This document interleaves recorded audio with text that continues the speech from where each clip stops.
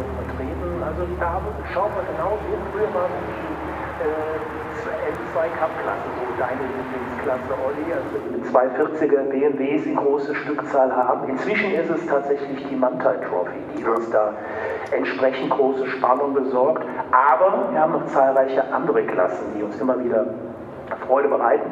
Nicht immer ist es für uns 1:1 leicht, jede Veränderung zu erkennen. Das liegt auch teilweise an den Mindeststandzeiten bei den Boxenstops. Das heißt, also wenn wir nach 2 Stunden eine Klasse reinschauen, haben wir unter Umständen ein versetztes Bild bei den ersten Boxenstopps vielleicht länger oder bei dem anderen kürzer durchgeführt worden sind und man nachher quasi das Ganze korrigieren kann. Und das führt immer wieder zu Verschiebungen, weil es auf den ersten Blick etwas komplizierter machen können. Und das ist natürlich das Recht und Recht, die jetzt draußen auf der Strecke sind, an der Strecke sowohl hier auf der Company-Strecke als auch inzwischen auch auf der Lokschleife.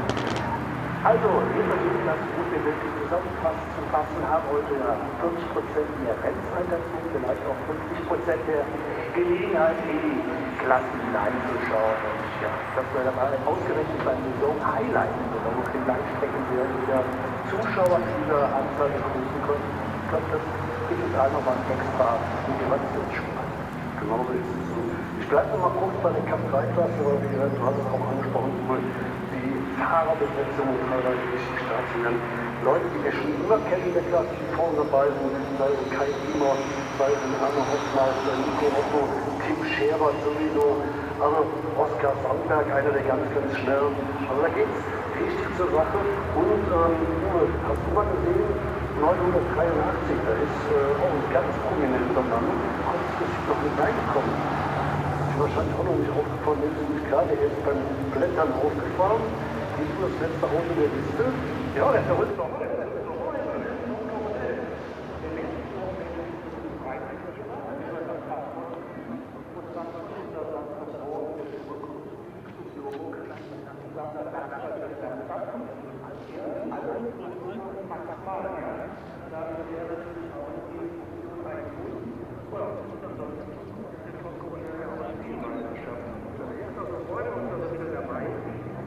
Aber im 24-Stunden-Rennen relativ früh im VLN neben die Strecke gefeuert hat. Also, bekannter Mann, einige bekannte Männer, aber hier der Tonkornell natürlich auch in dieser Klasse zu erwähnen. Allerdings, jetzt ein kurzer organisatorischer Hinweis von den Offiziellen. Und zwar an die Gäste unten im Startgrid. Dort ist das Tragen der Hygienemaske, der Mundschutzmaske, der Mund-Nasen-Maske zwingend angezeigt. Also bitte, liebe Fans unten im Grid, auch dort muss man an der frischen Luft diese Maske tragen. Das ist eine Auflage der örtlichen Behörde. Bitte haltet euch dran, damit wir auch bei den verbleibenden Rennen die Möglichkeit haben, hier euch im Grid zu begrüßen. Ja, gleich reden dann noch die ersten Fahrzeuge in die Stadtaufstellung kommen, dann wird sich natürlich auch ganz gleich mit den Interviews der Top-Protagonisten und der interessanten Interviewgäste melden. Die werden dann auch gleich in wenigen Augenblicken die englischen.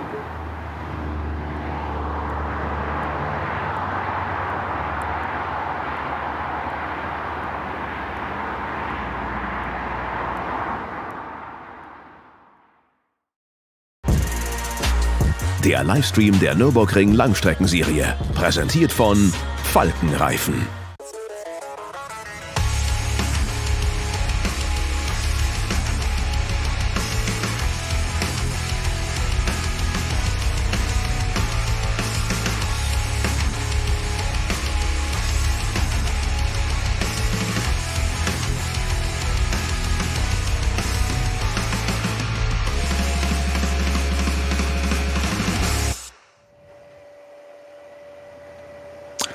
Welcome to the Nürburgring for the 6th round of the NLS, the Nürburgring Langstrecken Series. It's the 6-hour race, the ADAC Pokal Rennen, and really looking forward to it. My name is Bruce Jones. I'm joined by Peter Snowden, and we start with what was a bright morning, but it's turned a little bit grey. But look, Peter, the track is dry. It's looking great. It is, and it wasn't dry during qualifying, was it? It was still drying out, I think, has caused a few issues. I understand there's hand-cut slicks being used for qualifying, whereas it's going to be full slicks for the race. It has dried out sufficiently, but that may change, as we always say. It's a Nürburgring. Anything is possible. Absolutely so. But just to reiterate, most races are 4 hours, but this one's a treat. It's 6 hours. And just this past week, the calendar for 2022 has been released. Not only will we have a 6-hour race, but a 12-hour race in 2022. So gird your loins, get ready for that. But right now, just concentrating on 6 hours versus 4, it is a different mix. Oh, totally. And it sounds ridiculous, but it's 50% more. Totally different strategy. What do you do? Settle down at the beginning, keep an eye on how so much can change at the first corner. I mean, we've got 143 cars, 123 cars, which is it? It was 140 at the start of the week, but I haven't checked just after qualifying. And qualifying was happening so quickly with the track drying. I think it was 1, 2, 3 that actually start the race, but we'll confirm that. It's 100 and plenty, isn't it, as we say? A lot can happen at the first corner. I know there's batches, but we've got that SP9 GT3 group going into that turn 1, which is an acute hairpin, followed by almost another one back again left. So it's a real pinch point there. So all strategy can go out the window when it all changes at the first corner. With 6 hours and 30 seconds to go. Racing drivers. 5 hours and 30 seconds to go. Racing drivers are racing drivers. And just to reiterate, if it's the first time you're joining us to watch the Nürburgring Langstrecken Series, welcome. Peter talked there of 3 batches of cars. The field is split according to classes, and the top handful of classes will go in the first batch of cars. There's then an interval of time, enough for them to clear up any moments that happen down at the first corner. Then the second batch will go, and then the third. But of course, with a circuit as long as the Nürburgring Nordschleife, there is plenty of space for them to go racing, but race they will, and time immemorial, that run down to the first corner, even though there's 6 hours of racing ahead of them, still is always an exciting moment. What you say, that time to clear up between the batches, you say that, but if there's, I'm not suggesting any contact, but in that first group of SP9 cars, the GT3 cars, you end up somebody just facing the wrong way just because they have to get out of somebody's way or something. They end up facing the wrong way. The pressure on it's that we're out of position now, depending on where they were, but all of a sudden you're facing the wrong way, and you are immediately thinking, or they were immediately thinking of, get it pointed the right way, don't stall it, but there's going to be another bunch of traffic coming through in a minute, and you don't want to be sitting there looking at traffic, not facing it. Not ideally, anyway.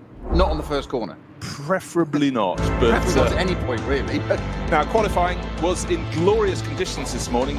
Fabulous view out over the Eiffel Forest, but the track was a little bit greasy. Look, as the cars left the pit lane, you can see a damp line, and looking there at the number 9 Mercedes from Get Speed kicking up the spray, but it gradually started to dry up, which gave the drivers already a short enough qualifying session a bit of a conundrum of what to do in terms of tyres. Fricadelli Racing, good to see them pressing on in qualifying. Klaus Abelin, Felipe Fernandez-Laza and Julian Andlauer joining that squad for the first time this weekend. But the track did dry out, the KTMs, there's 930 pressing on well, but unfortunately the back wing on that has come a little bit loose and hanging down. But 911 definitely one of the favourites this weekend. Bantar Racing, Michael Christensen, Kevin Estra and Lars Kern, they've won before. They may well win again. For everybody, a little bit of a wing mirror moment there for the 482 BMW. The 741 BMW facing the wrong way up against the wall. So problems were found on that greasy track.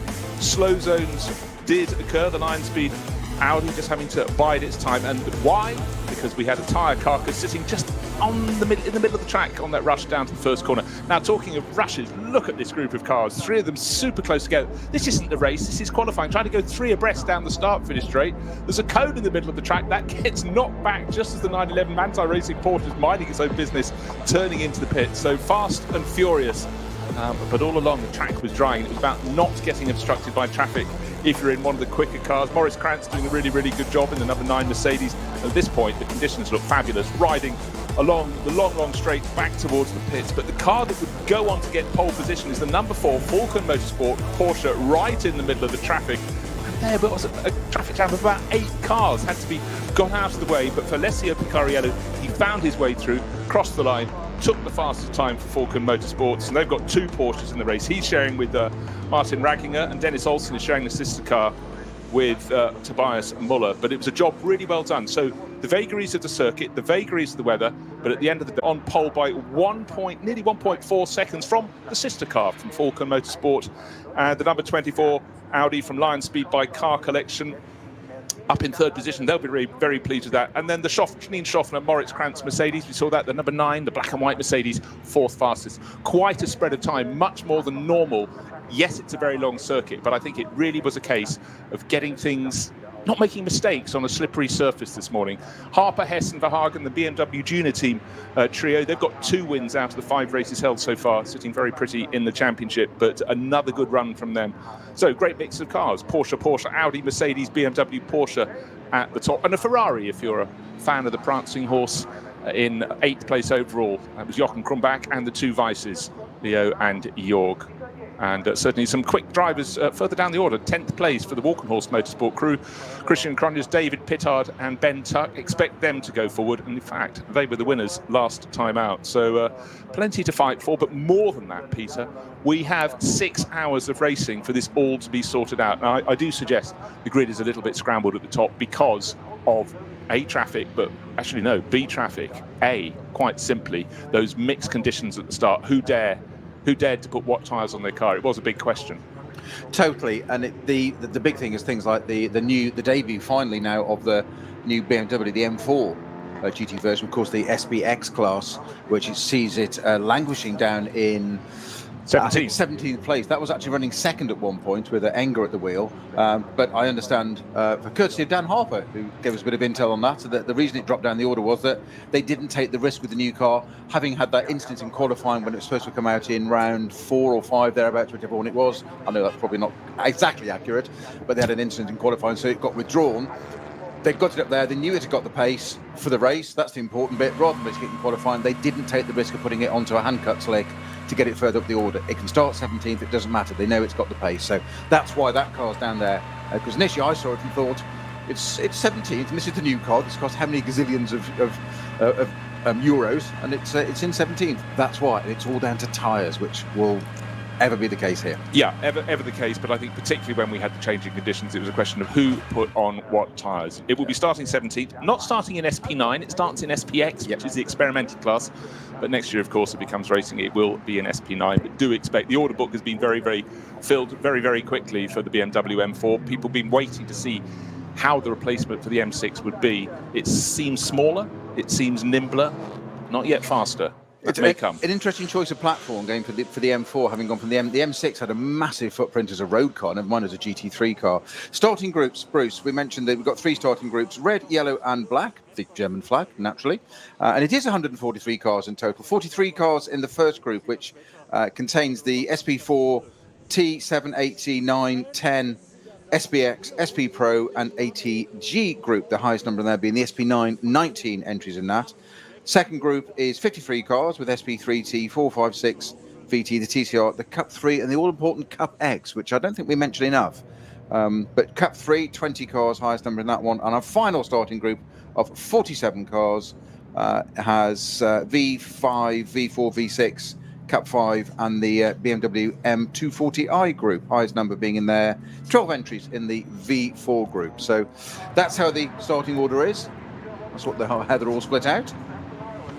Well, now, if you just heard Peter there going through the various classes, if you've never watched an NLS race before, you might be going, good grief, how many classes are there? Oh, that's why I mentioned it, to test you on the classes. Sorry, I thought you knew the structure. Sorry. Crikey, this early. I was just enjoying the fact that one of the BMWs pulling up onto the grid was sponsored by a nightclub. It feels like going back to the 1960s. That's that Passion nightclub in Cologne. But, you know, you used to gather money from wherever you could. Driving it, has it? I know he's doing the safety car for British touring cars, isn't he? Yeah, otherwise very busy. The pit lane is very busy. Some of the cars going down can't even find their way down the fast lane in the pits to go around the short loop. They don't do the full Nordschleife before they come up and form on the grid. But great to have it. And just looking at the weather, I'm always on weather watch for the Nordschleife races. We did start with a damp track. It went to glorious sunshine. Now it's drifted back to being rather grey. But first sight this morning of the number 55, the BMW M4 GT3 we've just been talking about, running in black and white with, of course, the 2 shades of blue and red, those regular stripes that we've had for BMW Motorsport for time and a day. Looks rather absolutely fantastic, and I actually think you put that car in full black, it would be full sinister, almost Batmobile. Well, it's unmistakable that I'm going to say it's almost like a Ford Edsel grill, isn't it? Because I'm sure the money people at BMW won't like me saying that. But going back to classes, next weekend's 1,000 Ks here, 85 classes. You'll get your head around that before you've got 6 hours, Bruce. It's fine. There's a pause. That was just flabbergasted. But there is a class for everyone. And what does get lost often when you're looking at these 140 plus cars going out racing is simply that a lot of the people, they're just trying to fight for their class honours. That's how they score points. And over the history of the VLN, as it used to be called, is that some people will win the championship and you won't have even really seen them anywhere near the front of the grid. They're possibly running down towards in the bottom third of the field, but they're in the class with the largest number of cars. And if you score more points if you win in a class that has 18 cars than you do if you start in a class and win that has 2 or 3. Now BMWs, depends how you like them. Peter's going for the one on the left, one presumes, and that is absolutely the epitome of full-on racing car versus a production BMW. And the day that those production class cars aren't in the Nürburgring Langstrecken Series, it's not the NLS anymore. It is about the absolute array and range and spectrum of cars. But I mean, that was an absolutely stark example. Evolution and variety side by side. It's exactly what you need. And we had this last weekend in the Barcelona race, didn't we? The 24-hour race with the debut of the new Audi Evo, R8 Evo, to the again running in SBX category, so it's not homologated yet. And we were looking at I think we called it Winggate actually, because Mr. Hindhoff was talking a great deal about the differences in the wings of these cars and move further forward and reverse swan neck. And we can see it on the M4. The first time out for this car, first time it's actually taken the grid. It's qualified before, got into testing, didn't it? Didn't get to qualifying in its first attempt to debut, but completely evolved. And you think the M6 is right up there, and the junior team Dan Harper starting that car in the number 44, I think it is, right up there. But it suddenly makes the M6 look slightly dated, which sounds ridiculous. And it's still a contemporary car. It's still winning, and I would still say it's up there as a I wouldn't bet against a junior team driven M6 this weekend, but the new car, it just visually totally different, and it's you can't imagine it how much it's changed. That grille, the bodywork, aerodynamics, the rear wing, it's just gone on another level all of a sudden. It's like comparing a standard family dog, a very attractive one in the BMW M6, to a snarling pit bull.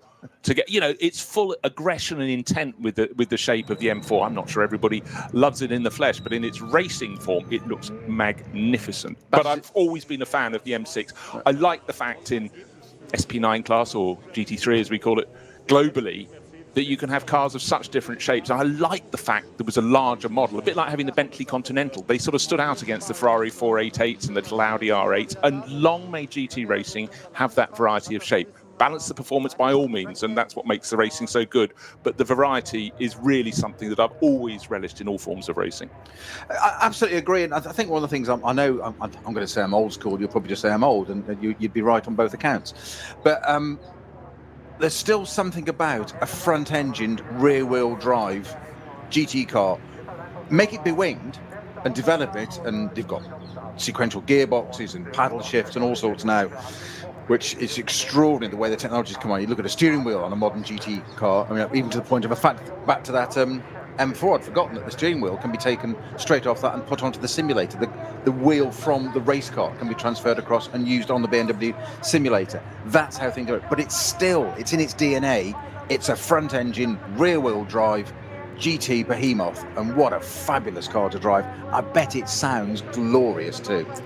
And sound is such an important thing. It is so visceral, and it's whenever I go for the first time in the season to a circuit, it's the thing that strikes me. It's not the speed of the cars, even though that does impress me. It's just that noise, and you realize, I've missed this. I remember standing in a paddock with our colleague Joe Bradley years ago, 20-odd years ago, when exactly that, the first bit of qualifying started. I've forgotten what cars it was going around, and he put his hand on my shoulder and he just went, "Snowy, we're home." And I thought, yeah, that's it. I was going to say sad but true, not sad at all. It's no, glorious. Not at all. No, glorious and true. But it is that thing, and sometimes even if I hadn't got into the circuit before the first practice session had started, I'd almost accelerate over the bridge to get out of my car to get onto the banking. But that's why we work in this sport. And you can put the windows down on the way in while you're queuing, You can hear the sound that way. Don't have any windows. Oh, okay. Oh, convertible. Okay. So the field starts to form up in formation. I could very quickly give you a little glance down the grid. The front row will be all aquamarine because it's Falcon Motorsports Porsches first and second. Got an Audi number 24 in third on the grid. That's the good run there by probably Matthias Drudy, one would feel, in that car, sharing with Patrick Kolb and Lorenzo Rocco di Toropadula. That's the Lion Speed by Car Collection Motorsport Audi. Got it in early. That's made Peter we are going to make a tally of that. Swivel in his chair. And then fourth car on the grid, car number 9, Get Speed. That was Moritz Krantz sharing with Janine Schaffner, so good to have that Mercedes right up in the mix. But for Falcon Motorsport, they have supported the VLN, as it was before, now the NLS, with such passion over the decades. And looks today as though they're enjoying the rewards, at least on the run down to the first corner, maybe out as well. But that remains to be seen. It's certainly not a given. But to me, looking down on the grid, seeing the fans there down, mixing around the cars, it's just so good to see, because obviously we had to fight through 2020 to keep racing on the rails. And again, it's just great for the public to be back close to what they love. And for the drivers and for the teams, it really is special, Snowy, to have people watching. It really makes a difference. It's, racing for all these people with no one on the banking, it just has removed a lot of colour that really just is part of the mix, and it really felt like something was missing. Well, it certainly was missing. Yeah, I think all credit to the organisers and everybody involved in the teams to carry on racing the way we did. And I think, if anything, I think we said it before, Bruce, that NLS, the organised ADAC, each group that organises it, did really set the template for us last year of how to go racing again. It was the first big international event. We had the what we used to call it the supermarket chopping mall refueling situation, which was great, all part of the COVID. Some of the cars that couldn't turn in through the garages, cars like the Glickenhaus without enough steering lock, etc. Well, let's just explain what that was, though, because the drivers would come into pit lane, that's as per normal, but then they'd have to turn right under the pit building, not normal, run through a loop through the paddock, down the entire length of the paddock, and then back through the neighbouring garage, so in through garage 1, out through garage 2. Some would do their refueling in the back loop, and others so they could have the distancing. That's the point, wasn't it? The social distancing. So some would have the car serviced at the back and then restart again. So the pit stop was actually in the paddock, then come back into the pit lane for the refueling to keep the teams separately. But they did set the template, and we coped admirably. We accepted it. And it's one of those strange things, Bruce. I don't know whether you agree. I think you probably will. But there were no people, but we got on with it. It was a new world order. It was brave. We got on with it, and it happened. And this series set us the template how to do that. But seeing people on the grid now, people in grandstands, for everybody involved, it's that buzz, it's that atmosphere. It's not just the racing, it's the whole part of it. It's a small community, it's a family. Lots of these people, certainly in the amateur drivers and pro-am setups and whatever, this is where they get their kicks. This is where their networking is. This is where it's a little family they go to at the weekend and go racing with.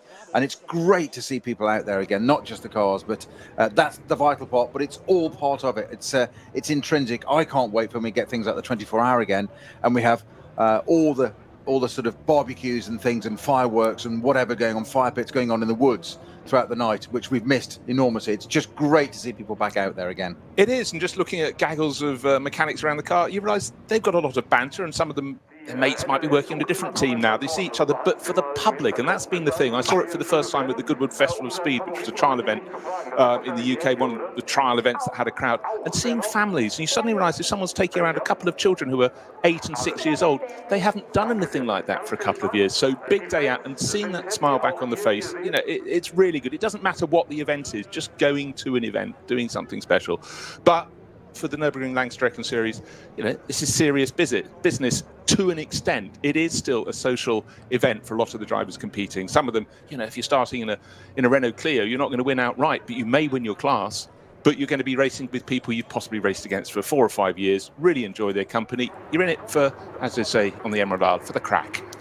I mean, the vast majority of us are social animals. There are exceptions, of course, but we like to mix and we like to get out there, and it's just fabulous. I'm just looking down the order. Just noticing some of the start drivers. We've got in P1, we've got Martin Raginger in the Falcon Motorsports Porsche. In second place is the other Falcon car, obviously Dennis Olsen. That should be interesting. They've got to keep out of the other's way at the start, haven't they? P3, we've got Matthias Drudy in the Lion Speed Car Collection Audi. P4, second row, is Moritz Krantz in the Get Speed Mercedes. P5, we've got young Daniel Harper in the BMW Junior team, the M6 we've just been talking about. P6, always somebody to watch at the start of a race or the opening session. The Manthey Porsche, very, very successful. And it's that pass on the grass, Kevin Estre, at the wheel of that at the start of the race. Now, we've seen it before, haven't we? I say pass on the grass, and you're smiling, Bruce. And the reason is because we've witnessed it before. And he doesn't do it at slow parts of the circuit and use a little bit of curb. I'm talking Dottingerhohe, the fastest part of the circuit, with a long, long run, which drops down and rises again up to Tiergarten. And as he approaches that, he puts two wheels on the grass because they haven't left him enough room to go on the right. And he says, well, we'll have two wheels on the grass and keep through and take the lead. Of course, having built him up now and painted the picture, he won't do it. No, but we've seen him do it time and again, going up the Kemmel Straight at Spa-Francorchamps, wheels on the grass. But the thing that always is in my mind with Kevin Estre, a lot of drivers, you think they're going to line up this move, it may, oh, he's done it. He doesn't wait for a second opportunity. He's coming through. He's an arch overtaker, but they're not starting at the very sharp end of the grid, so they've got to do some passing. But again, maybe some of the heroes today will be the team weather people. Alessio Picariello, big on your screen. Massive fan of this driver, and he's come back to Europe, having raced in Asia for several years, and has just been the go-to guy. He took pole this morning, and when we looked at the highlights, he really had to weave that number 4 Falken Motorsport Porsche through the order. Dennis Olsen, Norwegian racer. His biggest win was the FIA Nations Cup down a few years ago at Kyalami. Still waiting to find out if the 9 hours is on later this year or if it'll have to move somewhere else. But that was an epic win. He's been a real star for Porsche over the last handful of years. Now going across, that was the all Falken front row. Then we go to line speed by Car Collection Motorsport. Matteo Drudi, Snowy just mentioned, will be kicking off in that one. And there's the Italian. Again, a really, really tough little racing driver. Second generation racer. His father was fantastic behind the wheel, but Matteo, I'd suggest, has reached an even higher level. Interesting strategy there, though, of course, that you've just mentioned. Alessio Picariello in the Falken Porsche P1, but not starting the car. Well, now, okay, that's a point we should mention. Quite a few of these cars are running with only 2 drivers. You'd have thought for a 6-hour race they'd have brought a third one in. The vast majority are 3, and some of the cars further back have got 4 drivers. But the 2 cars from Falken Motorsport are just 2 driver lineups. The Get Speed Mercedes, that's the driver getting on board, which would be Moritz Krantz, sharing with Janine Schaffner. They are a 2-car crew. Dan Harper just about to put his helmet on. He's one of 3, a really strong trio with Max Hess and Neil Verhagen. 2 wins out of the 5 races so far this year. So in the aging, outgoing M6. 2 wins this year. Yes, exactly. Yes. Yeah. Got to win while it still works, hey? Yeah. Yeah. If it ain't broke, that's the theory. Don't fix it. Now, here's the car that, well, they're very handily. It's in the brightest livery of the lot. It's the Grello, as it's called, the green and yellow livery of Manthey Racing. So much success for them over the years on the Nordschleife. And that's the car with Kevin Estre. Another one easy to pick out. Number 6, HRT Mercedes. Hout Racing team with the Bilstein livery. Bright yellow and blue. Not quite as bright as the other, but Hubert Hout, 2 wins in this particular race. The Ruhr Pokal-Rennen, he won it in 2015 and 2018. Manuel Metzger sharing that one in 2018, and Patrick Assenheimer won it 2019. So they know what it takes to win this race. Now, you might say, Snowy, well, different clubs organise each of these races, but it's still an NLS race on one particular circuit. Correct. But, you know, I love the history of all of these different combinations. The different crews, the stories of each of these different clubs that organise the races, and some have been doing it for a very, very long time indeed. Well, yes, I mean, this is, what number is this one? The 62nd. 62nd? Something. Yeah, in the 60th. It's quite extraordinary. You said tons and tons of history there, and great that it's a format that works, isn't it? It's overseen by ADAC, and it's obvious that there's a set of rules, there's a template, there's a foundation, but each club gets to have their almost like moment. I was going to say 15 minutes of fame, but it's actually 6 hours of fame, or 2 days and with qualifying. But you wouldn't know. But that's the part of it. I mean, again, another reason to be on site, because each club, each organising authority, will have their own way of doing a little bit. They'll have their own little bit of history, their own little stuff they'll bring to it, a backstory, and just fabulous that they do that. Well, I think it's great because if you have next year, we're going to have 8 rounds of the championship. You know, if you had 8 that had they were just rounds 1, 2, 3, 4, 5, 6, 7, 8. That's all grand, but it's far better if you can go, gosh, I actually won the Ruhr Pokal Rennen. Oh, look who won that in 1952 or whatever. And our next one is your favourite one, the Barbarossa Prize, the Redbeard Prize. Yes, but it's rather gone. The beard's gone and the red's... I wasn't going to do the obvious connection. I wasn't going to generalise or stereotype. But. Now, a couple of cars, look as they're going to be starting from pit lane.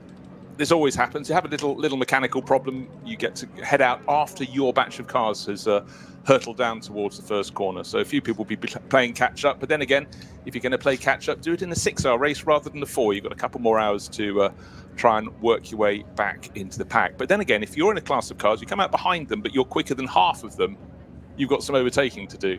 But it's a question of how you manage to do it, whether you are obstructed. But right now, it's getting a bit brighter at the Nürburgring. So maybe those clouds will roll away. It'd be lovely to have a sort of early autumnal blast around the Nordschleife. I can't think of anything better. Yes, now there's much more light as people start to clear the grid. We get to see the cars in all their beauty. It looks as though at least 3 cars will be starting from the pit lane. One of those looks like a KTM. Absolutely. You can see the clamshell roof. The giveaway? The giveaway, yep.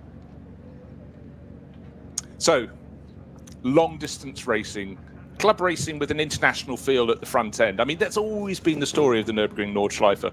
And for the NLS, they've kept it very, very sweet indeed. And how good is it? 143 cars coming out to play. Looks so we've got 3 groups of cars taking the first 140 and 3 at least from pit lane. We will see. But as the grid is cleared, the bright aquamarine nose, at least of Dennis Olsen's Porsche, now visible on the right-hand side of the circuit. The sky, not uniformly blue, but the clouds seem to have rolled away, so that's very good news. And the track seems to be fully dry. It was damp when they went out, certainly off the racing line at the start of qualifying. But by being brave, by reading the traffic very well indeed, and being quick, Alessio Picariello put that number 4 Porsche onto pole position. But right now, it looks like they're taking the great bit, the sort of inflatable gantry that sits above the pole starting car is about to be removed. It's a very big awning stretched across the top, so it's going to be carried away by the fans actually, but that will then lead us to having a clear grid ready for a start at the top of the hour, midday in Nürburgring time. 6 hours racing await us. The KTM that started from the pit lane is the 3 Teichmann KTM entries. One is a GTX category, that's the 920 car, but it's the 927 GT4 entry of Stefan Brodmarket, Karl-Heinz Teichmann himself, Michael Munch and Tamino Bergmeier that are starting from the pit lane. Not sure who's starting in that car, but that's one that's starting in the pit lane. Therefore, we can deduce that the 930, the other Teichmann GT4 entry, is out on track. I say there's 3 entries, 2 GT4s and 1 GTX in the Cup X class. And they will be in batch. Now, it's interesting. Where do they start? Presumably they start behind their batch, and they're in batch 2, aren't they? I think they're batch 2. They're certainly not in the production class batch. That would be a tad unfair, one feels. I can confirm that by the wonders of modern technology. The technology is perfectly updated. It's just I'm a bit slow recalling it. Oh, very good. I thought there was going to be a snap answer. I was very impressed. There I am with my desk covered with bits of paper. I flattered to deceive. So there we have a clear shot down the grid. The 2 Falcon Motorsport Porsches on the front row. Number 4 ahead of number 3. The Lion Speed by Car Collection Motorsport. Audi, number 24 up by Pitwall, and alongside the Get Speed Mercedes, the black and white number 9. And Peter Schmidt of Car Collection Motorsports enjoying his racing so much he's actually competing this weekend. He's been a big supporter of this championship, a big supporter of the 24H series over the past half decade and more. And Car Collection Motorsport just seems to go from strength to strength. So good to see Peter out this weekend. And I can confirm that the KTMs are starting in batch 2 from the pit lane in the Cup X category. That is the last, those are the last cars of the batch 2, and they are the only 3 cars in that category. 1 GTX and 2 GT4 cars. So as hard as they fight in this race, the winner of the class won't take a whole scoop of points, but someone competing in one of the better supported classes could very, very well take a whole lot more by finishing 10th in their class. It's just how it goes. But you race to your class, and then if you're at the front end, you race to see if you can win outright. And so far this year, we've had victory for Mercedes in the second round. The first round, of course, didn't get to happen because snow fell, which wasn't terribly helpful. Well, we arrived, and we were here, and then were sent home. So it was victory for Mercedes in the opening round. Porsche in the first round. What am I talking about? Then Porsche in the second round. That was Bamber and Jaminet. Then Harper, Esser and Verhagen. 2 rounds to them, rounds 4 and 5. And last time out, it was the BMW of Cronjes, Pittard and Tuck. So for one trio looking to make a second win, I'd sort of look out for the 911 that won the first round. Christensen, Estra and Kern for Manti Racing. They're starting not too far back. Doesn't matter. It's starting down in 6th position. That's absolutely attainable. And if it's Kevin Estra, maybe by the first corner. You never know, but give it a go. If the opportunity is there, he will take it. The grid's starting to clear, and you're absolutely right. Your point about the V4 category cars, which are in the final group, that 47 cars on the final batch to go, black category, as it were. They're being red, yellow, and black groups, as in 3 stripes with the German flag, only appropriate. But they are the last group. But that's where the championship winning car is. That's where the number 1 Adrenaline Motorsport car starts, and they're all BMW 325. No, actually the 390 in there as well, the number 407 car, but the mostly 325Is, and that's where the championship winning car comes from, right down in the 3rd category. So we focus enormously and logically, because they're the front of the quickest cars, the SP9 GT3 cars, but it's that the winning car, the championship winning car overall, comes from the last batch to start, Cup 4.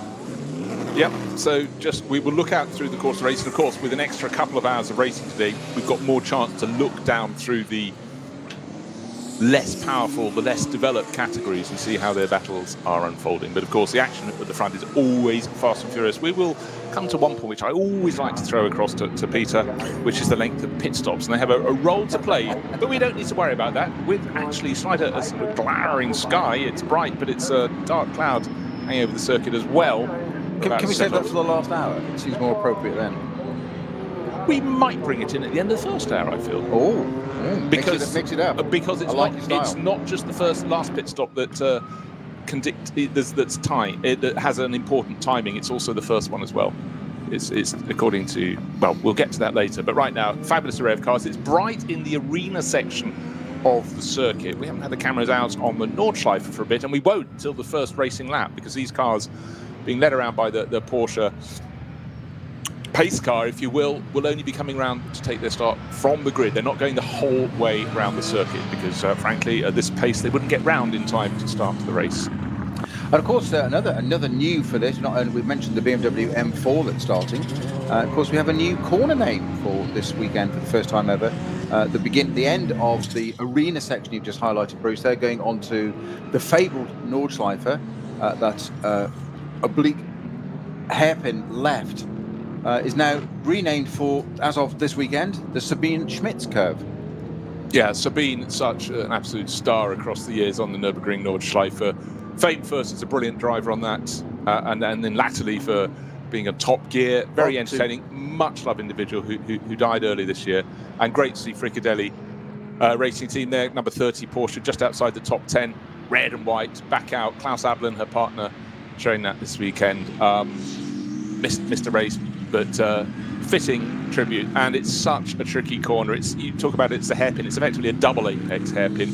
About the narrowest part of the track, with the wall on either side as it goes over the bridge before you drop onto the Nordschleife. And we have seen, you talked earlier about people facing the traffic. We have seen cars sitting there facing the traffic. People spin going in, and then they can't be seen until the rest of the cars come around the corner. It's a horrible place. Just about thinking about it. And it's also uphill and very, very bumpy, because it almost signifies the start of the Nordschleife. There's that transition from.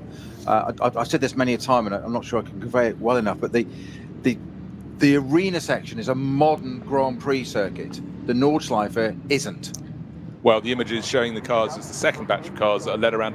Sorry, I've just got to contradict myself. They do go around the full Nordschleife on this lap, and we've just seen, just as the cameras cut away from the first batch of cars, they were turning into Sabine Schmitz, and as you said, from wide to narrow. Last night I was looking at some competition from the Indianapolis Motor Speedway. When you get on the infield, it's just so much space. The track almost gets lost, as it was considered here in 1984, when this part, the modern part of the circuit, was opened. Suddenly the balls were right back. But we're all set for the 6 hours coming up very, very soon, starting at the top of the hour.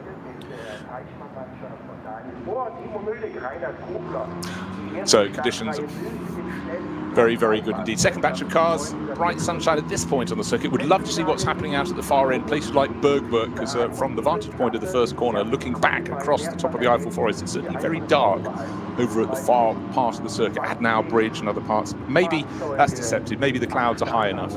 But as is often the guide point, if from the start straight you can see the castle over Nürburg village, then things are going to be okay, at least for the next 15 minutes. Yes, an interesting point you just said about going on to two things about the Nordschleife, that pinch point, the now Sabine Schmitz curve. It is a great focuser, if you like, of suddenly changing from the arena to. So it's a very good way of. It's a real marker of changing from the modern circuit to the old. It's like you've got to concentrate now. You can't get this wrong. So we've seen cars facing the wrong way. We've seen cars beat. So we've even had a couple of breakdown there. Of all the places to break down, the narrowest, slowest. But as you quite rightly said, the operative word being unsighted. You're slightly round the corner, and you're coming through in a GT car and GT3 car, and there's a car stationary. It doesn't matter what size or what class the car is there. If it's stationary, it's not helpful. It's certainly not helpful. But it's a massive reminder for those who hadn't thought that far ahead. Oh, I'm getting onto the little tricky bits. Another Then point. suddenly you've got Hassenbach and beyond just coming at you quick and fast and corner after corner after corner. It's that we say, don't we, time and time again about this: recalibrate, absorb, reset.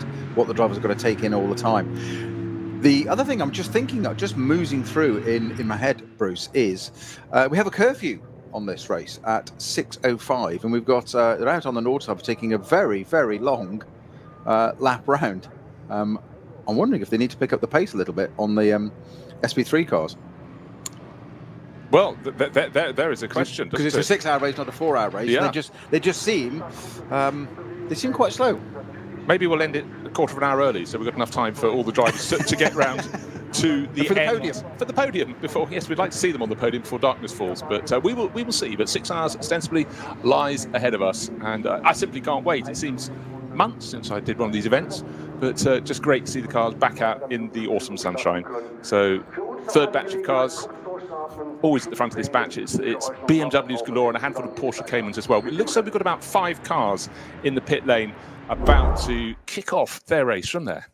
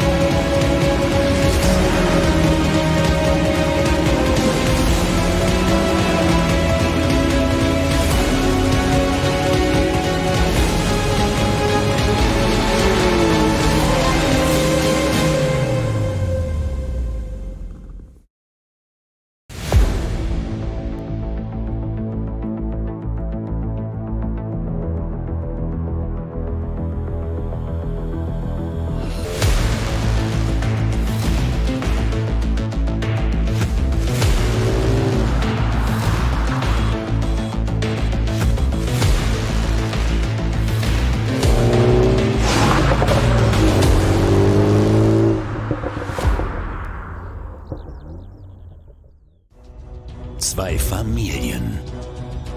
40 Jahre Firmengeschichte. Unsere Produkte entstehen zu 100% in Deutschland. Mit Herzblut und Hingabe. Wir schaffen den Technologietransfer von der Rennstrecke auf die Straße.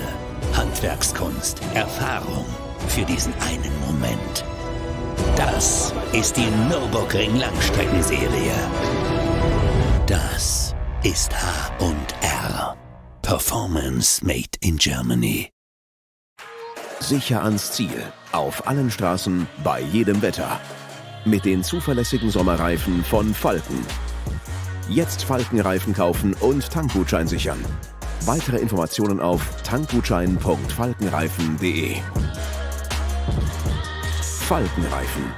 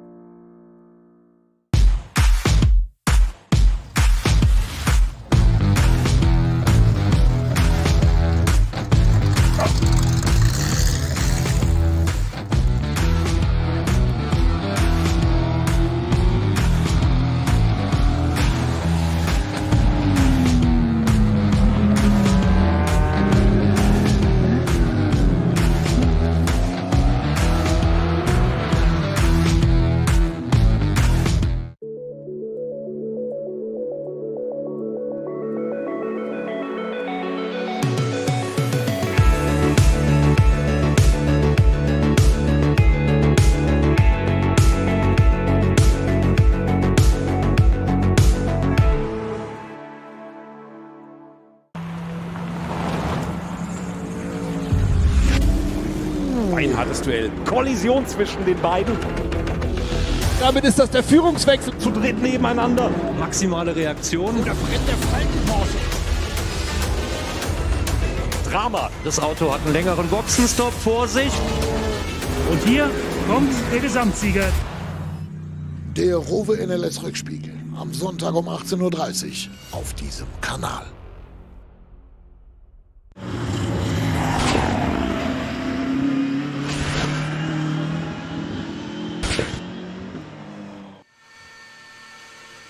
Now, let's ride around the circuit. Car number 4, that will be starting from pole position. Put on pole by Alessio Picariello. He's stopping in the garage now for very strong coffee, and it will be his teammate, Martin Ragging, who's got so much experience. The Austrian racer really does know the Nürburgring Nordschleife like the back of his hand. And what he's seeing as he goes around behind the pace car at the front of the field is dry conditions. He's seeing shadow from the trees, just assessing the situation. It's not just a dry racing line. It looks, to my eye, snowy, as though it's a fully dry track, which is very, very good news indeed.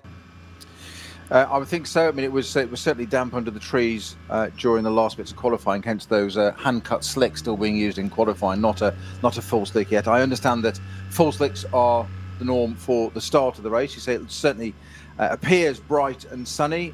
Lead cars are currently heading down towards Adenauer, I think. Adenauer Force was now where it was quite damp still in qualifying. So again, we talk about these layers of this challenge of this circuit. You don't normally have a condition that fits a circuit. So it's dry or it's wet or it's whatever, or it's drying. Yes, you get that. But you've normally got 7, 8, 9 corners, a handful. A dozen's not normal. Yeah, here we've got 170 plus corners. And it can just change and you go under shadow and things like that. I mean, just, you said we've got our lead cars around at the moment, just coming through Adenauer Bridge, which is over the main road, and back up to the right-hand side. They climb up a hill there. And as we turn right, there's trees overhanging, so there's shadow. So all of a sudden, your vision changes, and it's like somebody turned the lights out, almost. And you're sitting there, and you're trying to race for position. And you've got 6 hours of this. You can't mess it up, for want of a better phrase, a broadcastable phrase at the beginning. But you've got all these considerations to take in, and there's 170 plus corners. And you've done a lap. And we're talking, I say 10 minutes is a number. I know 10 minutes, everybody wants to beat 10 minutes, and that's very unfair to the drivers that go into sub 9 minutes. But you think of it roughly as a round number. It's a 10-minute lap, as opposed to, we normally think of 1.5 minutes is about a normal lap, isn't it? We go to Spa somewhere and it's 140s, 150s, whatever, depending on how slow you are, or what you're driving. Some of the historic cars might even break 3 minutes, but that's another story. But it's all those layers again, and you can't imagine how much they've got to take in. And they do one lap, and that's just 10 minutes completed. You've got 5 hours 50 of this to go still. I know you've got, of course you've got to. I know you're going to say it's their job.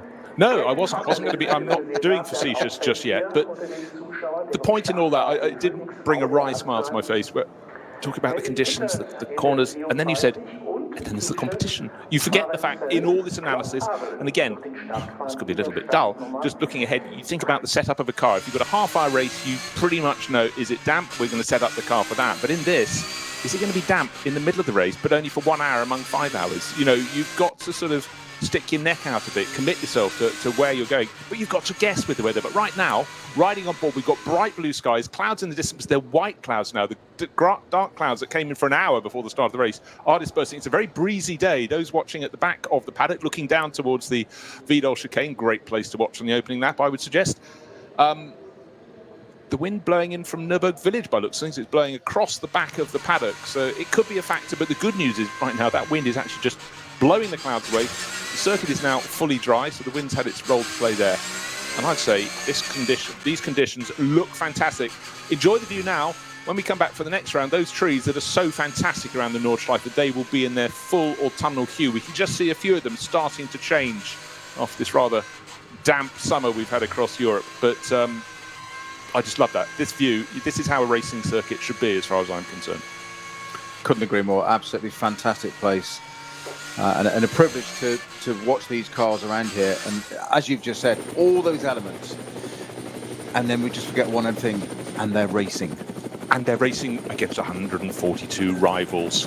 It gets better, doesn't it, the more you say it like that?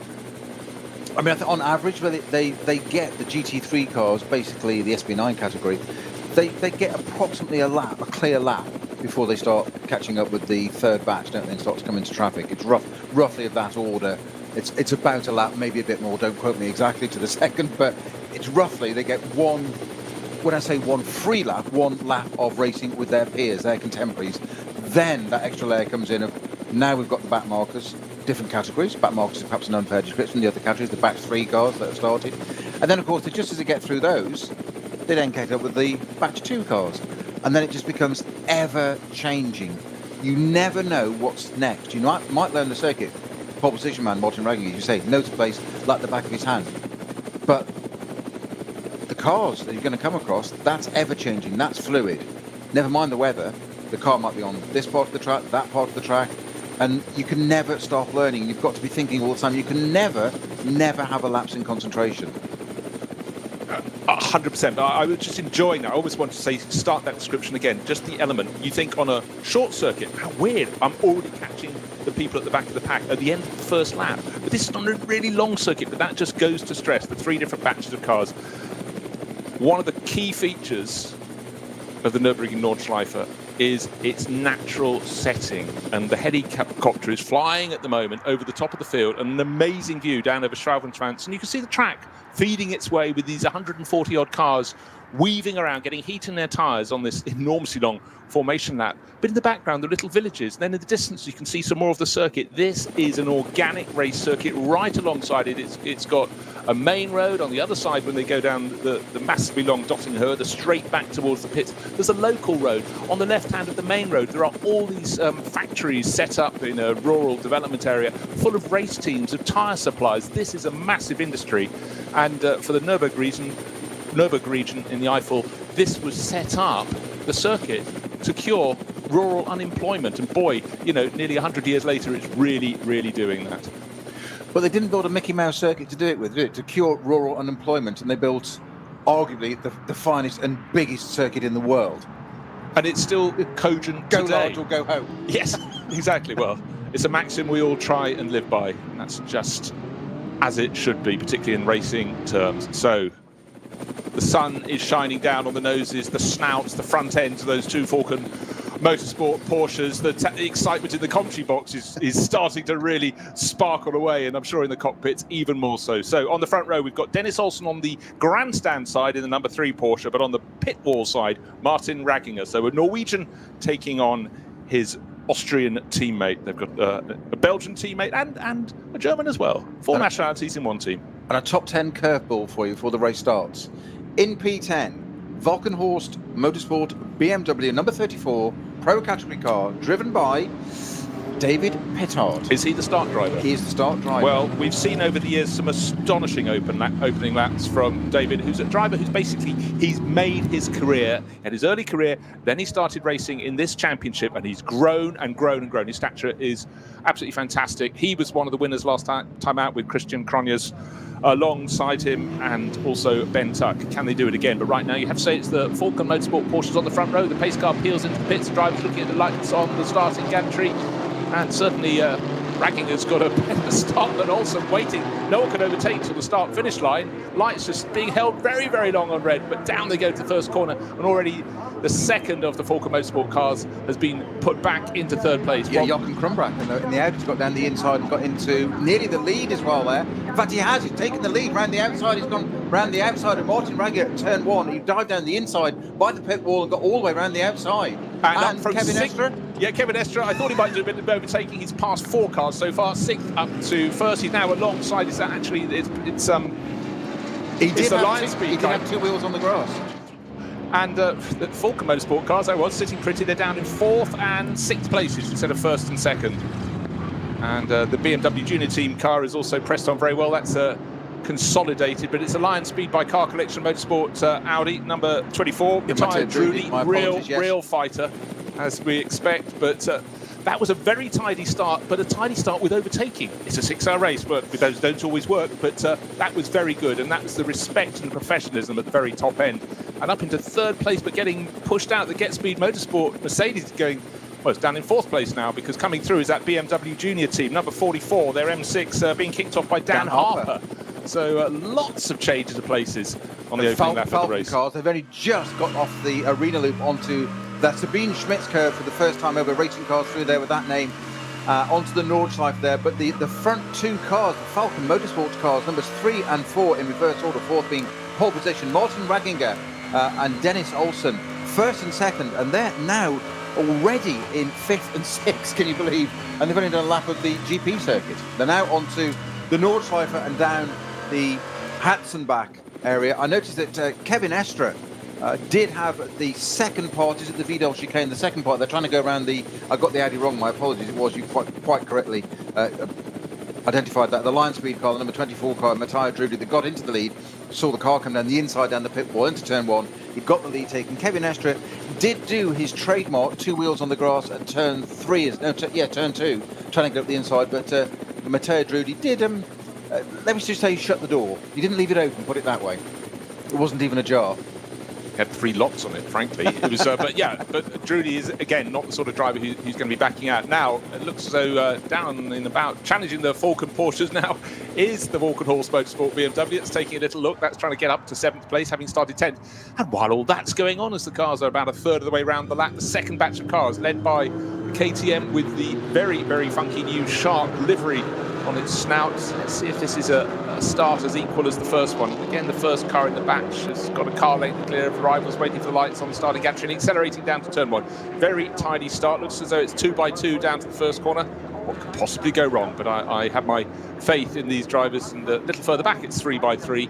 But blue sky, great racing down to the first corner. 6 hours of racing remain. Doesn't matter if it's 6 hours. At least 4 of the first 5 cars running off the track down at turn 1, where it doubles back on itself. They use the apron of the cut-through road of one of the many variations of the Nürburgring circuit. Use that for a little bit of traction wide of the line. But the KTM that started that class from the front is about 8 car lengths clear as they get up to the 3rd corner, so he doesn't have to worry. But in behind, Porsche Cayman is coming up into 2nd place, so they're changing. But a brilliant start by the KTM. Now, I threw in what I called a top 10 curveball, Bruce, with David Pittard. I'm going to throw another one just as we cut away to that second batch starting. Why, is the first one not good enough? Well, no, there's another one, and it's the BMW one as well. It is Dan Harper up into 3rd place. Started 5th on the grid, but he was starting to harass, of all people, on the starting lap, Kevin Estra. People don't harass Kevin Estra. When would we normally use that phrase in a commentary?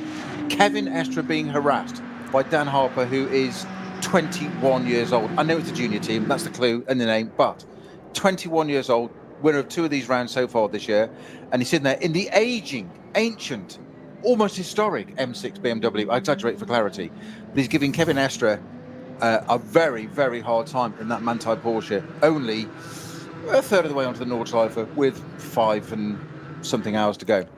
As a lad, I was always told never to poke a sleeping lion with a stick. It's a maxim I live by today, because I didn't do it, but exactly that. So Kevin Estra will be...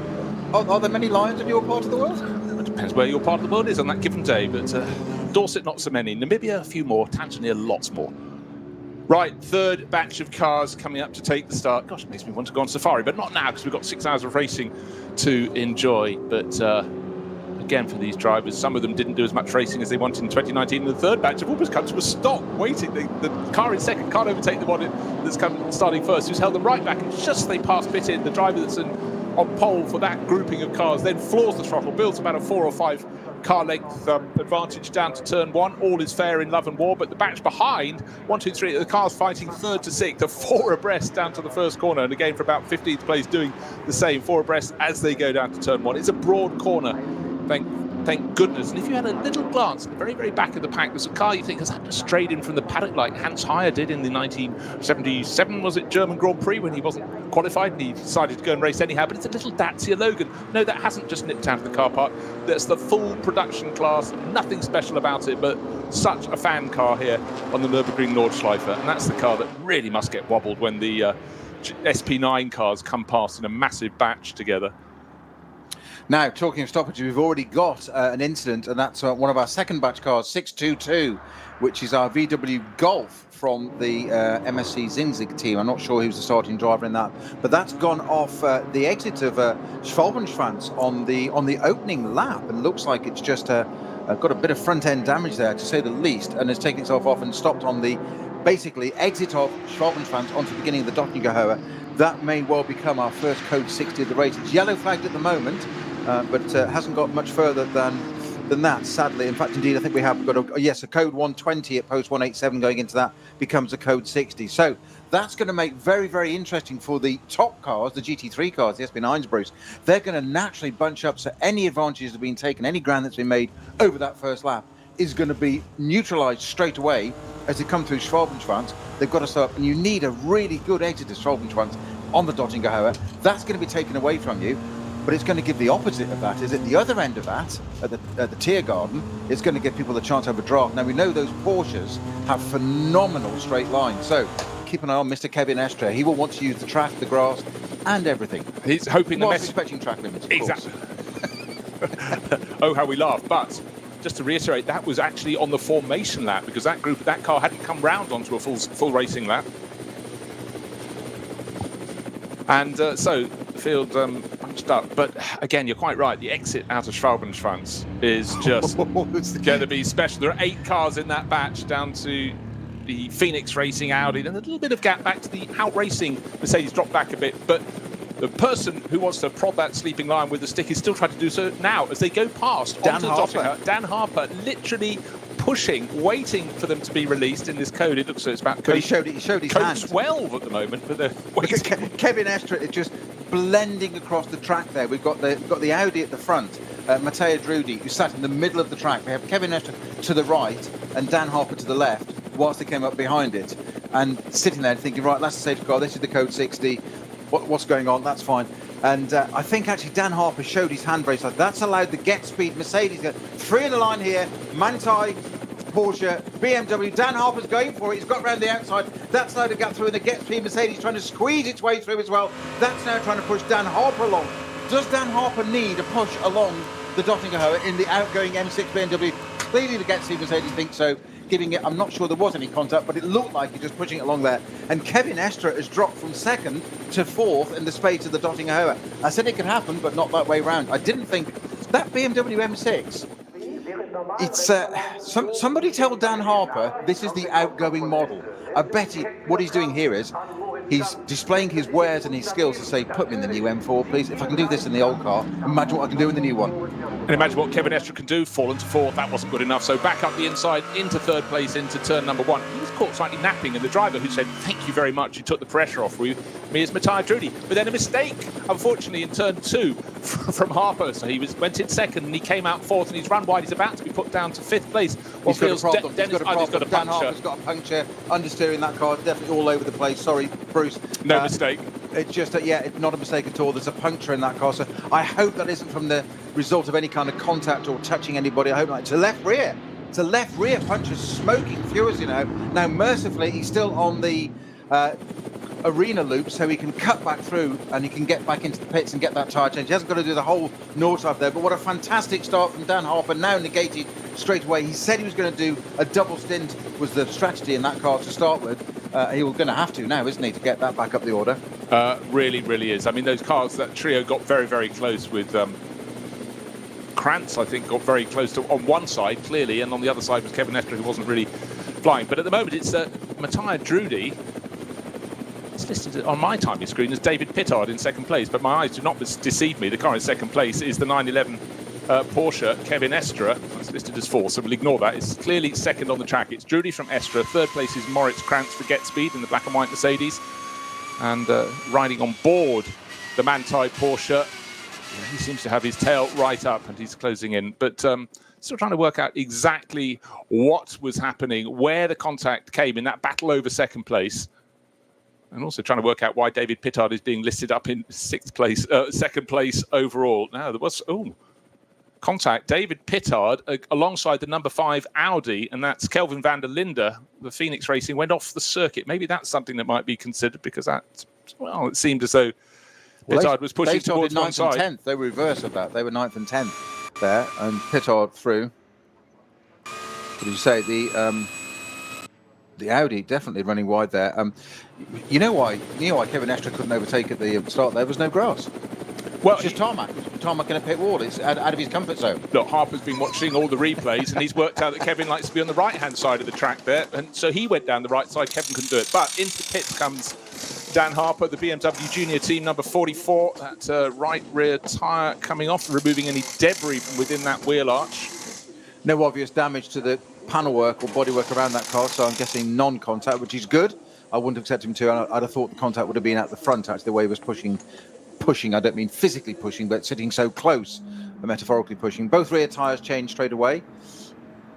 We've still got... We've got another car slowing on the Dottinger Hertz. Yeah. The second batch of cars coming through. Two cars slowing on the straight. One rejoining. One, can't identify it yet because it's coming very, very slowly. Front right wheel hanging off the car by the looks of things. It's about to park company, waiting for it to come through the heat haze. I always like to say that in September on the Nordschleife, but again, it's a long run in the sunshine. It's the Ferrari. It's the, by the looks of things, it's the one that qualified very well. Number 22, it's the WTM Ferrari. Yeah, look, that front right wheel is at about 35 degrees from norm. The bodywork is damaged. There's been contact. This has been limping home from clearly before Schwalben, before the start, the Dottinger Her. It's a long, long run.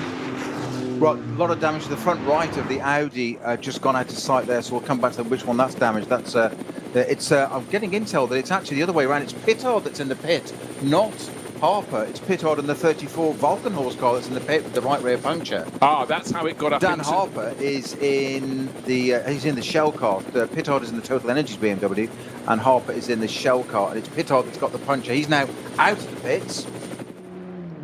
And it is Harper that's running in 7th at the moment in 44 in the junior team car. Sorry, you are quite right. Now we can see another car, a Porsche coming in. The 964 Cayman, not how it left the garage this morning. Front end of that looking rather stoved in. It's shared by the Friedhoffs. And 964, I can't tell you whether it's Axel or Max, but I can tell you it's going slowly, but it's on the Dottinger Her, working its way back. Meanwhile, as they say, at the front of the race, it's Matthias Drudy being pushed very hard by Kevin Estre, and Estre in turn has dropped Maurice Krantz. Remember how close they were at the start of the lap, and Kevin Estre is right. He's half a car length down on the race-leading number 24 Audi Car Collection Motorsport car with Lion Speed, or vice versa, Lion Speed by Car Collection Motorsport. But again, Drudy very happy to carry speed and a little more circumspect at the moment from Estre as he drops back a few car lengths. Now we mentioned that code 120 that becomes 60 at the beginning of Dottinger Her. That's what's caused the issue. It was actually David Pittard that clipped the back of Estre that's caused the puncture. That's why the car had to come into the pits. That's what's caused it. Meanwhile, the Audi number 22, no, sorry, it's the Ferrari, isn't it? My apologies. Now it's a Ferrari. The number 22 car, that's the WTM powered by Phoenix Ferrari 488 with Jochen Krumbach at the wheel. That started in P8, and that's going to be out of the race, but that's got severe right front damage. The wheel is on it still, but it's 90 degrees out. It's got 90 degrees of toe out on the front right, so that car is definitely going to be out of the race, which is a great shame. One of our contenders that tends to come through quite late in the race, and certainly to be considered in that race there. Just trying to see what we're getting back out of Volker Motorsport. They started first and second. They came through in effectively 4th and 5th, which is also ahead of Picariello. Picariello's got plenty of company now. He's got Dan Harper right on his tail. Sorry for misidentifying those cars right at the start. And in behind, we've got Kelvin van der Linde now back off the grass, trying to fight hard with Harper to get in on that grouping. Maurice Krantz falling back onto the nose, not quite yet, but falling back towards those Volker Motorsport cars. So I suggest this little bunch that is effectively third through to 7th place is going to close right up. And you know what? They're not that far behind the front group. Again, it depends on the shots as to whether you can catch Drudy and Estre, but Estre at certain points on the circuit carries more speed, but Drudy seems very, very good on the brakes and happy to just brake late into a corner. Well, it's a finely developed and honed car, that Audi R8, isn't it? And you've got somebody like Matteo Drudy at the wheel who can capitalise on that developed car. It's not like it's new, like the M4 BMW, for instance, although the M6 seem to be doing quite well. They seem to be holding their own, as it were. But Matteo Drudy now got the Manthey 911 number and car right behind it of Kevin Estre, who won't settle for this for long. Now, of course, it's not going to be totally long before now. They're up behind. They're onto the Dottinger Her now, coming out of Schwalbenschwanz, so onto the Dottinger Her, where we've still got the code 60 sitting there. So now have Audi, Porsche, Mercedes, and then the two Falcon Porsches in third and fourth. And of course, that man Dan Harper is now. Is that the Falcon? That's the car up to fifth, isn't it now? Because obviously the Pittard car dropped out of the orbit. It was second, so he got from 10th to second. Rocket Pittard. I did say it was a curveball from the top 10, didn't I? 8 places in one lap, but unfortunately caught out at the end of that first lap and just clipping the back of Kevin Estre. Obviously, let's look out for but any potential damage to Kevin Estre. It's had contact now from a BMW. And Estre didn't read the restart, well, not the restart, but the point of release very well last time around. And this time again, Drudy's got it right one more time. And suddenly Estre is being challenged from behind rather than being on the tail of the Italian. And Drudy pulls away about 8 car lengths as he gets up towards the end of the lap, the flick through the final few corners, and he's read it very, very well indeed. The challenge looks like it's coming to the second of the Falcon Motorsport cars. Picariello, told Picariello wasn't starting, we were told it was Ragginger, but Picariello is the name on the screen. And Dan Harper all over his tail in that BMW Junior Team M6. On the start from straight though, Drudy about to start lapping. And it's the Dacia Logan having its moment of fame. The blue bonnet on the black flanks and the little green mirrors. Lots of details for a car that doesn't travel very fast. They all know it's out there, and the driver will keep very much towards the outside of the circuit to let them through, but he doesn't have to just let one car pass. There's a 5-car gaggle coming onto his tail. He hugs the inside line round turn 2. They have to take the outside line. He can stay there, and with the pace differential, they all black past before they get down towards turn number 3. But it's still Drudy leading from Estre. Krantz now being challenged very hard indeed by the number 3 Porsche that started second. That's Dennis Olsen looking very, very much as though he means business. Down the little short drag to the cut through that doesn't take them down the Grand Prix loop. It cuts them back round to the right, and then they go through the left, the right, then drop down the hill through into the compression up to the Vidal chicane, and then they get to turn left at the Sabine Smits curve. They've got more back markers to go around. Very production level BMW, passed with ease, didn't obstruct any of them. That's good. New fastest lap of the race goes to Dan Harper in the junior team number 44 BMW with an 8:33.6 already. The car that stopped on the Döttinger is the number 960 Porsche 718 Cayman GT4 from the Cup 3 class. It's a WS Motorsport car. That's the 960 that's parked on the right-hand side of Döttinger, and I think will be a little while before that's removed. Well, the big trouble is we've got all these problems at the same point of the circuit. They've only got so many rescue vehicles and tow trucks allocated there at the start of the race to pull them clear. So there's an element to get them off the track and then in time. Tim Shearbath at the wheel of that, starting that 960 Porsche. First 2 cars made a break through the traffic. Moritz Krantz in 3rd place, dropping back at near challenge for 5th place there, because Pittard, sorry, not Pittard, but we've been through this before. Dan Harper all over the tail of the second of the Falcon Motorsport Porsche. That's Picariello at the wheel, and Kelvin van der Linde fancies a slice of the action as well. So suddenly that's the 3-car train. But importantly for Drudy and Estre, they pulled well clear as they got through that first gaggle of traffic. Advantage their way.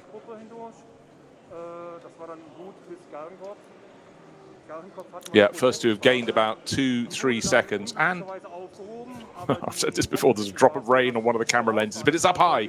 It's the lens of the camera. It's being carried so effectively and spectacularly by the helicopter, but just a warning, we did see clouds. They have been moving through, but they are bearing rain, and let's hope it stays in the clouds. But for now, the track fully dry, and Kevin Estre fully attacking right on the tail of Drudy.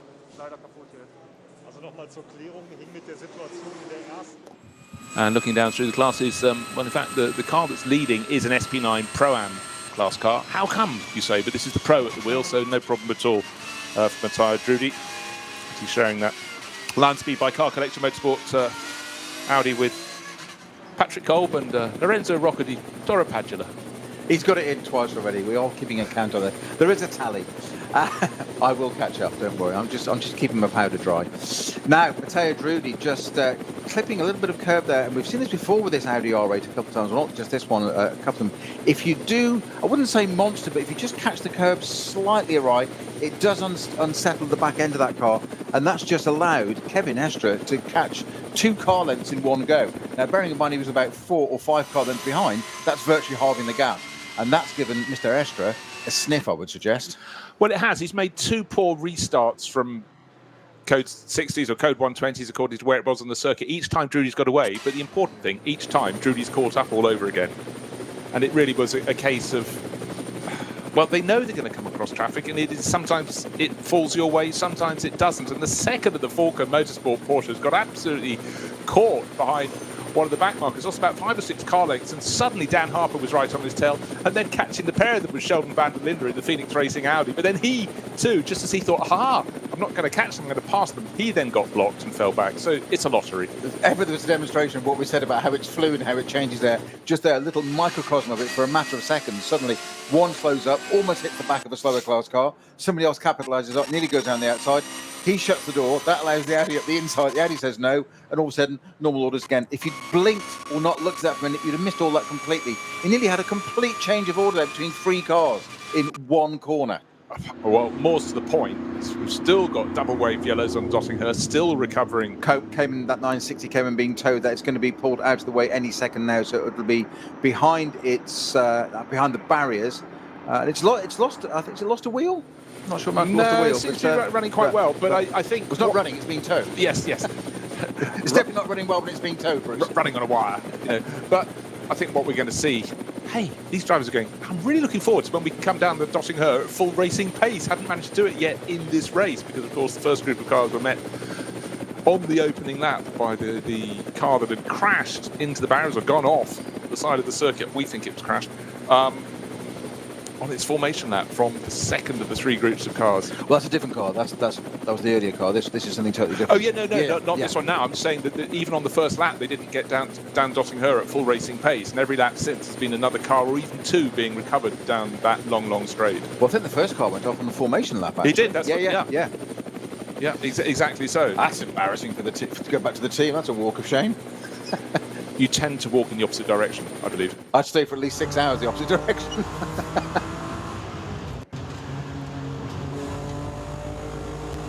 Riding on board, doesn't matter what car you're on, if it's a faster one, a slower one, it's just enthralling. You just realise even trying to keep out of the way is really, really difficult on the Nordschleife. If you've got one car that's much faster trying to come through, easy enough to do.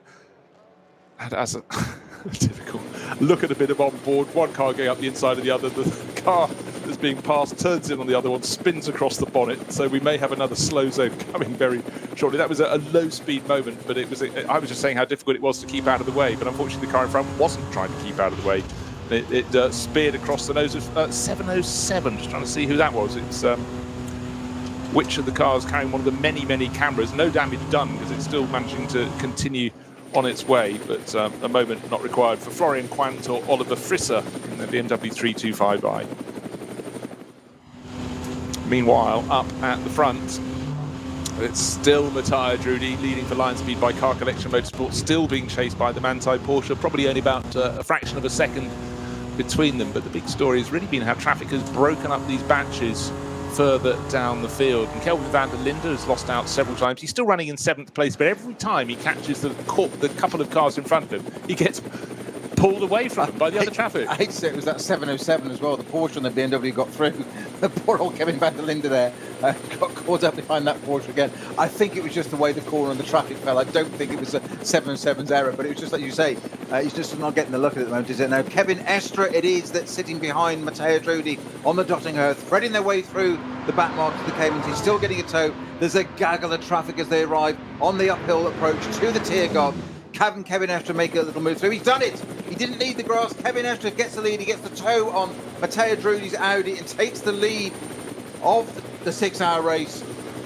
Never thought it would happen quite so soon. I thought we'd do it on the first hour. Never thought we'd have to wait quite so long for it. But now it's going to return. They're back into the Tiergarten. There's traffic in the way. Can the Audi sit behind? And I think there's going to be a drag down the first straight here, down the pit straight into turn 1.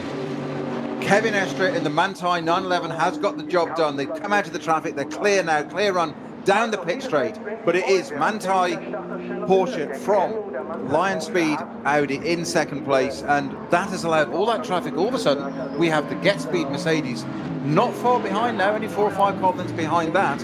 Followed by, with Grant Krantz at the wheel of that, by Dennis Olsen in the first of the Falcon Sport Porsches. Right, it's all starting to close up, Bruce. It is, and I was really looking forward to that, because as I was just saying, it'd be the first time they come down the Dottinghurst at full racing speed, the first time we get to see someone using a slipstream properly before they've been abated their pace cut back by code 60s and code 120s as cars were being rescued. But the first time of asking, Kevin Estre did what people have done over the years here, get a good tow, and you're past long before the track just kinks to the left and then rises up for that final sequence of turns.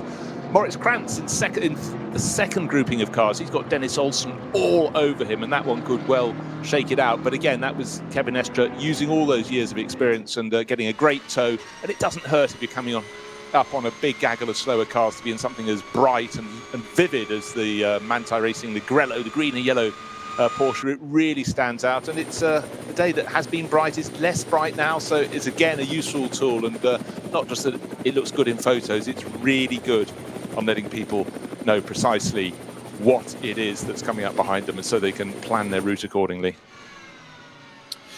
So as they go on to the north side, in fact, they're down through the Hatton back part section of this, just the beginning of it. A new fastest lap for Farfus in the number 55 BMW. Why do I mention that? It's in 11th place. Why do I mention it's the fastest lap of the race? It's in the SPX category, but it's the new BMW M4. It is already established. It's outside the top 10. We know it started 17th because they didn't go for the option of using a hand-cut slip. They stayed on a wet tyre or an intermediate tyre for that, for qualifying. So that's why it was 17th. I know we said that before, but in case you've only just joined the show, that's why it was down there. It's now into 11th, so it's pulled up 6 places already, Bruce, but it's just set the fastest lap of the race.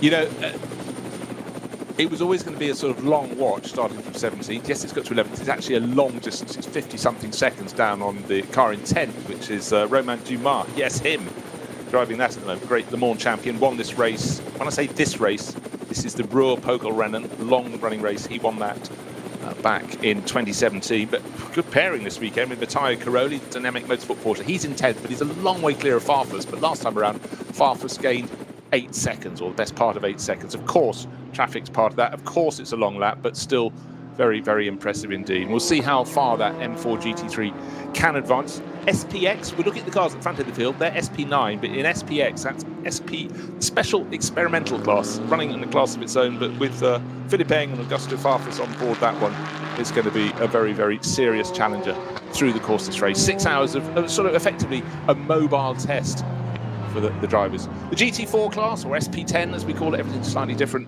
nomenclature here on in the NLS. Some great battling going on. The Aston Martin from Pro Speed, lights are flashing, trying to clear people out the way. Being pushed very hard by the 165 Mercedes. That's the Schlitzalarm racing car. Marcel Marschwitz and Marek Bockman on board that, but a great little tussle. And again, it just reiterates classes within the overall battle. But right now, the overall battle has Kevin Estre in the lead. Took the lead last time around, just under half a second clear of Matteo Drudi. I now want to see if he can pull away, but it was a judicious usage, Snowy, of the slipstream down the Dottinger Her. He did, and he just eyed it up, he set it up, and just delivered it, didn't he? But the thing was, they were weaving through those different cars, and he could see he almost got a rhythm. It was metronomic. He just got a rhythm and just pulled it. It was just almost a centimetre at a time, There was no rush for it. You said earlier that Kevin Estre has this ability of, he's utterly decisive, the complete opposite of indecisive. I know, he doesn't seem to hesitate.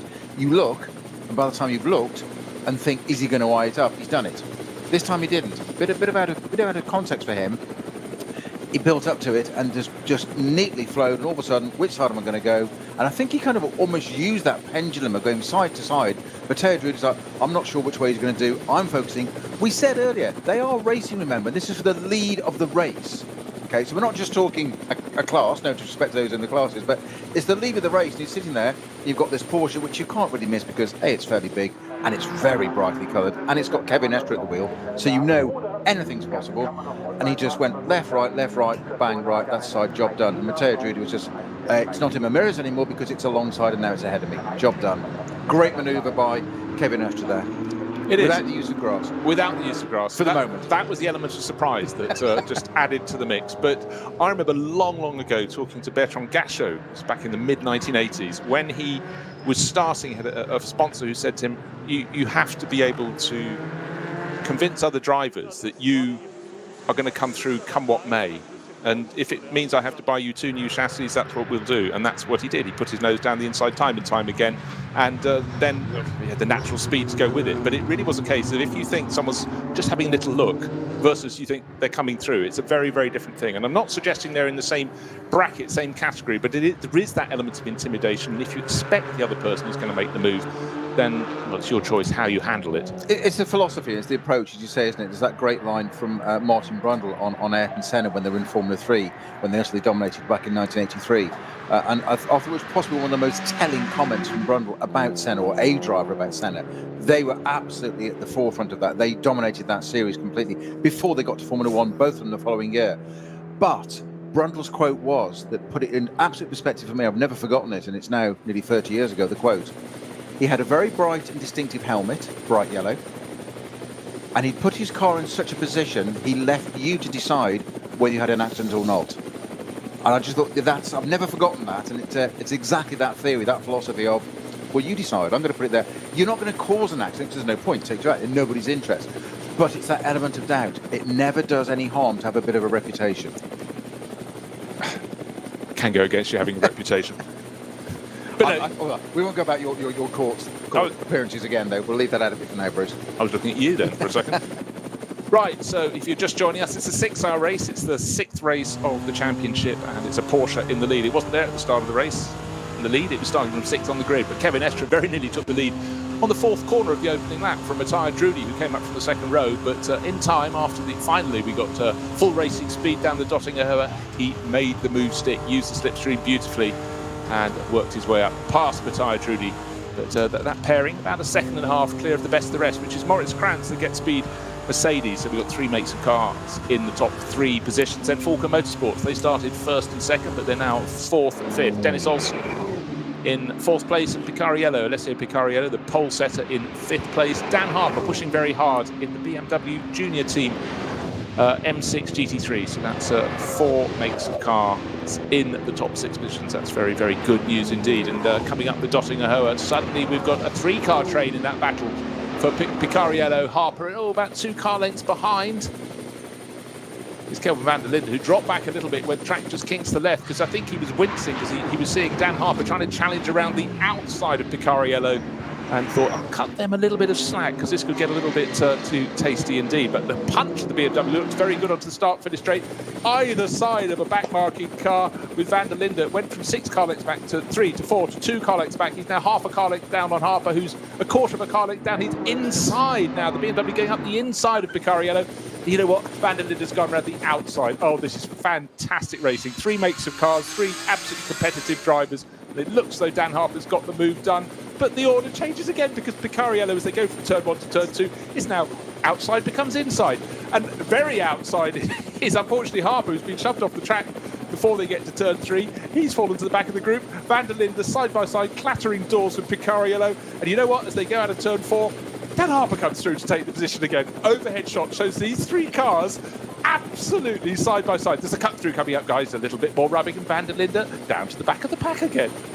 Well, credit to all of them, but Dan Harper at the cutback there, the hairpin, he just stuck it down the inside, and you could see that it wasn't really on. But those two, the Porsche and the Audi, were so busy touching one another and contact and bouncing off one another. I thought this was Canuck Raceway, never mind an NLS round.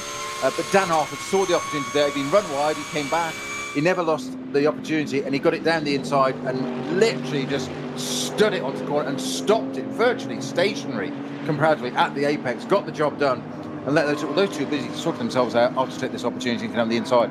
I've lost out 5 times in 3 corners, but he's taking it back again. And the beginning of that was at the end of Tiergarten, when the traffic, you could see Dan Harper lined up the back marker in front and making sure that the the Porsche went one way, and he scooped down the pit wall.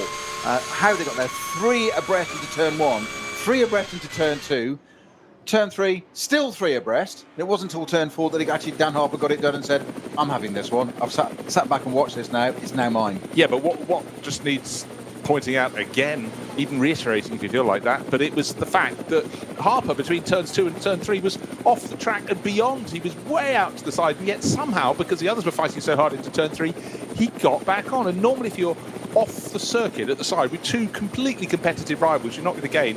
Van der Linde is just about to lose the position as being pushed by Picariello, and now Picariello trying to pick his way back onto the tail of Van der Linde. Van der Linde just gets around a back marker, but Dan Harper, he's made his break. He's got clear, and now it's Picariello all over the tail of the South African. Van der Linde's touched it. He just touched the back of him. He actually just clipped into the back of it. In fact, that's slowing already. I just wondered if there's a problem with Picariello. They had to do a bit of damage straight away because he did just kiss the back of that Van der Linde's Audi.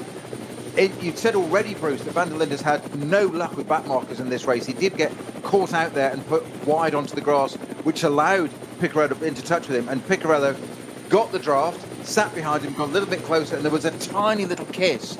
Didn't see any bodywork fly. I wouldn't even describe it as an impact. It was I wouldn't even say it was a kiss, a bit more of a smooch. But it has dropped that Porsche back. And I just wonder if he's picked up any kind of issue with that, because it's suddenly dropped down the order a little bit, not in terms of places, but he's dropped 10 car lengths rather than being right on the back of it there. Fastest lap of the race so far is Matteo Drudi with the previous leader in the Audi with an 8:02. That's the fastest lap in qualifying. That's no surprise. Qualifying is very, very compressed, and also the track conditions were really rather slippery, but I really do fancy there is damage to Alessio Picariello's Porsche, because suddenly Hubert Haut has caught right up Bilstein liveried Mercedes, getting onto the tail of the Porsche. That Porsche is definitely dropping back and going nowhere fast. It's the 740 BMW with the Kevin sponsorship up the side, but gravel in every orifice by the looks of things. Was that coming into the pit lane? Or was it all close there because it's lots of traffic, or is it... It certainly looks like on the arena loop of the circuit to me. Let's have a look where that is. I'll give you a choice. It's either Johan Mutinen or Dan Bergholt, but whoever is on board the 740, they are still on board. They can't get out of the car because the tyre wall is right alongside the driver's side of the car, but that's deep in the gravel. Is that turn one? I think it's very, very deep in the turn one gravel. Or is it? I think you could be right. It's certainly looking that way. It's the 740 car. It is. It's run very deep into turn one, and it's before you get the tarmac of the cut through that they often use on the opening lap. He's not even got that far. He's gone across the tarmac apron before that and just looped it round. I think he's trying to drive through the gravel and just failed to do so. I think he's had an earlier moment. Yeah, it's powered into the gravel, hasn't it? It's got, as you say, it's gone straight on, totally outbraked himself at turn one, powered on into the gravel, and he should have, so easy to say sitting here in the commentary box, we're not in the car at the time, but it looked from the tyre marks in the gravel that traces through there, which is our only evidence, the sort of datum lines in the gravel, that if he turned right a bit earlier, he might have got on the power and got to a bit of tarmac, but unfortunately not the case be. But that's a car, of course, with NLS, the car will be covered, it'll be pulled out, they'll shake all the gravel out and he'll rejoin, and no harm done apart from pride, and they've got to move it because he can't get out of it. No, yes, pushing as hard as he might, but never easy to climb out the other door on a car. Great battle between a gaggle of 5 Porsche Caymans, nose to tail. I love it when you get these class battles. 977 very much in the middle of that grouping, going from third in class to second in class, but as he does that, the one that's running fourth in that grouping trying to make a move, but the Kramer Racing Porsche 977, I think, they're 3 abreast down to turn number 1. Great little battle between them, and again it just emphasises no overtaking on the start finish straight, though they've just seen the waved yellow flags because of the aforementioned BMW, which is already hooked up to a tractor about to be towed out of the gravel. But for that little grouping, there was definitely about to be an overtaking manoeuvre, but obviously they had to can any consideration when they saw those yellow flags on the start finish straight. And again, at the Nürburgring, the start finish straight, like many start finish straights, is not flat.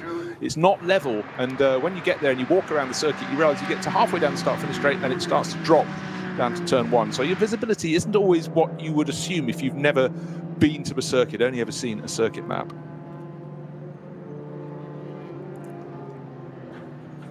So looking at that battle, it's always such a good battle in the Cup 3 class, well supported. It's the Cayman GT4 trophy class, and hugely well supported. In fact, I can tell you there are 20 starters in that grouping, so anybody who wins that class gets a really helpful dollop of points towards their overall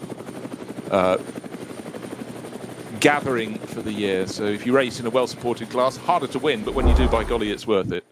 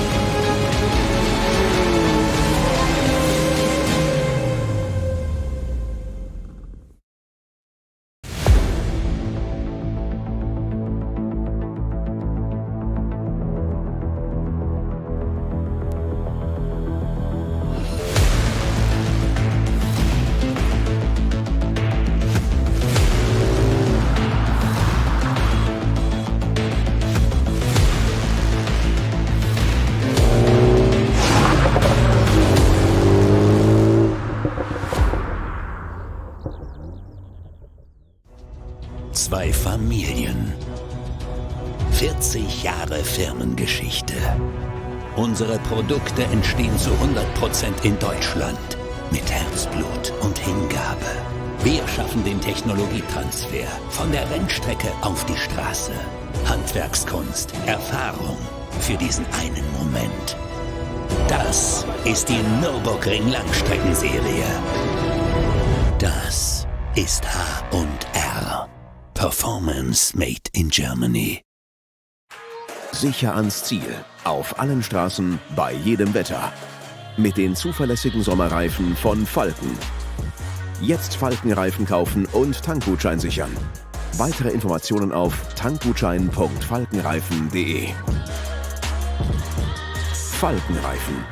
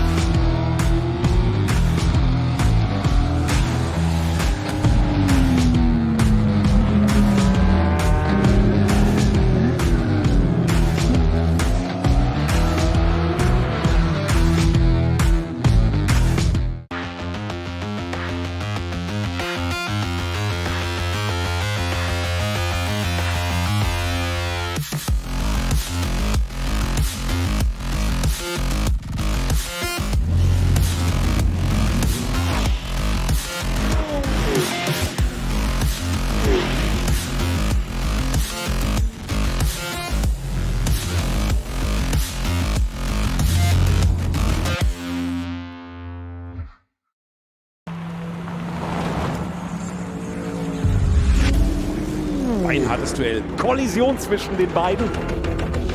Damit ist das der Führungswechsel. Zu dritt nebeneinander. Maximale Reaktion. Da brennt der Falken-Porsche.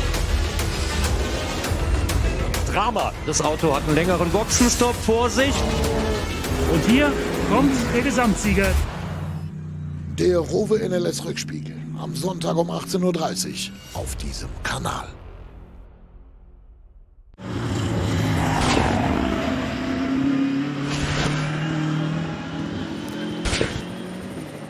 The first two cars, Kevin Estre leading by 1.5 seconds, the Manthey Racing Porsche from Matthias Drudy, who's had a really good start to this race. He's in second place.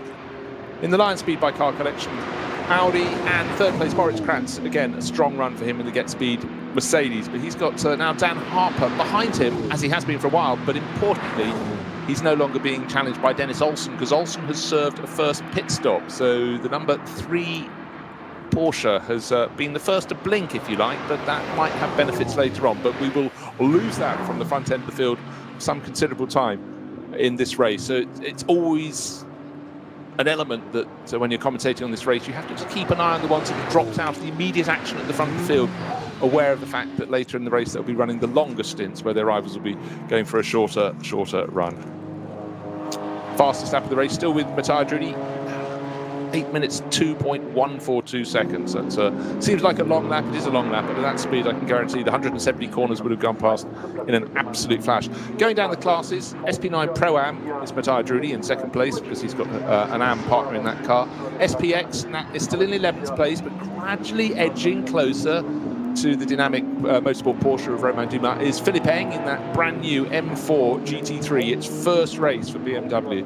And it's an honour to have it here on the NLS. Top runner in the SP Pro is Harkema in the 350. SP7, it's Von Danwitz in car number 57. And that's the specials class. Hendrik Von Danwitz in a Porsche 911 GT3 Cup class, always a well-supported class. And just for reference, He's just under a second clear in class, and that is in 18th position. So a very good competitive run. And the car running second in class is car number 69. The driver is Robin Tranowski, and that is, of course, another Porsche Cup class car. Bruce, we have another code 60 at Kesselchen, which is for one of the Fricadella cars. Panic ye not, though, it is for one of the Cup 3 cars. They're 718 GT3, GT4, get it right. So I'll start that again. Porsche 718 Cayman GT4 entry in the Cup 3 class. That's the 962 Porsche. That is stopped at the right-hand side. Whether it's a result of an incident or not, I'm not fully sure at the moment, but it is stopped at Kesselchen. The important factor being it has caused a code 60 there. A 120 into it as a slowdown, then a code 60. So many things that crews have to keep an eye on in the pit lane because they've got to warn their drivers wherever possible, and code 60 can have a big factor to play, particularly if you're trying to nurse another lap on your fuel load, or if you think there's half a chance, because we've had quite a few code areas, and particularly down the Dottinghöhe, obviously you'll save a fair bunch of fuel if you are not flat out down that straight where you plant the pedal as you come out of Galgenkopf, and then it's flat until you get to Tiergarten. Then you have to consider a spot of braking, a little bit of steering, get through the final sequence of corners.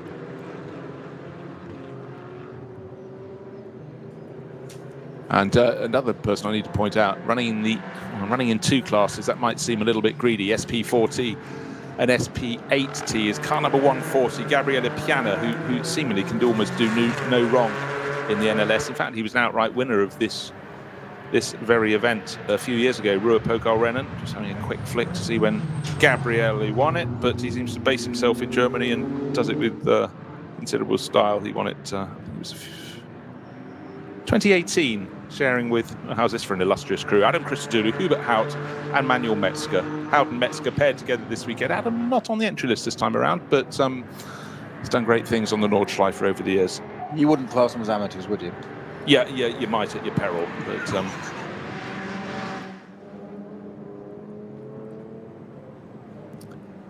still looking at the gap, still 1.5 seconds, a tenth or two going the way of our race leader Kevin Estre from Matthias Drudy. But now Moritz Krantz has caught right onto Drudy's tail. He's just 0.2 of a second down on him, so the first three covered by less than 2 seconds. And Dan Harper got a 2 and a bit second advantage over 5th place Kelvin van der Linde. But from anti-racing, 911, the Grello Porsche, green and yellow. Clear track for once ahead of him. So down the Dottinghöhe, not likely he was going to get a tow from anyone, but what he doesn't want to see, the French racer, as he goes towards the half distance on the straight, still absolutely flat out. The rise of the hill and Nürburg village ahead of him to his right. There are a couple of cars up ahead, but they're not in a gaggle. That's fine. He should be able to pick them off. There's a Porsche Cayman. Wave blue flags for him. In the background, though, the battle for second place, very fierce indeed. Matthias Drudy giving a slipstream, a tow to Moritz Krantz to get speed Mercedes. Up to Tiergarten, no problem at all for the race leader. Flash of the lights up the inside of the Porsche Cayman, which keeps out of the way very nicely, goes Kevin Estre. Thank you very much. Lap number 6 about to be completed. His gap last time around in 5 racing laps, 1.5 seconds. This time around it's going to be more than that, but the big question into the background of the shot is still Matthias Drudy in second place, so Moritz Krantz didn't get to use a tow to overtake him to take that second, but over the start finish line 3.9 seconds, so 2.5 seconds as near as can be gained that time around. And again, up in front of the race leader, there is clear track. He can cut the corners exactly how he wants, Peter. This is not a factor for all of the race, but when it's there, you grab it with both hands. You want to eke every advantage you can get. 100%, Bruce. And I just a visual there of Kevin Estre. The car is very bright and vivid in its colours anyway. It's almost another Grello, isn't it? And we can't go because that's been name checked already by Mercedes, that team. But it is that sort of luminous highlighted colour, whatever. But the image of that car coming up through Tiergarten with Kevin Estre at the wheel, absolutely dancing and skipping that car through there, absolutely at the top of his game there. It's a Porsche 911, it's number 911. He's leading the Nürburgring with many hours to go yet. I know, let's not forget that, but he just absolutely just looked like he's on it, at one with his car, at the top of his game. I just hope that doesn't jinx anything. Because the commentator, we know what happens next, don't we? And he's off. No. And anybody listening? No, he's not, by the way, just in case. Now, one of the cars further down the field, it's got a new shark livery at its front end, but you don't need to put a shark livery on the face of the Manthey car. It sort of does that on its own. It looks fierce. But I'm just keeping a little bit of a look out, because with the weather's it's gone from damp this morning with a little flurry of rain overnight to bright sunshine before the start to grey before the start. We then brightened up, and now here we are with still 5 hours or so of racing, and the conditions are getting a little bit darker again. It could yet be a factor. So Kevin Estre will be looking at the sky going, hope I get back and hand over to my teammate before it starts raining. I think Kevin Estre is capable of doing virtually anything in that Manthey car, but I think looking at the sky is probably the last thing he's doing at the moment, knowing him. He won't care. He'll just get on with it. He'll be avoiding the grass and getting on with it. Just back to our code 60 at Kesselchen. The intervention vehicle is now there to recover the Frikadella Cayman. So that will be sorted very quickly, I think, and that will get it. Neubauer is in the pits, number 35, in the Valkenhorst Motorsport M6 GT3. So that's one of our top runners from 8th position at the moment. So that's the first. That's going to potentially be a driver change. We'll keep an eye on that for us. Kevin Estre it is that's leading from Matteo Drudi at the moment. Porsche, Audi, Mercedes, BMW is the top 4 German mix. It is then, of course, Picarello in the other Falcon Motorsports. Porsche is in 5th position as our car number 4. Our pole sitter, we did question as to why he wasn't actually in the car for the start of this race, because he was a pole sitter, and that's because our timing screens told us it was otherwise, but when the race started it was Picarello actually into that car. In 6th position, right behind him, is the number 5 Phoenix Racing Van der Linde driven Audi R8. In 7th position, Herbert Haupt in the eponymous Haupt Racing Team by Bill Stein Mercedes GT3. Just out of the pits in 8th position, of course, our screen will update. It is a driver change. Van Berlen takes the wheel of the Valkenhorst Motorsport BMW. And 9th position is Romain Dumas in the Dynamic Motorsport Porsche 911. And rounding out the top 10 currently is Espen Laub in the CP Racing Mercedes. I was going to say the first of our Pro-Am cars, but it's not. It's the second of our Pro-Am cars. Of course, the first of our Pro-Am cars is right up at the front of the order. I've forgotten that one for a minute there. Matthias Drudi in the Lion Speed by Car Collection Audi, number 24 car, currently running in second. Just 3.9 seconds after, we're just over an hour into this. We've only got 5 hours or 4 hours and 58 minutes to go. But it's still only 4 seconds at the front of this field, Bruce. It's fantastic. You know, I have to sort of sometimes sit back and just analyse that. And then you look down, you have other classes, and they're door by door. The Cup 5 class is really, really tight. And the Cup 3 class for the Cayman GT4 Trophy by Manthey Racing has been led by Tim Scheerbart at the moment, but only by about 1/3 of a second. So things can keep on changing back and back. Tim Scheerbart now always doubled to 0.6 of a second. He's in 960, and 969 is in second place. And driving that at the moment is Oscar Sandberg, so they're having a really good scrap. And less than second down is 955, so those positions may well change back and forth. And the driver of the third in that grouping was Arnie Hofmeister, Team Atoll Racing. So fabulous battles, and of course for them they've got 6 hours all in to sort this out and see who's going to take maximum points in each of the class. Maximum points overall, will it go to Manthey Racing? When I say overall, I mean the SP9 class, which is at the very top. And another class that's super close, just enjoying that, 614 taking on 685. This is in the H2 class, and it's Renault Clios, and they're covered by 1/3 of a second. So here we are, more than an hour of racing in, and 614, Tobias and Daniel Overbeck being pushed super hard by 685, which is the MSC Adenau, so local club, local car, the Renault Clio Cup. That's shared by Gerrit Holthaus, Mark Villach, and Michael Bora. So nose to tail, one in front of the other, one almost pushing the other. Renault Clios, so they've been racing Renault 5s, and it moved on through to Clios. They just always provide fantastic scrapping. In fact, I remember the Renault 5 TSs. I took some friends once to join me when I was covering Formula 3 and something, and I said, do you mind? I'll leave you. You can go to the bar, do whatever you want to do, and you can enjoy yourself while I'm working. I was enjoying myself too. And at the end of the day, I said, well, which of the races did you like best? And I was surprised when they picked the Renault 5 TS race, but they said it brilliant. They were on 2 wheels, sometimes on 3, sometimes in 4. I thought the slowest cars on the agenda, but the racing was absolutely fabulous in that. And I think that's always been the essence of the way Renault supports the junior classes. Absolutely, and I'm just trying to remember back in, late 80s, early 90s, the Renault 5 Turbo, was it series then? Oh, epic. Who was the standout English guy in there that I've got a feeling Nick somebody. Oh, Nicky Phillips. Nicky Phillips, that's right. I remember talking to him about racing, looking at the possibility of that series. We're going back to 1990, and his again, a piece of advice that stood out to me. He said, if you do the series, he said, never qualify on the front row. And I said, why is that, Nick? And he said, because the second row always use the front row as brakes at the first corner. He said, never qualify on the front row. And again, it's one of those things that it sits there, it's logged, it's remembered, and 31 years later. Of course, I was too young to be driving it then. I was aspiring to being old enough to race a car at that point.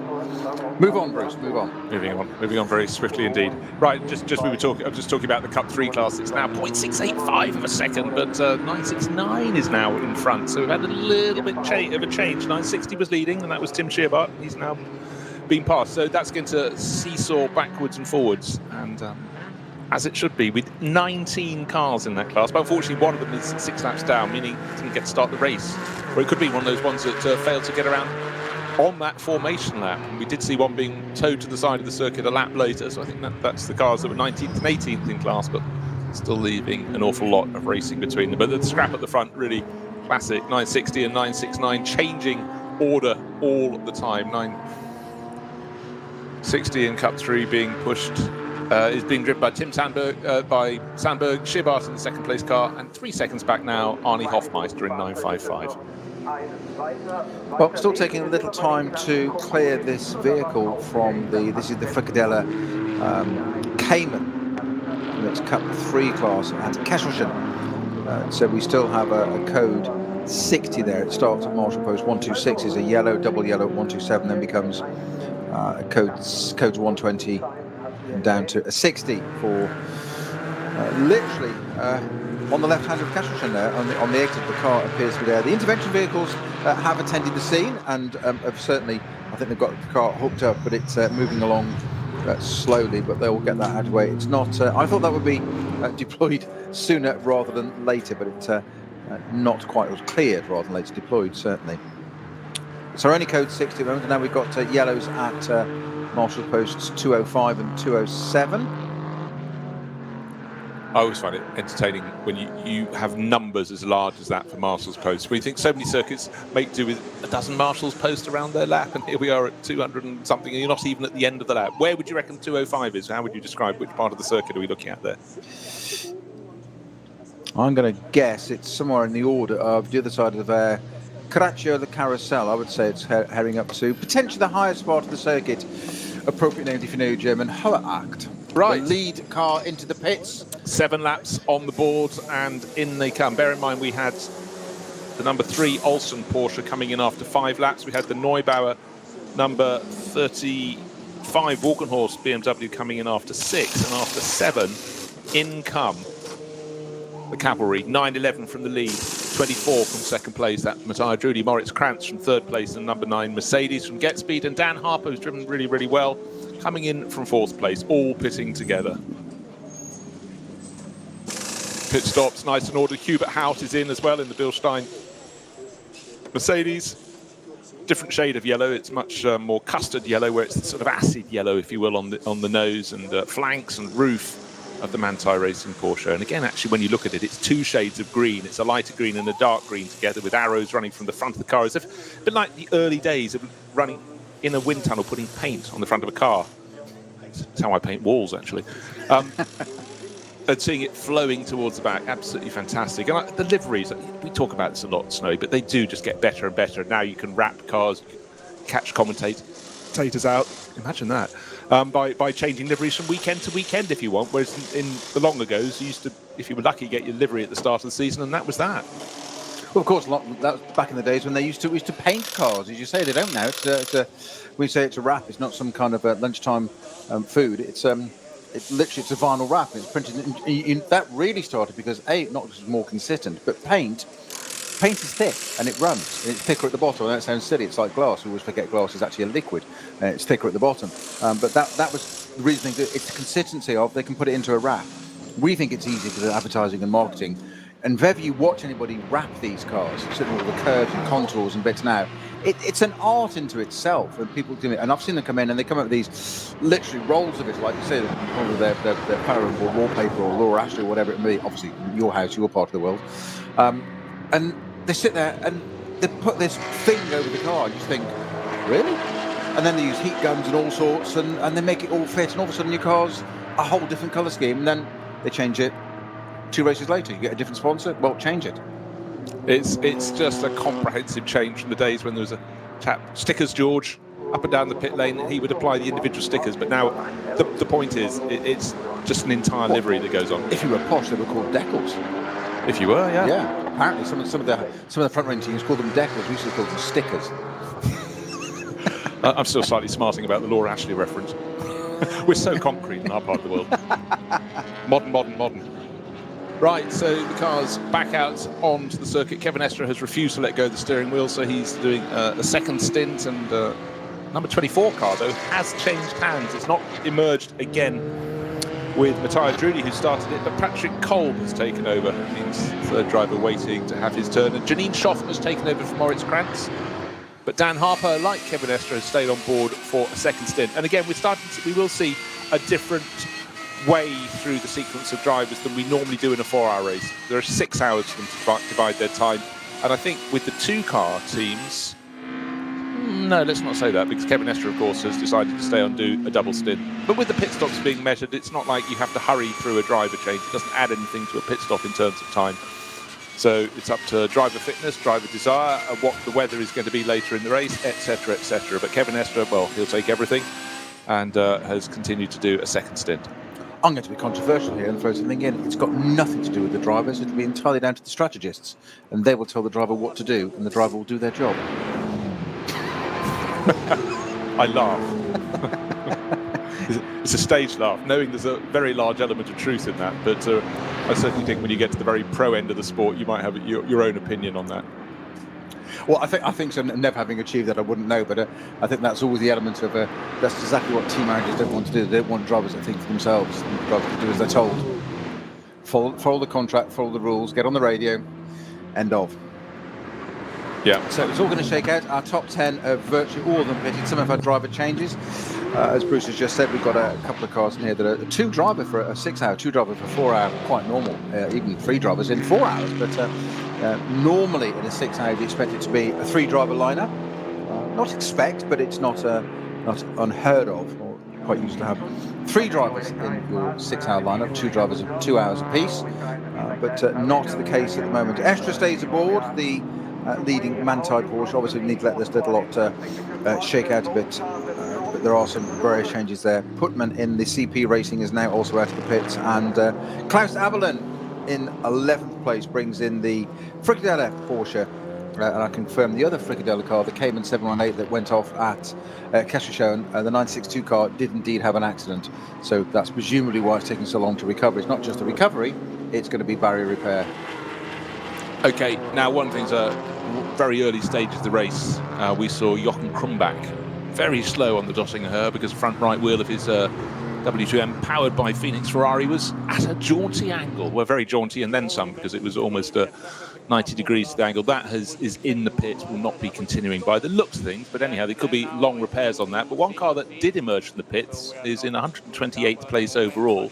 Trying to emerge. It's David Pittard's car. So the damage was maybe rather more than we thought. We saw it limp back with what we thought was a puncture after contact, but he's only got 4 laps on the board, whereas Kevin Estre has had a pit stop and emerged after 8.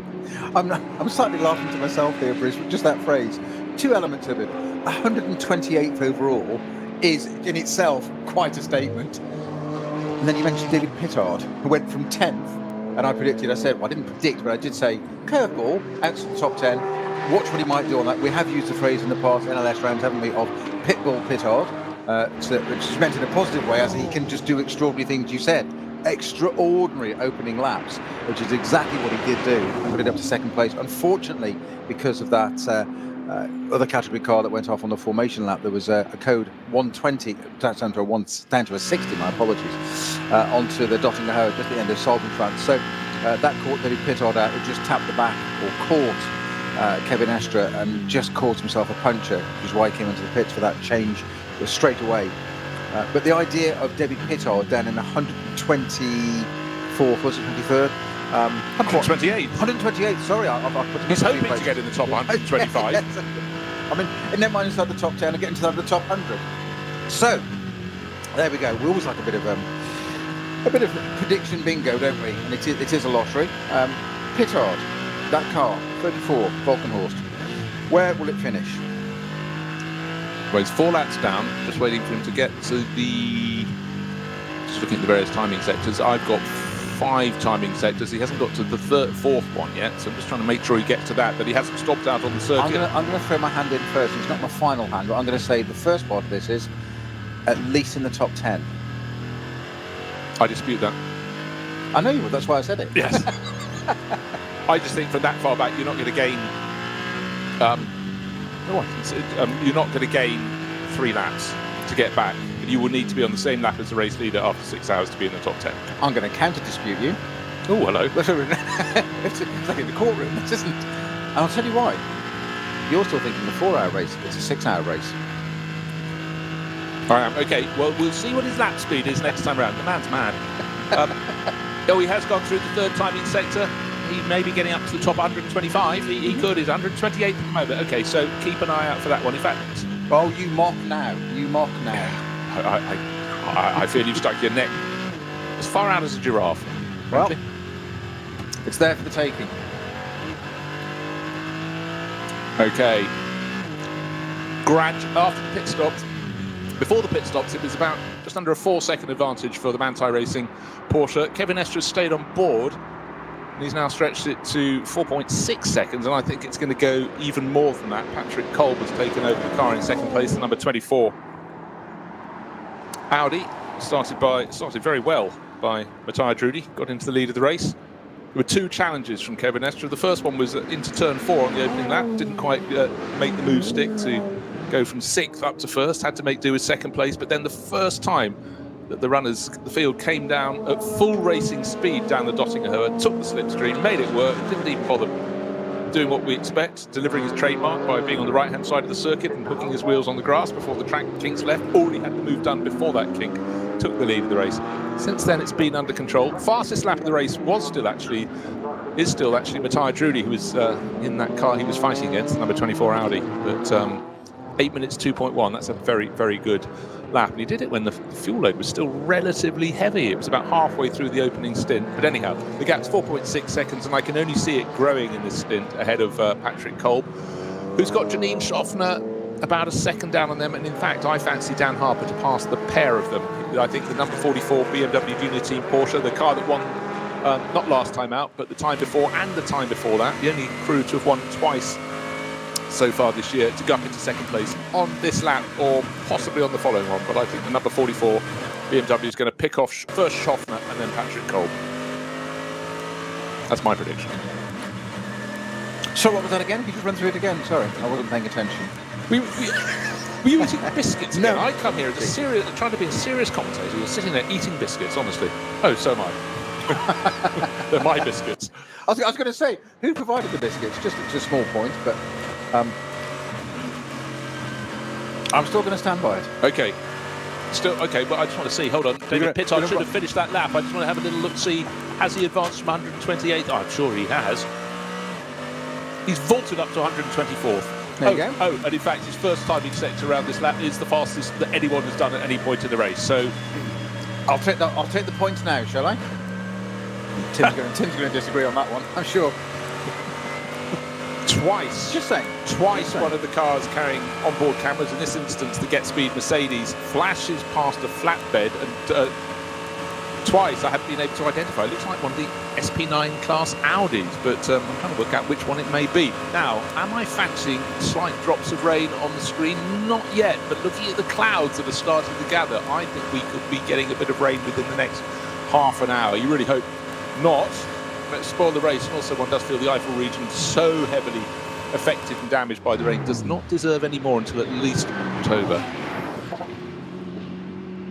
I think the Get Speed Mercedes Edge has got its pock marks on the windscreen there. We saw quite a lot of this last weekend at the Barcelona round with the tear-off windscreens, and most notably the E-Deck Mercedes as well, that had looked like Johnny and I commented, Johnny Palmer commented it had been in a Bond film. It looked like it was a villain's car, which had all sorts of bullet holes over the windscreen. And then finally, at one pit stop, it did have a tear-off screen taken off. Then we realised all the bubbles were on the first layer, so it was no different at all. It just hasn't improved it one bit. It was, why did you take the tear off? It wasn't really worth it. So it got air trapped in it. So I think that's that. I think they weren't drops of rain. They weren't moving either on the screen.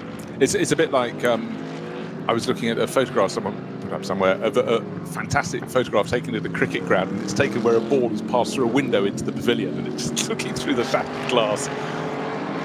So the difference between a good photographer and a less good photographer. Snapper. Yes. Now, leader of the race, is it Kevin Estre? Or is it Dennis Olsen? There's a question for you. Of course, Dennis pitted 2 laps earlier and is listed at the top of our time screens at the moment by 23 seconds. Wait and see, because Olsen's car is going to be the car that will flick-flack with whichever car came in after 7 laps to be at the top of the charts, according to where they are in their stints. So the next pit stop for the number 3 Volker Motorsport Porsche, of course, will be before the one for the 911 Porsche. So they're doing things differently. The shorter first stint, maybe it will give them position. And right now, if you want position, suddenly there's a real compression. And Janine Schaffner in the number 9 Get Speed Mercedes is being harried by 2 chasers. The number 6 Manuel Metzger-driven Hout Racing Mercedes all over the tail. And Martin Ragginger, who's taken over the number 4 Falcon Motorsport Porsche. So suddenly very, very busy, and Janine Schaffner's been passed, and the other 2 have gone away, the Falcon Motorsport Porsche and the Hout Racing bright yellow and blue Mercedes have dropped Janine. Janine's going to try and hang on as close to them as she can, but then Moritz Krantz will take over again, and Moritz, no disrespect to Janine, is the quicker driver in that car.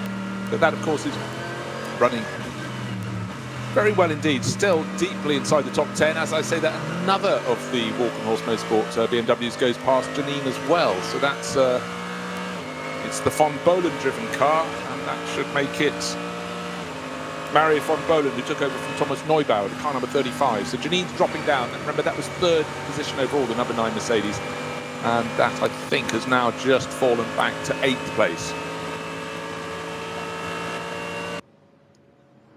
And the others going away. Now the car that I worried was an Audi was nothing of the sort. It was the 962 Porsche. That was the Fricadelli one you've been talking about. That was in the Cup 3 class car. Saw it twice on the flatbed. And Jules and Hendrik von Danwitz were showing this one. And reporting back to the paddock, maybe not for duty. A little bit of front end damage. Are we seeing serious left damage at the left rear? Got a lot of broken toe link. It's it's got damage a lot of the right rear. That's it's recoverable. There's a lamps missing at the rear. A lot of the rear PU's damaged, and a serious amount of toe out on the right rear. I would say it's repairable. Repairable for the race is what I mean. It's always repairable. There's always an associated bill with it, of course. But it's now back into. So where do they park that? Of course, they parked it on the outside, don't they, of the what is now the Sabine-Smits curve into the car park, and you can choose to go and get them there. There's a 950 up there already, car number 950. So I think that 962 Fricadelli Cayman may well be the end of its race, unless they want to go and recover it and get it back to the pits from there. I don't know whether they can do or not.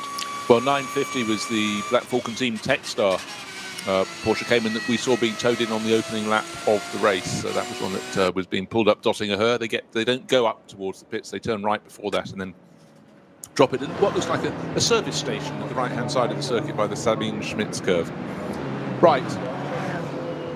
Waiting for the end of this lap. Just looking to see the gap. Really, the one I'm interested in is the one between Kevin Estre and the driver I thought would go up into second place in that train of cars, Dan Harper. He's done so.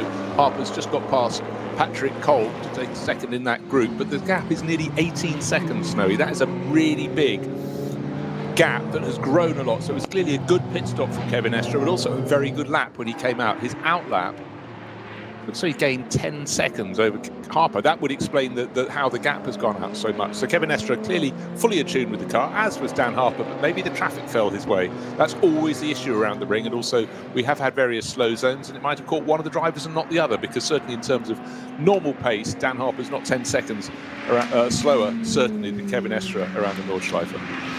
No, I'm just spotting a moment there. I don't know whether it was having a moment keeping out of the way, but the number 40 car collection Audi, from the SP9 category as well.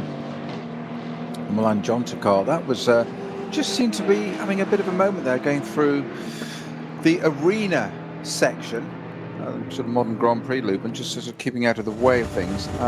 Not quite sure why that was. That car is... It's down in 21st position. Yeah. Yeah, I don't see any particular reasons as to why that's happening. Cork at the wheel of that car. So, yeah, it just seemed to... Just like it had a bit of a problem there from it, but I think it's got going again. It wasn't recovering from anything, it might have just kept out of the way, but it's an odd position to be in there, as you say, 21st. It's a Pro-Am run car, Pro-Am category car. Yeah, and the core set of drivers, it's Milan Doncha, very much a pro in that car. Klaus Kloch, Jörg Fieber, who knows everything there is to know about Porsche, so he's racing an Audi. And Peter Schmidt from Car Collection Motorsport, man who's put together the incredible team that's just grown and grown over the past almost a decade now. But Peter on board this weekend saying, not all the fun should go to my drivers, I am one of my drivers. Yep, still the barrier repairs continuing at Kasselchen after the 962. I know when I say 962 to you, that probably means a Porsche, doesn't it? It is a Porsche, but it's car number 962, not a Porsche 962. We're not going back so 30 years. Confusing. Don't you want to throw a curveball there? Second one of the show. There will be more. Don't worry. I've got a bag full of them.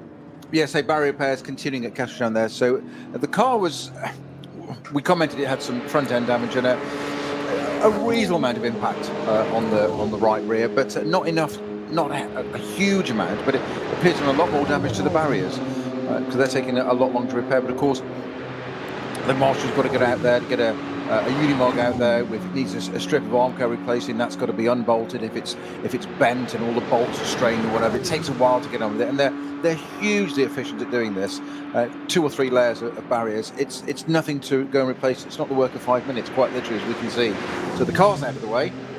But unfortunately, the marshal's out there, and that's the bigger part of the Code 60. It's the safety of the marshals out there on track repairing it. But hopefully, before too long, we will have that removed and we can get back to a green flag area at Kasselchen. Where will be a Code 60 somewhere else on the circuit. Well, it's hardly so. There's a very slow-moving car coming up the Dottinger Höhe. You think, why do cars always break down on the Dottinger Höhe? No, they don't. It's where you see them as they're limping their way back and. In the compression before the track, you drive along the Dottinger Höhe and it's far from flat. You go 2/3 way along and it suddenly starts to rear up, and the stricken BMW is limping along, left-hand wheels on the grass, trying to keep out of the way, but it's at the bottom of that compression, may not make it back to the pits. Now, just talking about barriers, a couple of weekends ago I was at Brands Hatch and going off at Westfield.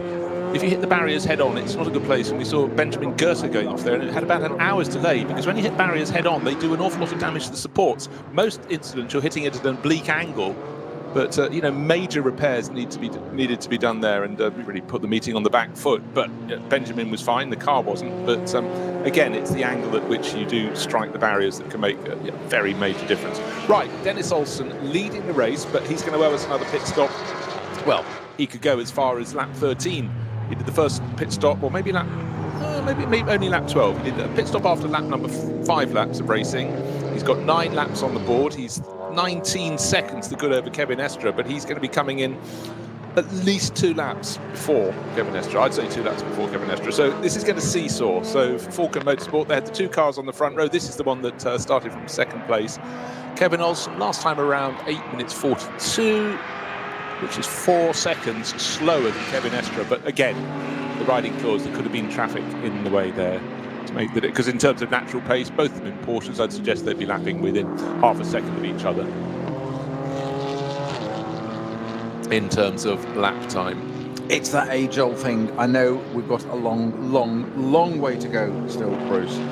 However, Porsche's 1st and 2nd. Not only is it evidence of how strong that Porsche platform still is, but further evidence by 2 different teams, Falcon and Manthey, both making that at the top 2. Long way to go. But it's 2 Porsches, a BMW. I still actually really rather fancy this BMW Junior team. They've done it over 2 of the 4-hour races so far, and I think they're a really well-balanced lineup of young drivers who've learned to race together. Dan Harper, who's starting, Max Hess and Neil Verhagen. So 3 nationalities, a Brit, German, and Verhagen from the US of A, and they're over here doing great things. And I think this championship is something that any manufacturer that has a junior team should put your drivers in for a couple of seasons, because I think you learn so much racecraft, there's so many possible pitfalls, and it's learning to avoid the pitfalls that I really think makes a young driver. Doing lots of 20-minute, half-hour races without much that's different, I think you learn less. You learn skills, undoubtedly, but I think the scope of what you can learn on a circuit that has endless corners, endless gradient change, lots of different classes of cars, plus the weather, you can fall over so easily. It's about eliminating those mistakes. 100%, and we said it before, haven't we? We saw it, I think it was Dan Harper, wasn't it, earlier in the season, where they popped him from the M6 into an M2. Was it him that they put into, what's in one of the junior teams? It might have been Ben Tuck, actually. I think it was Ben Tuck. I think you're absolutely right. But I knew it was one of the junior team. But they said, right, you're not in the, for no reason that we know of. And feeling comfortable. Yeah, exactly. Know your environment. No, okay, going to put you in an M2. And as you said, though, but the point was that what he could learn from that opportunity of being mid-class, it gives him an insight into when he goes back into the M6 of what it's like to get around that traffic, understand the car. It's just information, it's knowledge, it's data. There, he now goes back into the M6 thinking, right, and he comes up behind an M2 or another car, Cap 3, I think it was, category. He now knows what they do, what they behave. He's got an understanding of it, and you can't buy that. You can sit behind it and watch, but you can't learn that any other way than having your bottom in the seat, putting it bluntly, and driving the car and doing a stint in the race. There's nothing like a race to go and do it. You can go testing, you can even get into qualifying, but there's nothing like being in the race. And that experience outside of your comfort zone, it's to be encouraged and absorbed and to watch. We've got I think we've got a KTM going off with an engine actually on fire as well. That's the 921 KTM. That's one of the 927. My apologies. And that was a car that started from the pit lane. One of the Teichmann Racing, the 3 entries in that category there. I think that's the GT4 car actually. GT4, they had one that was not a GT4, didn't they? So this is one GTX and 2 GT4 cars. Well, the driver's away from it as it billows into smoke. It looks like it's potentially put itself out already. I'm not sure. No, Tamino Berg flames, put it that way. We couldn't see the driver for a second, but he's about 5 meters from the guys. Now going back to, I don't think it's fully out yet. Tamino Bergmar going to have a look. He's sharing that with, or was sharing it with. There are flames. There are most certainly flames. Is there a marshal behind the car? Is it the colour licking of a flame? So he hasn't managed to do that thing you really try to do, but he maybe had no option to get it by a marshal's post. Well, he has. He's done that. He's got it by the right place. He's got it at the side of the track, but there is no marshal's post there. There's an opening in the barriers, but for the drivers coming through, he's about 100 metres from a marshal post, getting agitated. He's jumped over the barriers now to get on the grassy side, but for drivers coming through, there is now a pall of heavy black smoke. A marshal is now approaching. He's found a marshal who's jogging in. Fair enough, he's carrying a heavy fire extinguisher, but so frustrating. You know the moment when you're driving a car that's on fire? I've fortunately never had to do it, but you don't realise it so much to start with because you can't necessarily see it. But when you finally see those flames licking, and it's on the Grand Prix loop, which is a good thing. There's a fire tender now approaching from left-hand side of the track. They're going to shoot across the track in front of the traffic. Always it's a great manoeuvre there by the marshals, looking left, check both sides and pull out onto the track diagonally across the track to get to that KTM before it completely destroys itself. And it's not just a complete insurance write-off, but there's a fire truck there to attend to that straight away. But yeah, it's I think it's the one thing that drivers fear the most is fire. It's from a purely commercial point of view, even if you're out of it and safe, if it engulfs the car, it's a total loss. If you've ever been involved in insuring racing cars, that's the total loss. If it's destroyed by fire, that's what we're insuring against. Not accident damage, that's always repairable, but the total loss of fire is not good. Well, the marshals have done a fantastic job. I mean, there's a lot of smoke billowing around the car, but that's actually extinguishment being sprayed from the rear. The gull wing door, well, the clamshell door is up. Tamino Bergmeier got out pretty quickly, but at that point he must be thinking, Marshal, I've got to find a marshal. Now we've got more course vehicles, 3 course vehicles around it. There's a medical vehicle, but importantly, Tamino Bergmeier is fine. Don't know at what point on the Grand Prix loop he spotted the flames, but thank goodness from his point of view, they got the fire tender across very quickly, because just one marshal with the fire extinguisher I don't think would have done the job.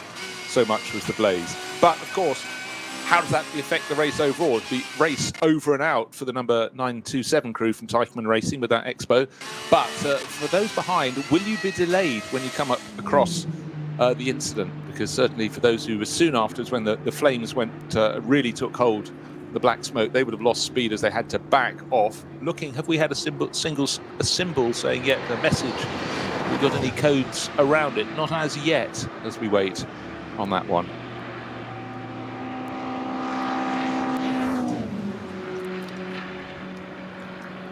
So, still the number 3 Porsche running out of sync with its rivals in the SP9 class, leads the race by 19 seconds from Kevin Estre. Estre made his pit stop, as did all of the top 8 at that point, 2 laps later. So Olsen has still got time to run 2-3 more laps after this one. No, this one and then probably 2 more before he makes the second pit stop for Falcon Motorsport. The other car from Falcon Motorsport, the one that started on pole, Alessio Picariello started it, Martin Ragginger took it over. That's in 5th place overall, but that's running at the regular point with the lead group, in that they tended to make their pit stops after 7 racing laps, whereas the sister car came in after 5. But lights are flashing from number 3 Porsche, down the Dottinger it goes, then up the rise towards Tiergarten, coming up on the Dacia Logan, still minding its own business, still being passed very easily indeed. Nice waving of the blue flags. In the background of the shot, as I look down that long straight, bright yellow and green car, the Manthey Racing Porsche, I reckon Kevin Estre is a shorter distance behind. He's got someone trying to pass him. That's a bit cheeky. A Porsche Cayman trying to pass the Kevin Estre. No, getting a fantastic toe. Maybe he just got past it earlier in the shot. Yes, he has. Now as he gets the twisty bits at the end, he's able to pull clear again. Yeah, sorry, I thought for a second the Porsche Cayman was trying to use his slipstream and come past. Again, that's the foreshortening effect. Well, just a quick update on the Valkenhorst number 34 BMW. It has climbed its way to 120th, and David Pittard has now pitted that car. No pun intended there. So that's going to have I would assume, a driver change at this stage. So we are at... yes, we've ran another half hour in, aren't we? So we're 4.5 hours to go, which is going up to, 4 hours 31. Porsche, it is still dominating, as seems to be the way at the moment. To say that the bit that appeals to me there, or intrigues me, of course, it's two different teams making use of that amazing platform of that 911 GT3R. Falcon, it is at the moment leading from Manthey. It's been the other way around. Kevin Estre and Dennis Olsen, both SP9 Pro categories. Our Lion Speed car currently running our number 24 car down in 4th position. Of course, that's going to set that. That's our Pro-Am car. That was right up at the front earlier on. Right, I was looking at the gap between Olsen and Estre. It was 19 seconds, and I said it had come down. It's come down to 12.5 seconds, so 7 seconds gained by Estre, giving chase for Manthey Racing. Great scrap for, let's have a look, that's for 5th place. Martin Ragginger just holding off. That's in the second of the Falcon Motorsport Porsches, holding off Manuel Metzger. Manuel's won this race before, and seems to have body language. He wants to do it all over again. But for the Hout Racing team, they're running with 3 drivers in their lineup, whereas the Falcon Motorsport cars, the number 3 and number 4, are running 2 apiece. Yes, poor Lambs be a little more tired at the end of the race. If you were a team boss, Zoe, over 2 hours, let's try that one again. Over 4 hours, 2 drivers, pretty good. Mm-hmm. Over 6 hours, would you prefer to have 3 if they were all a fairly equal measure? I think that's the key indicator of equal measure. That's the point. Yes, of course you would over that, because drivers are less tired. Have we got a code 60 going past the... Oh, we do now. We do have a code 60 going past the KTM, and so they've all just suddenly slowed down. That's exactly why. That's good. For the KTM, the 927 car, the Reichmann car, is still sitting there, gently, little wisps of smoke coming out of it. But what is most important, firstly, is the driver's out of it. That's fine. But car-wise, now switching back to the driver's okay. We get that bit established first. Is the car looks like a KTM still, it's not partly dissolved and burnt away. So the other side of that, of course, is that the marshals have done that fantastic job getting that fire truck across there and putting it out. But you just know the mechanics, sorry, they're called technicians these days, we're looking at that just going, that's a clean-up and a half, isn't it? Or other words to that effect, or phrases. Other phrases are available. Other phrases apply language according to your nationality. But just to let you know where that was, we didn't describe it fully. It was when you drop down into the... We're on the Grand Prix loop, we're going towards the end of that loop, you drop down into the dip, and then just before the track... When you're just off the Schumacher S, isn't it? So yeah, up the hill and down. Before you come up the hill to the Vidal chicane, before you take that kink, He'd pulled off just on the left-hand side of the circuit, on the outside of the circuit, which made it harder for the marshals to get to it with the vehicle, because the marshal's post on the outside was further up the climb, and the marshal had to run along with the fire extinguisher. But the fire tender, and the driver will know that next time around, is on the inside of the circuit, effectively behind the paddock, on the back slope of the paddock. There's a gateway through, and the fire tender came from there. So for Tamino Bergmeier, he will have learnt that lesson. For his teammates, they'll be remarkably relieved. The car will probably not be back in this race, one feels, but it will certainly live to fight another day. So good work by the fire marshals. A particular part of the circuit called Advent Arc, I'm assured by Time Certain Clark. Thank you very much on Twitter for your updates. Always valuable information, little bits and pieces that we don't always know. The minutiae, shall we say. We do big corner names and class leaders, but always good to have some background. Just have to make sure he's not slipping in some stuff he's decided to make up and test us. I can't believe you fell for it like that. But airtime is airtime. Yes. No such thing as bad publicity, Bruce. You should know that. Being a former editor, come on. Editorial standards, one has to try and get them wherever things possible. Have changed since your day, of course. Cut it out of slate in my day, as far as I remember. I know, and they use colour photographs now. It's extraordinary, in print as well. I'm not falling for that. So, leading the race, it's still the number 3 Falco Motorsport Porsche, and it's been doing a very, very good job indeed. Dennis Olsen, the Norwegian, started the race, but came in after 5 laps. Bulk of the rivals, a couple came in after 6. He came in after 5. The rivals came in after 7. He's leading the race, but his advantage over Kevin Estre is coming down and down. And that could be a big factor across the 6 hours.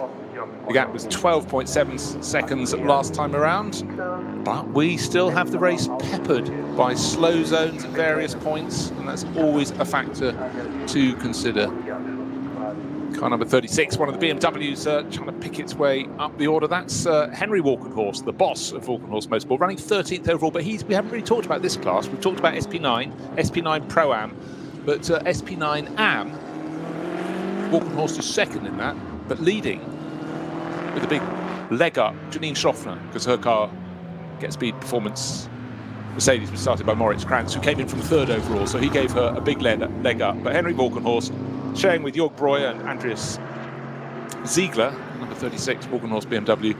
Nice, tidy job. As the sun starts to shine in the Grand Prix loop again, so the weather's been fickle. It's been going backwards and forwards. There were little possibilities of rain, but only rain seen from the helicopter.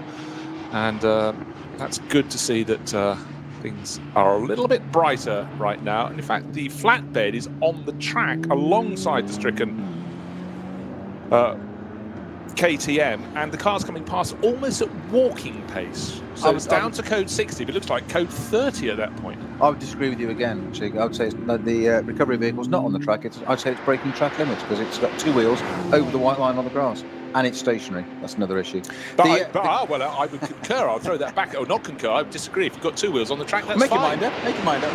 I'm trying to give you an option, so you can start your excuse. I was going back the Get Speed car, the number 9, Moritz Krantz, and Janine Schroffner, Mercedes AMG. I would say that's the very definition of a Pro-Am car.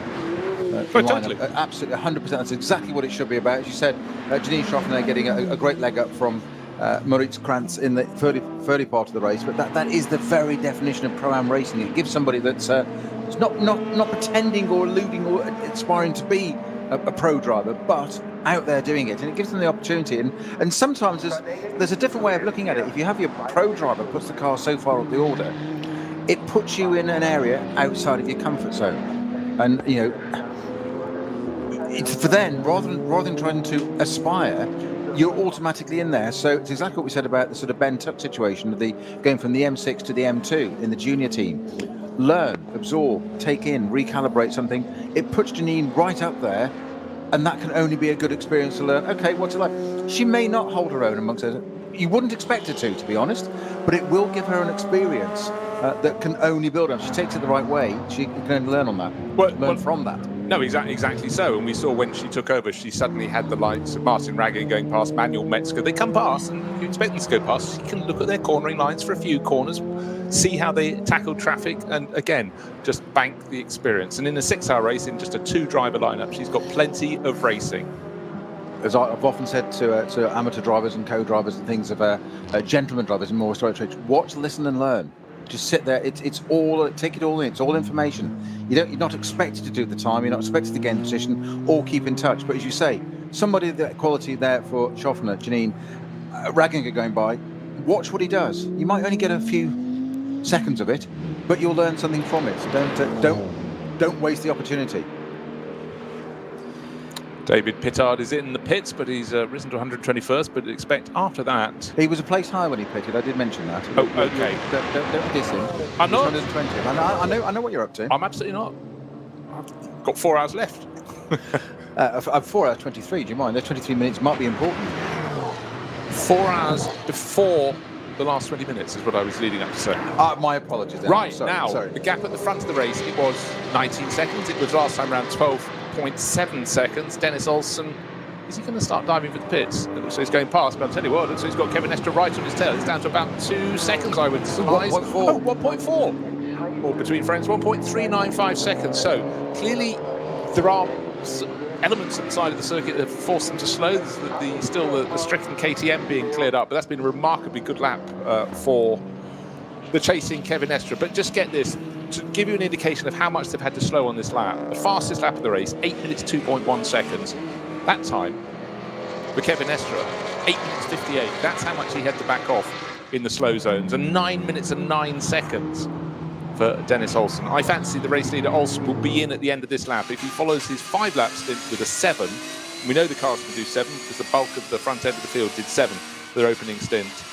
Then suddenly Kevin Estre will be in the lead, and well, depending on his whether he decided this would be his short stint and do a 5-lapper, and then he'll come in at the same time, or if he'll stick with 7 laps, he'll come in 2 laps time. But as he gives chase to the race leader, they have to back right off. No overtaking as they come up to the yellow flag, still being shown at the little compression before you rise up to the Vidal chicane. Just trying to take a look as we ride aboard with in the Manthey Porsche. Has that KTM been cleared yet? Still some course vehicles to the left, looking around the back of a production class BMW, and the KTM is on the flatbed, so next time around that should be up. There's another racing car alongside it. Seems to have pulled up by the rescue vehicle, unless it's a course vehicle that's got a very racy race livery.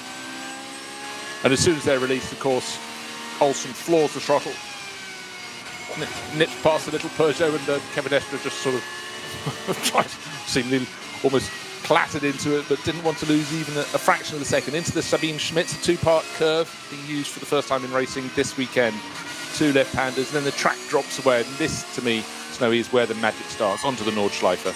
Oh, just fantastic. As you say, it's that reset as you come through the Vidal chicane on the modern Grand Prix circuit, onto that double left-hander, now named Sabine Schmitz, one for each apex, as it were. She always hit an apex. She won the 24-hour here twice, and of course was VLN champion back in '98, I think it was.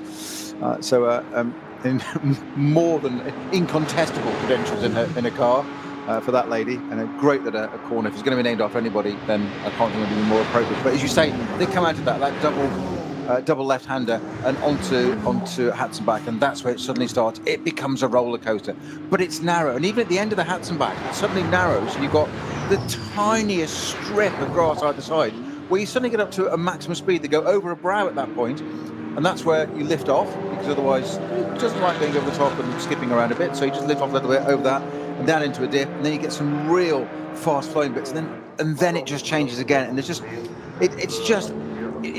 to me, we criticise quite often the Tilke drones, but it's, if you can imagine all these circuits, it's almost like the Ascari circuit. Take every corner you like in the world and put it into one big circuit, and here you've got it at the Nordschleife. Exactly, and any circuit where the trees almost join above the top of the circuit, that gets my vote. So now, lead of the championship last year, number 1 on the door, still leading the way. The number 1 BMW, look at the front of the entry list, he's not there. You have to look the whole way down for Rink, Brink and license. BMW 325 looks standard, well, it's in a production class car, and just continues to go well. Doesn't matter what the year is, leading the championship outright, and just exemplary way of tackling. Down in 88th position overall, and it's Danny Brink on board at the moment, but always have to look out for the orange and blue BMW. It's always a factor, and they know how to do the Nordschleife races in the NLS, and again, year in, year out, they just run so well, leading the class, the V4 class, by some margin. Second place car is 707, which is one of the camera cars that we've been watching the action from, but well clear. So another job being done very, very well by Brink and Lyson. And that KTM still being clear, but it's on the back of the flatbed. There is another racing car alongside. It's something 92. Is it 892 down at the dip? I think it's 482 Adrenaline Motorsport 330i, I think.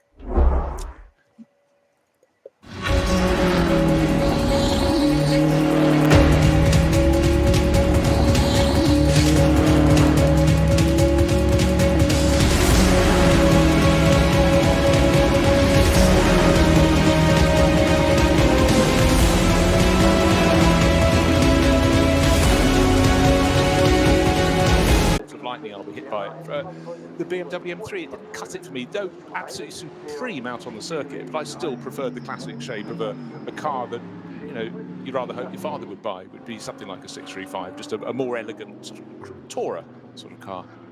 But I think it's great they're in the mix of GT. And on screen at the moment, we've got a little Audi 8 RM8 LMS, just to prove the point, and the CP Racing Mercedes AMG. That massively long snout looks great in the white, red and blue of Charles Putnam's team. And again, variety is so important in motor racing. I'm like you. There's something about a big front-engine GT car. I know I'm old school. I know it's a die-hard sort of view. There's nothing against the modern stuff. I love absolutely. The Ferraris, Lamborghinis, the mid-engine stuff. I love the mix and the variety. I think that's wonderful in this series. But I am naturally drawn. I've got an affiliation and a sensitivity, if you like, for those big front-engine GT cars. The Mercedes. I was never a massive fan of the SLS road car or race car. An extraordinary piece of kit. It never just quite gelled with me. Technologically, undisputable. But it never sort of got me going, wow. It didn't have that wow factor. Then they produced the GT, and I suddenly thought, oh, now that looks interesting. And then they turned it into this. I didn't think you could make another car or the front end of a car look more aggressive, more menacing than the front of an AMG GT3. I think BMW might just have done that with the new M4.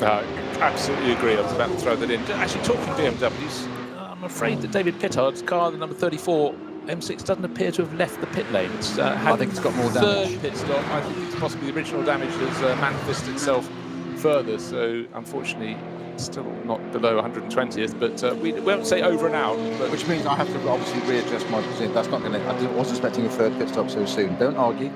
Right, out of the lead, out of second place in the race goes Dennis Olsen. Remember, last time around he was only just passed for the lead by Kevin Estre, but Kevin Estre will continue on his way. He's got 13 laps on the board, but he's not coming in for a pit stop this time around. Would he get one more or would he get two more? That's the question is. But one expects, of course, this battle will swing backwards and forwards. But just remember, the 3 laps before the pit stop all went the way. Maybe traffic, maybe just sheer speed. But Kevin Estre hunted down Dennis Olsen. The other Falco Motorsport Porsche, though, Martin Ragginger has got Patrick Kolb right on his tail, and Patrick Assenheimer is in third place behind over the start-finish line. It's great. You've got gaggles of cars still fighting for position, covered by a second after, you know, we've been bang on 2 hours of racing. Yeah, and Bruce, interesting, we've got another Code 60 back at Kesselchen again, but no vehicle off at the moment. It is an intervention vehicle, or do we have? Actually, no, we do. We have 159 and 510 that are off at Kesselchen. So. While you're just checking that, I just want to apologise. It wasn't Patrick Assenheimer in that group. It was the second of the Kolbs. We've got Ragginger in 4th place in car number 4, like that symmetry there. But then we've got the number 24, Line Speed by Car Collection Audi, with Patrick Kolb, and then Vincent Kolb in the Phoenix Racing Audi. He's sharing with Frank Stibler, who hasn't driven yet, and Kelvin van der Linde, who started it. He's right on the tail. So that's a great little 3-car battle covered by 7/10 of a second, 4th, 5th and 6th. 2 cars off at Kesselchen, or certainly stationary at Kesselchen, a better way of putting it, they may not be off, is the 159 Yeti Racing M4 GT4 in the SB4T and SB8 category. And with that is also the number 510, which is the Mannheimer Racing BMW F30 from the VT 2 category. Now, whether they've come together or not, I don't know. They're not actually side by side at Kesselchen. We'll try and get a little bit more information on that. But those 2 cars are certainly stationary at that part of the track, which has caused the resumption of a code 60 there, which we only just cleared a couple, if only sort of probably a lap ago, to be honest. So totally different thing, but they've chosen the same. They've got 179 corners to choose. They've chosen the same one again. So those marshals they're earning their luncheon voucher today, aren't they? You could just imagine you're just patting yourself on the back metaphorically. Well, that was a good job. We got that. Oh, someone else has done it. Gosh, just what you think. And relax, maybe wave a flag for a bit, and just do what we need to do. But then back over the barriers. They need that sort of car park attendant sign. You can't park here. You can't park that there. Sorry, move on. Go pick another corner. We've done that bit. Yes. But yet again, you consider the weather conditions people have to stand out in as marshals over the course of this season. The first one, they waited and waited through sleet turning to snow. There's not going to be any racing at all. They have to, in their wet kit, walk back to their cars, and that was back in early spring. But then in the summer they bake, and now actually probably the nicest conditions you'd have all year. Just autumn sunshine, not too hot, not too cold, but just a fantastic job they do. And the way they clean up the incidents around this circuit, a modern circuit, it's far easier to get cars out of the way, but years of practice on the Nordschleife certainly taught them how to clear cars up. There are intelligent gaps in the barriers for cars to be removed, but it's still far harder around a circuit as long as the Nordschleife, with as little space around the outside, because bear in mind it's running through a forest, the vast majority, plus areas where there's a little bit of meadow alongside, but not easy to get access to the outside of the circuit. So the number 3 Porsche has rejoined the race. 13 laps on the board, and it's been handed over to Tobias Muller. Dennis Olsen, the Norwegian racer, did the first 2 stints. Now it's Muller's turn. But let's look at the gap back from Kevin Estre to Dan Harper. Harper running effective 2nd place if we ignore for now the number 3 Volker Motorsport Porsche. But in the battle for those who've yet to make the second pit stop, there's a 10-second gap last time around. Kevin Estre over Harper. There was 1 lap in which Harper lost about 10 seconds, but last time around he gained 7 of those back again. So it is where you hit the slow zones. But Harper's driven very, very well indeed. And I think the big question when he comes to make his pit stop, who's going to take over the 44 BMW Junior Team M6 next? Will it be Max Hess or Neil Verhagen? The choice of 2. We'll work out that possibly next time around.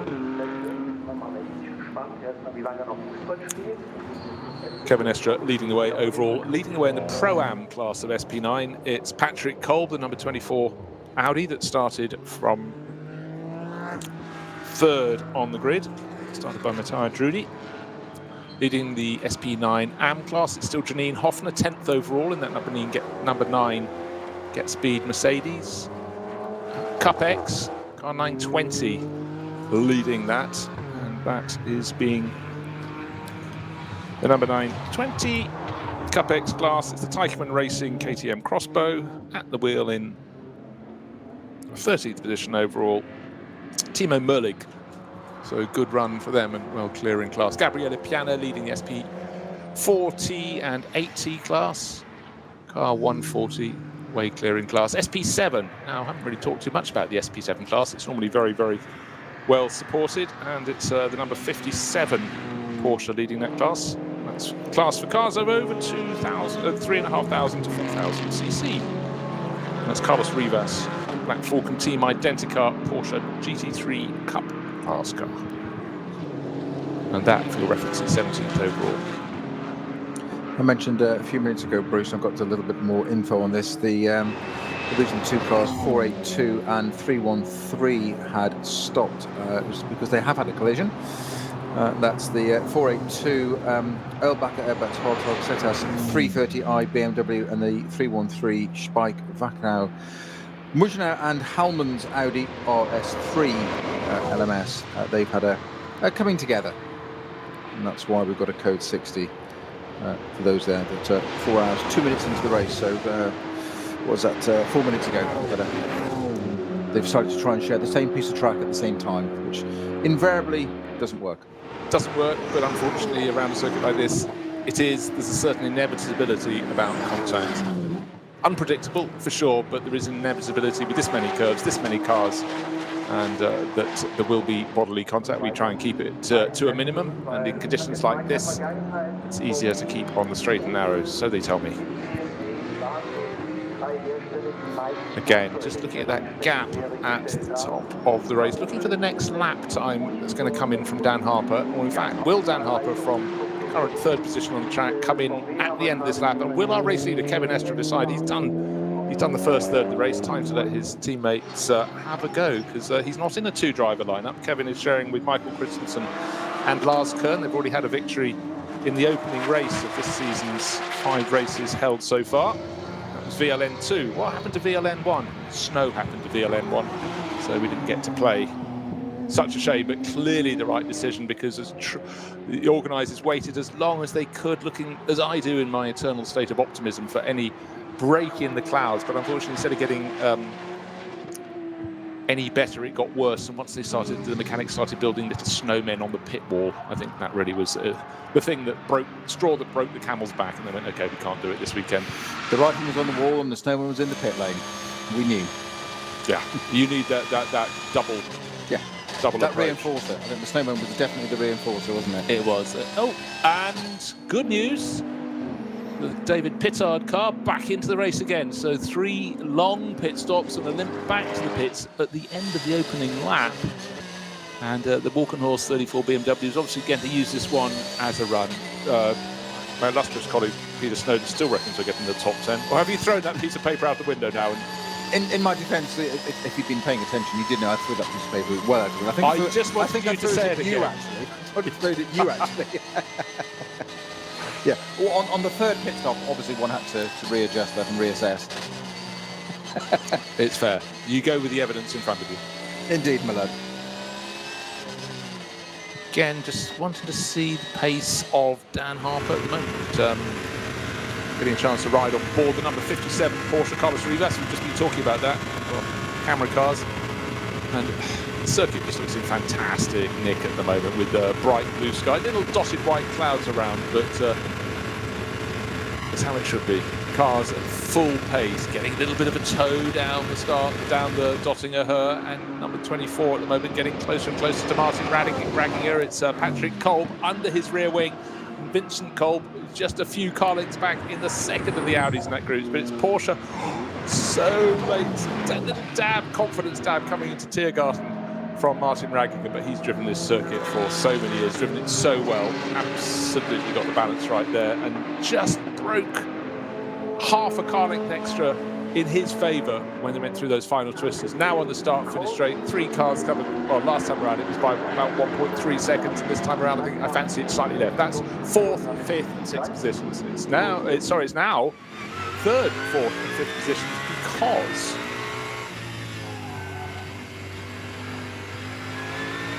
number 3 Porsche Tobias Muller is now with that second pit stop. That's why it's fallen down. Of course it has. It's the pit stop last time around. That's it, sorry.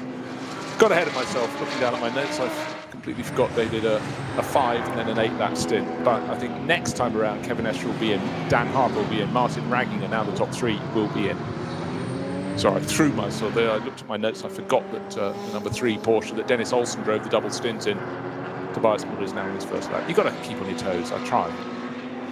In the spirit of a sporting opinion, shall we say, recalibrate. I'm going to reassess the 34 Walkenhorst. It'll get into the top 25. Desperate expectation from a desperate man. Right, after 14 laps, we've got a couple more pit visitors, but not any of the ultimate front-running cars. I mean, it's hard to say that with a Porsche coming in with Romain Dumas at the wheel, but they've been at the tail end of the top 10, rose to 7th place. But it still means that that number 3 Porsche that pitted 2 laps before its rivals first time around, looks it's going to be, again, 2 laps before them this time around. So they've stretched their second stint to 8 laps. Now, we often get this, Snowy, because they have to do that long formation lap. The lap is no longer than a normal lap, but it's a formation lap all the same. We get a 7th lap opening stint, and then they can lap 8 laps, 8 laps, 8 laps. They've got enough fuel for that, and that, of course, is always slightly misleading. So what we had from the number 3 Porsche was 5 laps and then 8 laps. So 8 laps seems to be the ultimate amount of lapping you can do in the SP9 class. Yeah, but we have seen this in some of the earlier races this year, where I think we've even had one stretch to a 10 lap, which we didn't believe was possible. We thought it would be on vapors and run out. Have we had a 10? I'm sure we've had one. There must have been a lot of slow zone or running. That's I do vaguely remember. I'm sure. The reason I remember was we were quite surprised and didn't think it was possible, and I think it completely caught us out. But maybe, well, I'm sure there was a 10 lap on once. But that tow the Audi was having there down the Dottinger Hohe, it was only at 260 k's, by the way. They were sitting there behind the Porsche, 160 miles an hour, just having a nice little tow up to the Tier Garden, just casual. It's their job. Yes, it's what they do. That said, the number 24 Audi that we've just been talking about, further around on the circuit, certainly on some of the slower technical corners or mid-speed corners, it just looks to me like it's struggling a little bit of front end. Coming off the Grand Prix circuit or arena loop onto the Nordschleife through the double apex Sabine Schmidt's curve, it looked like he took 3 or 4 bites at the cherry to me, and a little bit down Hatzenbach. Just seemed to be struggling with the front end. Whether it was just but aero being disturbed from the car in front or not, I don't know. But I don't want to try and predict something that isn't there or look for a problem creating that isn't there already. But usually no smoke without fire. It just seemed to be struggling compared to the Porsche that was ahead of it. Just having I know we have seen this, haven't we? Over stints, certain manufacturers, certain cars seem to be more suitable at the front end of a stint, and others better at the end. And the Mercedes seems sort of rock solid the whole way through. They don't seem to sort of change their performance as much. Yeah, quick flick down my list, because we've got a change in the Cup 3 class. It was 960, 969 fighting it out, but it's now even Jacoba leading that in car number 75. So he's certainly worked his way through that grouping in the Cup 3 class. That's just, as we said, just so well supported. But top of the class for Jacoba. And that's in 20th position overall. So gradually, they were fighting, I think, a little bit higher up the order a short while back. But we're now starting to get those second pit stops coming through. One car we haven't talked about too much, but we did talk about a little bit early on. Cup X class, SPX class. Philippe Eng, BMW M4 GT3. Hey, what's that? It's the new BMW M4 racing for the first time. Shame with Augusto Farfus. That's done 2 pit stops, but that was running before that second pit stop. It got up to about 7th place. Chipped away. Remember, it was a good minute behind. It was running 11th early in the race, wasn't it, Snow? Then it was about a minute behind the car in 10th, but it's chipped away, got ahead of them now, caught them. Now it's had the second pit stop, it's dropped back behind, but they too will have to serve a second pit stop. Be interested to see whether the M4 is still out there and then is ahead of them when they made that second pit stop. How far into the low reaches the top 10 has it managed to get? But it's a new product. It's the ultimate testing proving ground, as we've said. Getting out there, I think finishing is an achievement to start with. And don't forget, this isn't a 4-hour race. It's 50% longer. It's a 6-hour race. It was supposed to debut earlier in the season in a 4-hour race. So they've added a little bit to their pressure cooker there, putting it out in a 6-hour race. But brave enough to go and do it. If it finishes at all, I think that's great. BMW will expect no less, of course. If it finishes in the top 10, that's a hugely credible result first time out. And I think there's a very good possibility it could.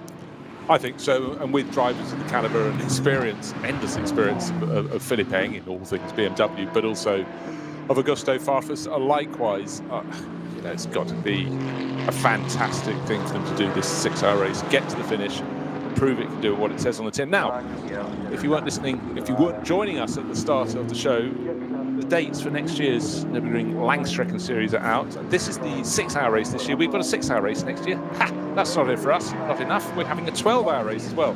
So a regular race, 4 hours on the 26th of March, another on the 9th of April. One may have snow, the other may not. Then the 23rd of April, back for round 3. Now, it should be getting a bit warmer on the track. Maybe a bit of summer rain. 25th of June. Those are all 4-hour races. Round 5, the 9th of July, 6 hours, put it in your diary. Then, the big one, the 12-hour on the 11th of September.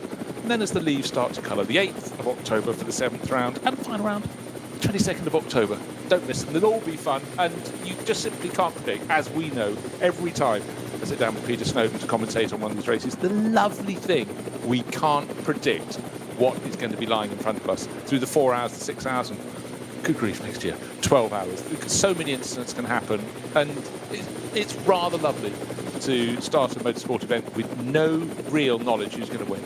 And I think long may that be the case. Well, look forward to next season already, and look forward to this time next year. Never normally do I do that, but look toward this time next year. This week, the very weekend, a 12-hour version of this. Fantastic. Stonking. And you know what's happened over the last handful of years? You look at the rise of something like the 24-hour series, and within GT series like the GT World Challenge, more longer race, not more longer, more of the longer races. I just need to point out I wasn't heading into a grammatical crevasse. Too late, you just described it perfectly. A grammatical crevasse. Yes. More longer. Brilliant. I mean, I'm going to make a note of that. That was silent of the closed brackets, longer races. Definitely the format, and drivers and teams enjoy the longer races, but fantastic bit of scrapping, and suddenly Dan Harper, he'd been catching Kevin Estre, catching, and doing what we call passing. Kevin Estre's not going to let that happen, though. He really is not going to let that happen. They're in the bottom bit of the dotting area, right of the cheer garden. Kevin Estre stays round the outside, says, young man, you might have a BMW M6, but you're still young, and I'll show you how this is done. I'll drive around the outside of you. Dan Harper there, fantastic slipstream right behind that. They must be diving into the pits together. Indeed, they are. There was honours to be had there. Dan Harper having to lock up, just missed the back of Kevin Estre's Manthey Porsche. He did the job, he missed it. It doesn't matter flat spotting those front tyres because they're coming off it now, they're rubbish, throw them away. It doesn't matter, but how close that was. I would love to have seen the in-car of that as he just avoided the back of that Manthey Porsche. But he did go for that glory, that extra point, if you like, that kudos, and it's having the race lead coming into the pits. He did actually have it, he got the draft, but did you see what Kevin Estre did as he sat alongside? He just blended. I think it's a phrase that David Coulthard uses in Grand Prix races sometimes, if they open out the steering. But he just blended, drifted casually across. It was a little bit of crosswind, wasn't it? Just took him across the left-hand side of the dotting area and just said... So light on its if tires. You want to, these Porsches, they're so light, the rear end, you've got a nice front engine, the end of the it's nice and got a nice footprint. I've got this Porsche, it's not going to do it. They're in the pits now. There was there was a change of order, but Kevin Estre just went, I'm quite good at this, and do you know what? I'm going to go around the outside of you, and just to prove how well I know this car, I'm not going to use the grass I normally do. There you go, Dan. Watch, listen, and learn. It's becoming my catchphrase, isn't it? Isn't it just? But actually, you could almost imagine filling in the insurance. There is actually a bit of damage. That'll be the damage from the Petard car at the beginning, won't it? Yeah, when they clashed very, very early on. But you can always imagine Dan Harper filling in the insurance form. Where did you hit the race leader coming into the pit lane? It was so close. No, we saw it wasn't. It was the Audi, wasn't it? It was the Audis that collected the back of him. Ah, yes. Second part of the race, because that wouldn't do the same damage to the Petard car. That would have been on the rear. That would have done too much damage. No, that's in from the back. That was when it was tapped in when we got caught out in traffic, and he just got collected, didn't he? It was one of the Porsches, wasn't it? It was the Picchiariello car. It was. My apologies. You're right. It wasn't the Audi. Yes. So 307 is now facing 90 degrees across the track, which it shouldn't be.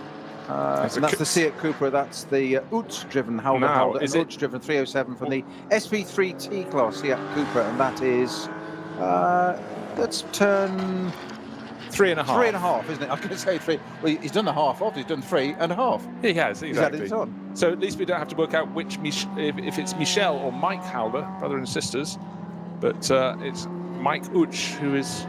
Almost had Uch into the barriers. Don't know why it's not going. We've got lights are flashing, but nothing's moving at the moment in that Cupra. So it's not sitting side up, on. No, it's been stalled,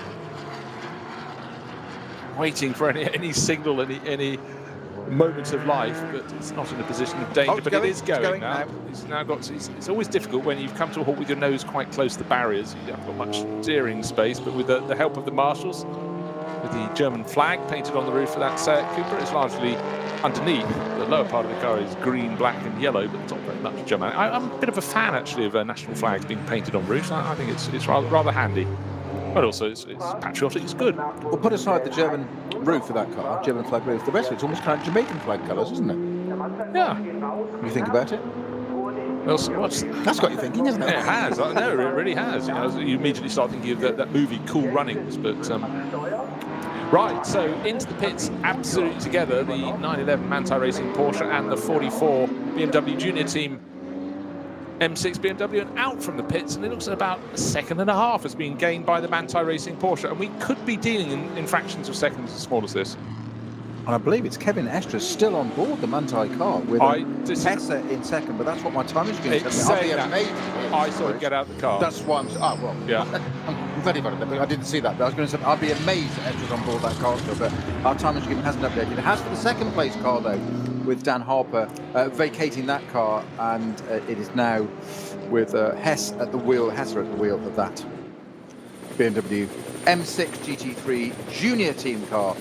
And let battle recommence, because that was an extraordinary battle on the last third of that lap and into the pit lane. And to say the second place car there of BMW Junior, number 44, Dan Harper so nearly collecting the back of Kevin Estra.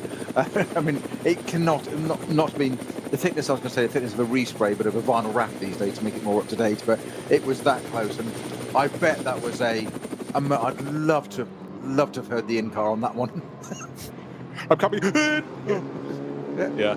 No, but again, I'm here, ready or not. We've just seen it over the years. Drivers will try, if they're really on their toes, to maximise their ins and their outs from the pits, and that really was maximising. But also just having just taken the lead and having it then immediately taken back from you by Estra. But Estra's the experienced runner there, and Dan Harper is the young gun really shooting for him. And it's his chance to race against him. He showed he caught him really well over the previous handful of laps, and that was impressive.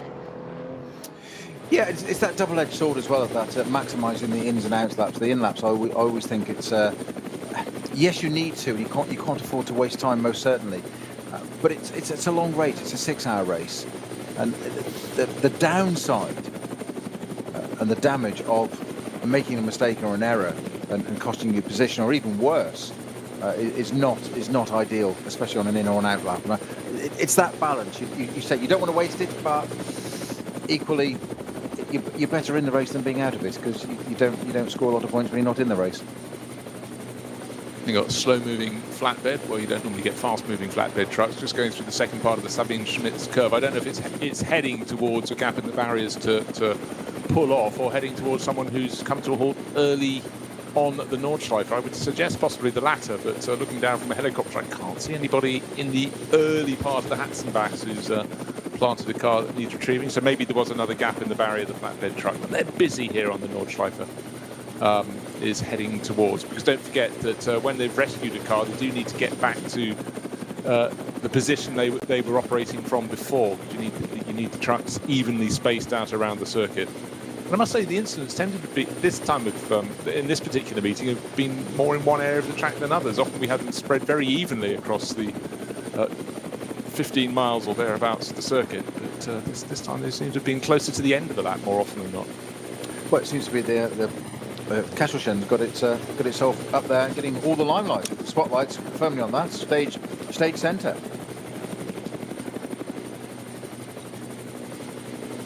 Yeah, so Kesselchen, we're talking about nearly 2/3 of the way around the lap, and a few other spinners thereafter.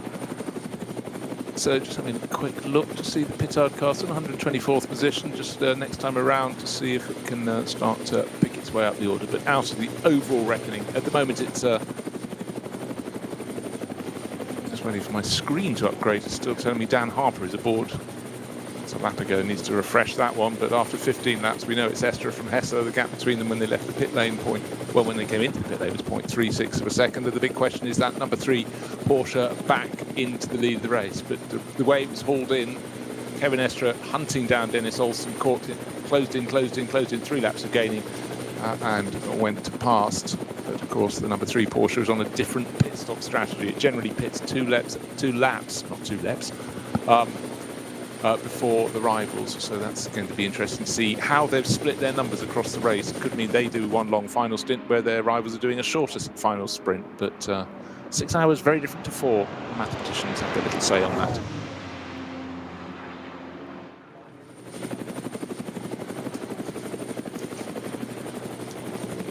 Now, if you'd printed out your entry list or taken a look on your entry list, you'd have had Axel Jeffries starting the Conrad Motorsport Lamborghini, number 7. That was on the original entry list, but Jeffries has now just gone out in the Pro-Am number 30, which is not It's not a Lamborghini, it's a Porsche, it's the Fricadelli car.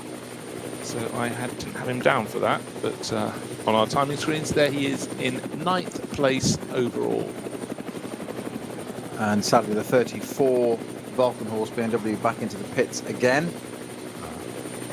It seems that whatever damage that car picked up, or maladies picked up at the very beginning of the race, it doesn't seem to be cured. They've tried plenty of times to amend it, but it doesn't seem to get any better. So I think my top 10, top 25, I think I might have to be recalibrated. I think it might be a non-finisher at this rate. Well, they're certainly giving it a go. Right, Kevin Estre leading the race. Well, not Kevin Estre, because we don't think he's at the wheel, but I thought I saw him get out of the car. And they said, Kevin, you're doing such a good job, get back in.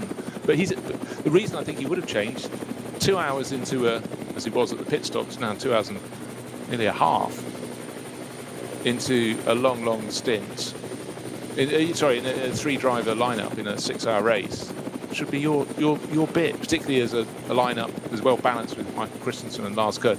Right, flatbed truck at the side of the circuit, waiting to rescue one car. So slow zone. The Dynamic Motorsport Porsche is limping through their 10th place overall. Not limping for any reason other than the fact that it's been made to go slowly, waiting to get to the end of the section of the circuit where the rescue vehicles are, and then they can get released back to full racing speed. But in terms of lap times, we're still sitting on the best lap of the race that was set super early by Matthias Drudy in the opening stint, 8 minutes and 2 seconds. Very, very good lap. But we've almost not had a lap since then, when there hasn't been some form of slow zone around the circuit. So in terms of that being bettered, it may be bettered later in the race, but it's been very difficult for everyone else just up to that point.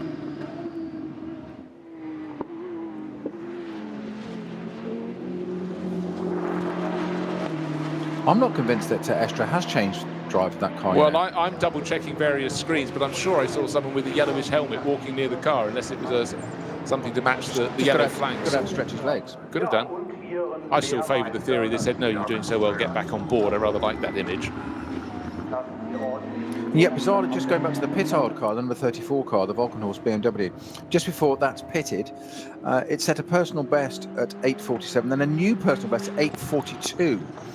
So 5 seconds quicker, but then seems to have pitted again. So whether that's just getting back into a schedule, or maybe they've got a different strategy, because there is still 3.5 hours to go. We haven't even got half an hour for approaching half distance, let's face it. So who knows? Who knows? I may get time to reassess yet. There may be points awarded yet. The May. I know I don't get to decide, but the eternal happy optimist in me. I like that. Hope springs eternal, Bruce. My hope's been slightly dashed. I reached behind my laptop to the bowl of jelly babies. I'd had one earlier on, but there's only one left now. Something's been going on around here. Right.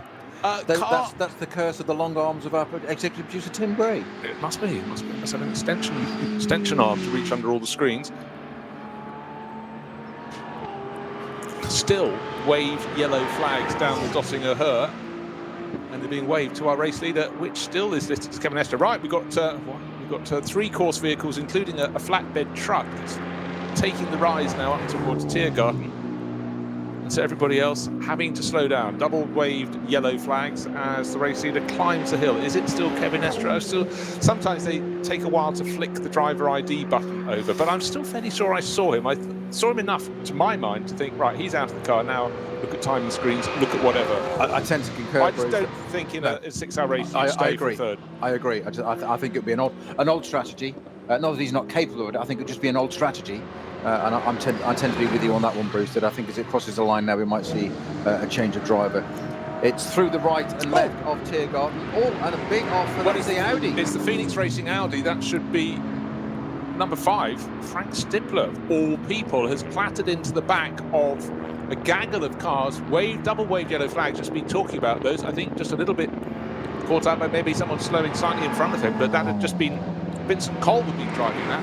Frank Stippler just taking it over. Yes, he's done a second pit stop. It was started by Kelvin van der Linde, and it's facing backwards, front end damage. Now, how bad is the damage? The car has been driven across the circuit to the other side. No, Bruce, I'm sorry, I'm going to slightly disagree. I think it's been rear-ended, because the other car that's pulling off has got front end damage. The Audi has turned it itself around, nearly visible to see the front. The front does not appear to be damaged, but lots of rear-end damage. There is shards of carbon and damage all over the track, just coming down the Dottinger in the dip just before they approach the rise to the Tiergarten. Of course, naturally, there's a code 60 there. There is damage to the front of that car. I think you're absolutely right. The incident was caught the very second that it happened. Great camera work, but didn't see the preamble and front end damage is off the barrier. Off the barriers. That was hit the barrier. Yeah, that's caught us out there. But he's been rear-ended, as you say. Quite how that happened, I'm not really sure. But it's taken out. Well, the Audi is now limping back. They will try and get that repaired. Obviously, the Porsche that collected it, I haven't got a number on that yet. We'll have a quick check of that, and I'll have to do the research on that for you. We've got a customer show at the moment. I'll come back to that and find out. But the Frank Stippler Audi, it's been tagged pretty hard. This is number 5 car. Tagged pretty hard from the back, the Phoenix Racing. The rear wing straight, so it's bodywork only there. The front end is collected with the barriers, and it rotated 2 or 3 times round on the spot. It was a proper thump in the back of that will have caught Frank Stippler out, and it is now smoking as the right rear tyre is starting to deflate and catch on the bodywork because of the damage from that. Hardly surprising. So drama with 3.5 hours to go. Who would have thought Frank Stippler minding his own business there and collected by a different category car? I'm really not sure how that happened. We only got a little bit of the end of it, unfortunately, but hopefully that can be recovered. But this is the car that's currently running in 8th position. Well, it won't be after this. Well, I tell you what, before that, it was running in about 6th position. It'd been hunting that group area. It's crabbing all over the place. That wheel, I think, was Frank's outlap, just coming to the end of his outlap after the pit stops. It was. All the top runners have now made their second pit stop. The Stippler car now has 3 in its pit stop listing, because, of course, this is an unwanted extra pit stop, but I think there's a little bit more damage than we may have first assessed. But that could have been a whole lot worse, because basically Frank was 3 abreast. Or very close to 3 abreast with 2 others, and had he, well, law of dynamics, anybody who's played pool will understand that balls can bounce in all sorts of different directions, but he's got the right rear tyre off the rim, the rear end is triangulated, the front end is the splitters down, the lights hanging off, wheel arch damage, so this is not going to be a quick fix, and a real shame. Such a strong trio in that car. The safest of safe hands, Frank Stippler is the one who was accosted. Vincent Cole did a good middle stint. Kelvin van der Linde, first time in the car, this car particularly for Phoenix Racing this year, caught out. I think it was one of the Porsche Cup class cars. That's SP7 that has tagged the tail. I can't as yet tell you who. I know it's not Nageldisc. We just saw his car, totally different colour, and that was running very well in second in the class. The class, by the way, is being led by the number 80. All Porsche Cup class cars. That's the Huber Motorsport car. And at the wheel at the moment of 80 is Hans Wehrmann for Huber Motorsport. So he's leading the SP7 class, but we can't quite see the nose of the white and yellow Cup class car that's in the dip. Safety car, course cars around it, but rear end damage on the Dottinger-Höhe. And even with those wave yellow flags, the cars obviously would have still been travelling at some pace, but I think simply those further ahead were not unsighted, and they lifted a bit because the course vehicle, we saw it coming up the hill. It was a flatbed truck, and I'm afraid the Porsche Cup class car might have just been so concentrating on getting close to them that has tagged the rear end and spun poor Frank Stippler around. So Stippler in the pits, and I would suggest out of the race. It would appear so, and I'm going to try and get an idea of which Porsche that was. I haven't got full intel on that one yet, but as you say, I think it's one of the Cup class cars. Certainly don't think it's a Cayman. No, the rear wing looks too big, isn't it? Broader, yeah. So I would think not. But oh, dearie me. And again, it's as I said, things can jump out at you on the Nürburgring Nordschleife with this many cars on the circuit, with this many corners, and the weather sometimes playing a factor. But today, playing the ball. So it's all playing the game with us. It's being fair, and any possibility of rain seems to be away. Oh, I was going to say a car's slowed right down. It's being towed against the flow of traffic. The 621 Renault Clio Cup class car being towed off the circuit. I can't identify where that is. Is it at the start of the Sabine Schmitz curve? But anyhow, the car is being towed to the side, and that shared Moritz Irmer, Alec Aro Havren, I thought it was Martin Havrenhaven there for a second, Sama Simoni and Andrea Triesch.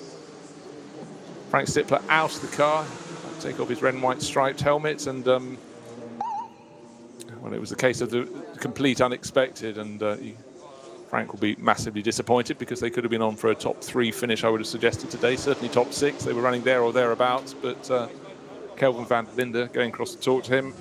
Vincent Kolb probably in the background, probably just cooling down because he just finished his stint, just handed over to Frank Stippler, and then Frank minding his own business, given a tap at the back. He's fine. The car, sadly, though, is not.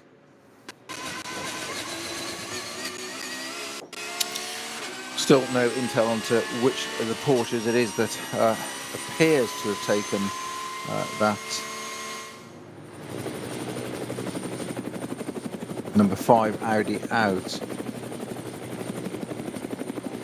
Yeah, we'll keep an eye for any messages coming in. So much to be looking at the moment. It's still being listed as Kevin Estre. Maybe my eyes did deceive me.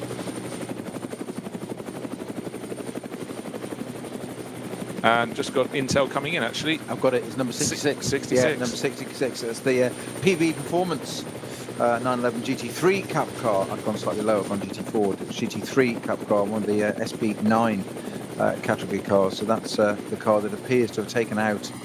We didn't see the beginning of it, so let's not speculate. SP7, actually. SP7 class. It's the 66. Yes, what I said, SP7. Oh, yeah. So, yeah. That's the one of the Peter Bonk-driven cars, isn't it? Peter Bonk, and not sure if it was him, we could double check, or Marco van Ramshorst. They're sharing that car. And I think a bit of scrolling down the screen might work that one out. So you can scroll. I'll try and see what's happening. Still being listed with Kevin Estre, 10.5 seconds ahead of the BMW Junior team. Entry.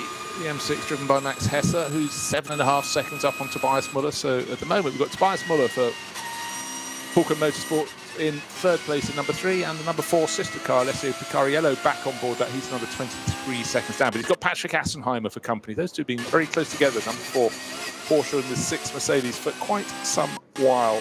And then leading the SP9 Pro-Am class, it's Lorenzo Barocco. The Toro Padula. There you go. He's wanted to say that all year. I never get a chance. That's the problem. I can say it, just never get the chance. So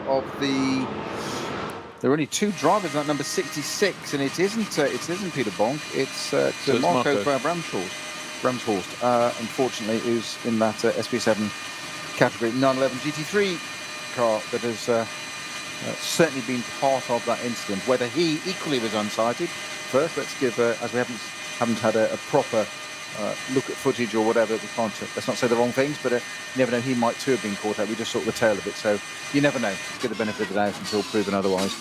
But at the end of the day, it's taken out the number 5 Phoenix Racing Frank Stippler driven Audi, who was on his outlap, and just a phrase of yours you've used many a time during these NLS rounds, Bruce, is the Nürburgring.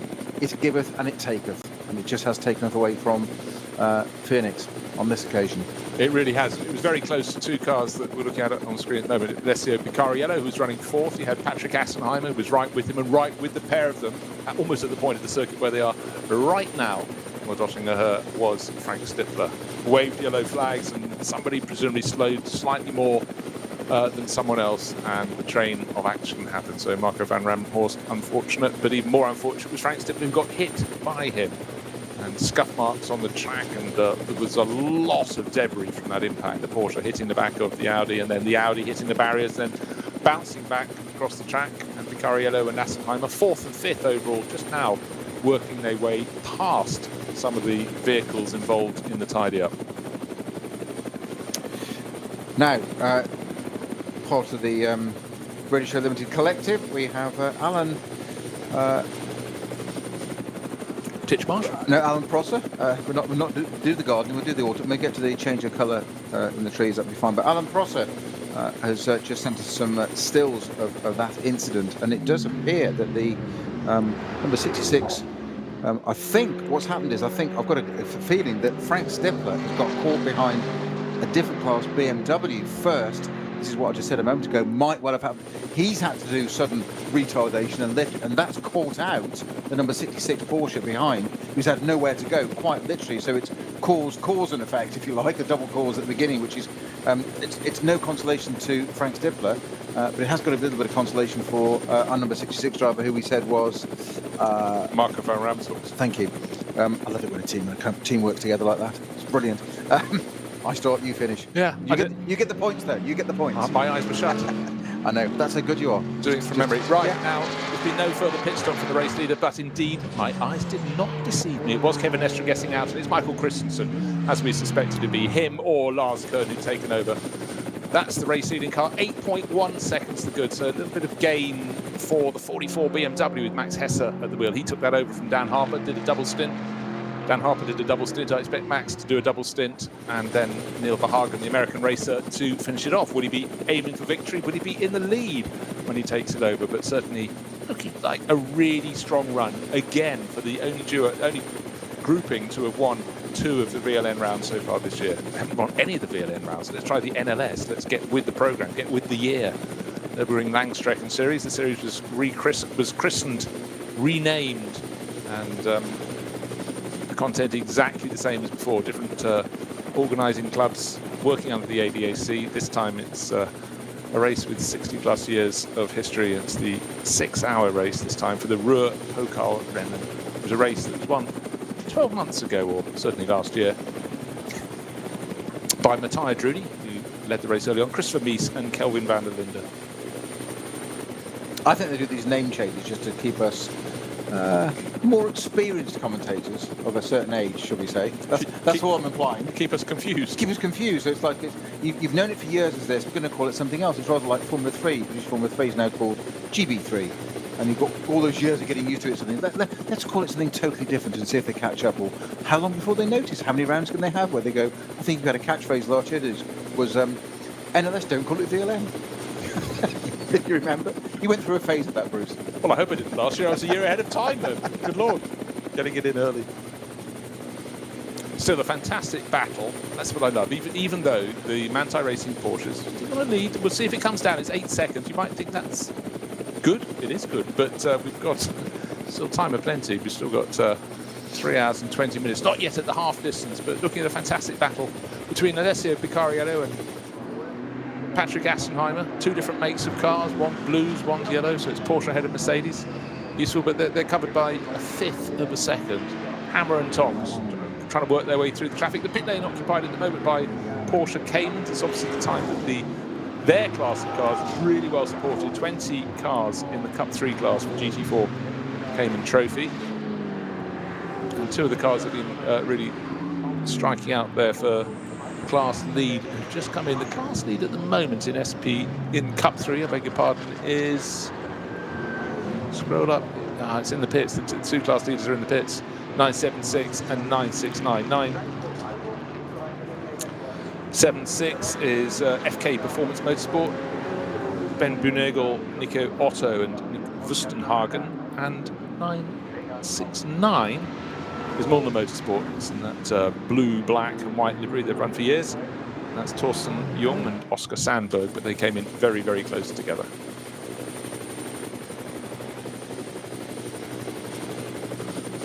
So it's still 8 seconds between first and second, and it's then a further 8 seconds back to 3rd place. It's the 911 Manthey Racing Porsche from the 44 BMW Junior Team BMW, and the number 3 Falken Motorsport car, Tobias Muller, at the wheel at the moment. Best of the rest, Alessio Picariello, the 2nd of the Falken Motorsport Porsches. So they've had a really good run, 1st and 2nd on the grid, 3rd and 4th. They fell down to 5th and 6th on the opening lap, but they're still in the mix.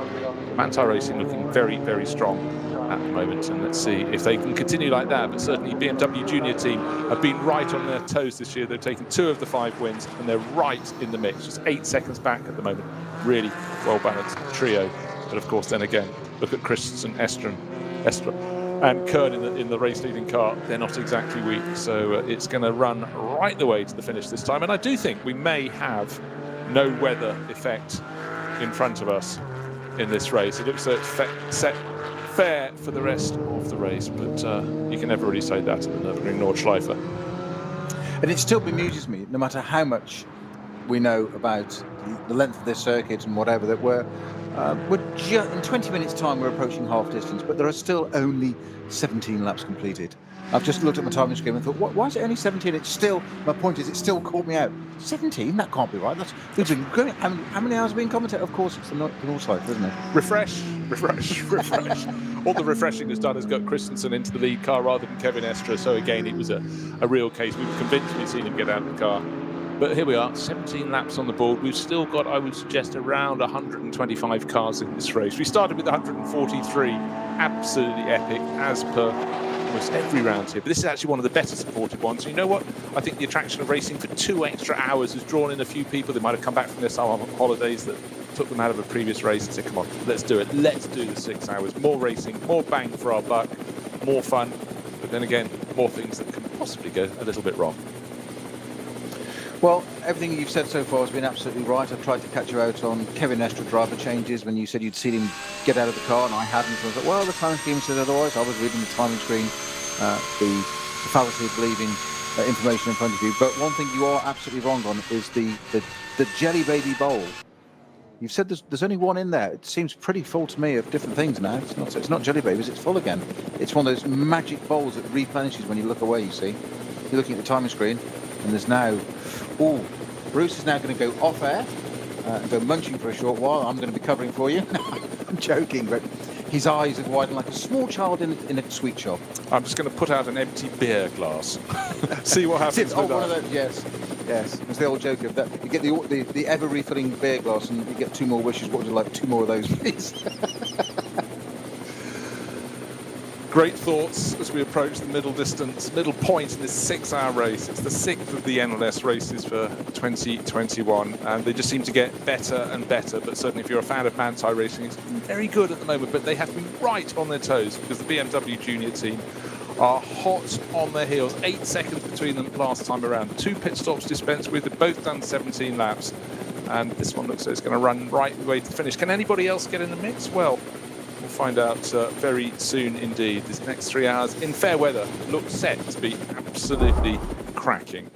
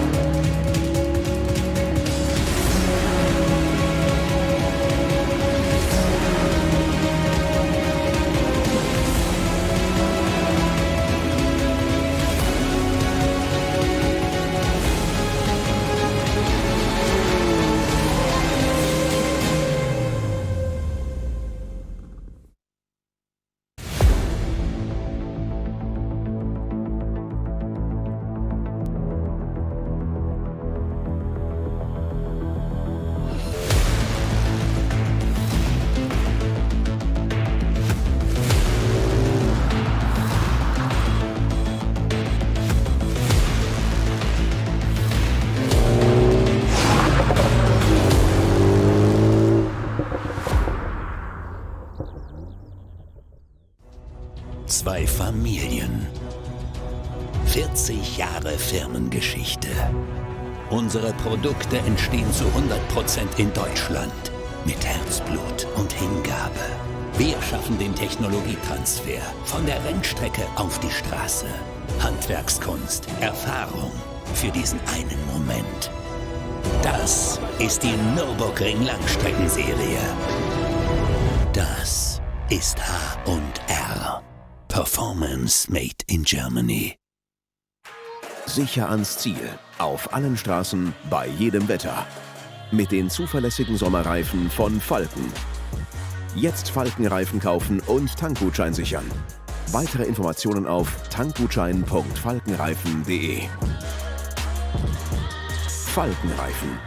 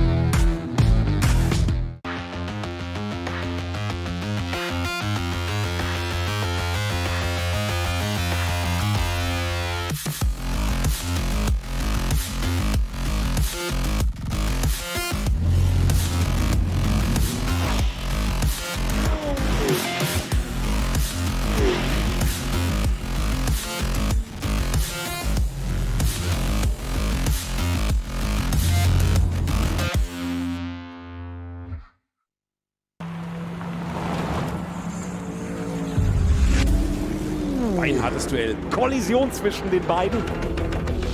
Damit ist das der Führungswechsel. Zu dritt nebeneinander. Maximale Reaktion. Da brennt der Falken Porsche. Drama. Das Auto hat einen längeren Boxenstopp. Vorsicht. Und hier kommt der Gesamtsieger. Der Rowe NLS Rückspiegel. Am Sonntag um 18:30 Uhr auf diesem Kanal.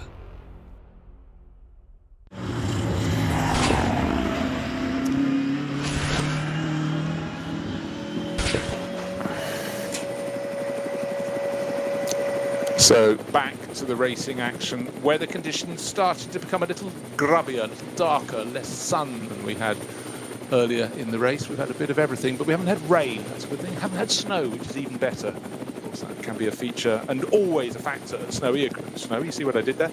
Across the course of a Nürburgring Langstrecken Series, we tend to get every single form of weather. It's like a summer's day in Norfolk. How do you follow that? I don't know. Yes, well, rain is always a possibility. Snow, less likely. So we did have the first round of this year cancelled because of that, but not before we'd managed to go on air and have what we thought was going to be a morning warm-up. I think we did the test day was supposed to be a week before NLS1, wasn't it? And it was moved to the Friday before they did the testing, but we never even got as far as qualifying, so it was out. So. Right, just taking a look at the circuit, we've got very slow-moving Porsche Cayman on Dottinger Herb, but we have a course vehicle in the middle of the circuit, and there's a trail of oil that's been concrete, given the powder over the top. Probably fluid from where the impact of where the tipper car would have been hit at the back there, so it's obviously broken something on one of the two cars at that point. Yeah, but just looking down now towards the end of the Dottinger Herb, suddenly the Porsche Cayman is able to get back up to speed, but I only saw one course vehicle sitting in the middle of the track, so maybe the whole clear-up has very nearly been completed. A little bit of news. Car number 45, race control sending a message that the CP Racing Mercedes has got a stop-and-go penalty where it has to stop for 30 seconds for, guess what? Speeding in the pit lane. The big curse of all racing teams. And it's always by the smallest of margins. Sorry, there is no excuse. That is the speed limit. Unfortunately, if you've gone over, you've got to take the punishment. And it really is when you've had to keep out of the way of traffic, overtake slower cars, perform around the 170 corners of the Nordschleife lap, and then you get it wrong in the pit lane. It just seems... It makes your toes curl, really, doesn't it? It is. It's the devil in the detail, isn't it? It's that thing, as you say, all the discipline out on the track. All these drivers have to practice all the time, all the different things. There's so many layers of things to be thinking of. Never mind just driving. We said at the very beginning, we went through a lot of the description. Then, as you said, added in and they're competing. Certainly opening lap of a race is frenetic at the best of times, but there's a mentality of you get that first lap out of the way. Well, that's a bit longer here because it's such a longer lap. Sounds stupid, but you don't get that chance to reset at the end of that lap until a while, and then you do something, and it's almost that complacency. I've done everything right. I've missed all the track limits. I've got all that. Got into the pit lane, 1k over. Drive through. Oh, really? Yeah. And you feel so bad. That happens, and you've got to serve it. Job done, and it's there. But it affects the result, obviously. It really does. I mean, I think it'd be annoying on any circuit, but I think when you've got the possibility of having so many mishaps on something like the Nordschleife, and then you don't make the mishap on the circuit, you make it on the straight, narrow bit that you're supposed to be running at a controlled speed. Anyhow, we'll draw a veil over that. We won't guess which of the drivers it is, because often you look at a timing screen when a punishment comes up, and it wasn't the driver driving, it was the one before, or possibly if they've done a really short stint, the one before. But for the team and the four drivers there, for Charles Putman, Charles Espinal, Joe Foster and Shane Lewis, it's a setback. Or even better, look at the timing screen when there's a driver in the car that you've clearly seen get out of the car, and we've got photographic evidence. That's the belt and braces approach. The point is, listen to Bruce Jones. He's always right. I don't have a T-shirt saying that. We shall manufacture such an item for you, sir. Put it on your Christmas list, as we say in our house. Shirts always have to have collars, dear boy. I know. We are agreed again on something. So it's been a race in which I think we could, with the race leader on the 19th lap, that's the Manthey Racing Porsche, 17.5 seconds to go, but we've practically, I would actually debate, we haven't had a lap, we must have had one lap where there hasn't been a slow zone on the circuit. That's when Matteo Drudi, running in the lead of the race, set a time of 8 minutes 2.142 seconds. Here, that's how much faster it was than last time around. They were doing, the fastest car was doing 9 minutes. The fastest was race leader Christensen, 9 minutes 34. That just goes to prove with the slow zone on the Dottinger Höhe, they can't be up at absolute max velocity there. That hurts big time for that time. But I would love to see it back to full racing action. Of course, it's full racing action now. It's just interrupted by the slow zone. But I want to see the cars back stretching their legs and those slipstreaming battles, particularly down the Dottinger Höhe, Snowy. There's so much a feature of the ring, and they really, I just find them so exciting. And also that moment, like, you never wanted in the old days, pre-chicanes, very old days at Monza, pre-72, you never wanted to lead into the parabolica if you're in a slipstreaming pack. You wanted to get the toe coming out of it and then use that up the start-finish straight. Well, it's the famous race, isn't it, of Peter Gethin winning back in 1971 at Monza, and I think he went into parabolica in fourth or fifth. And came out and won it by the closest finish in history still. But it proves the point you said of you don't want to be doing that. The last place you want to be is leading it. You'd think normally, wouldn't you? Last corner.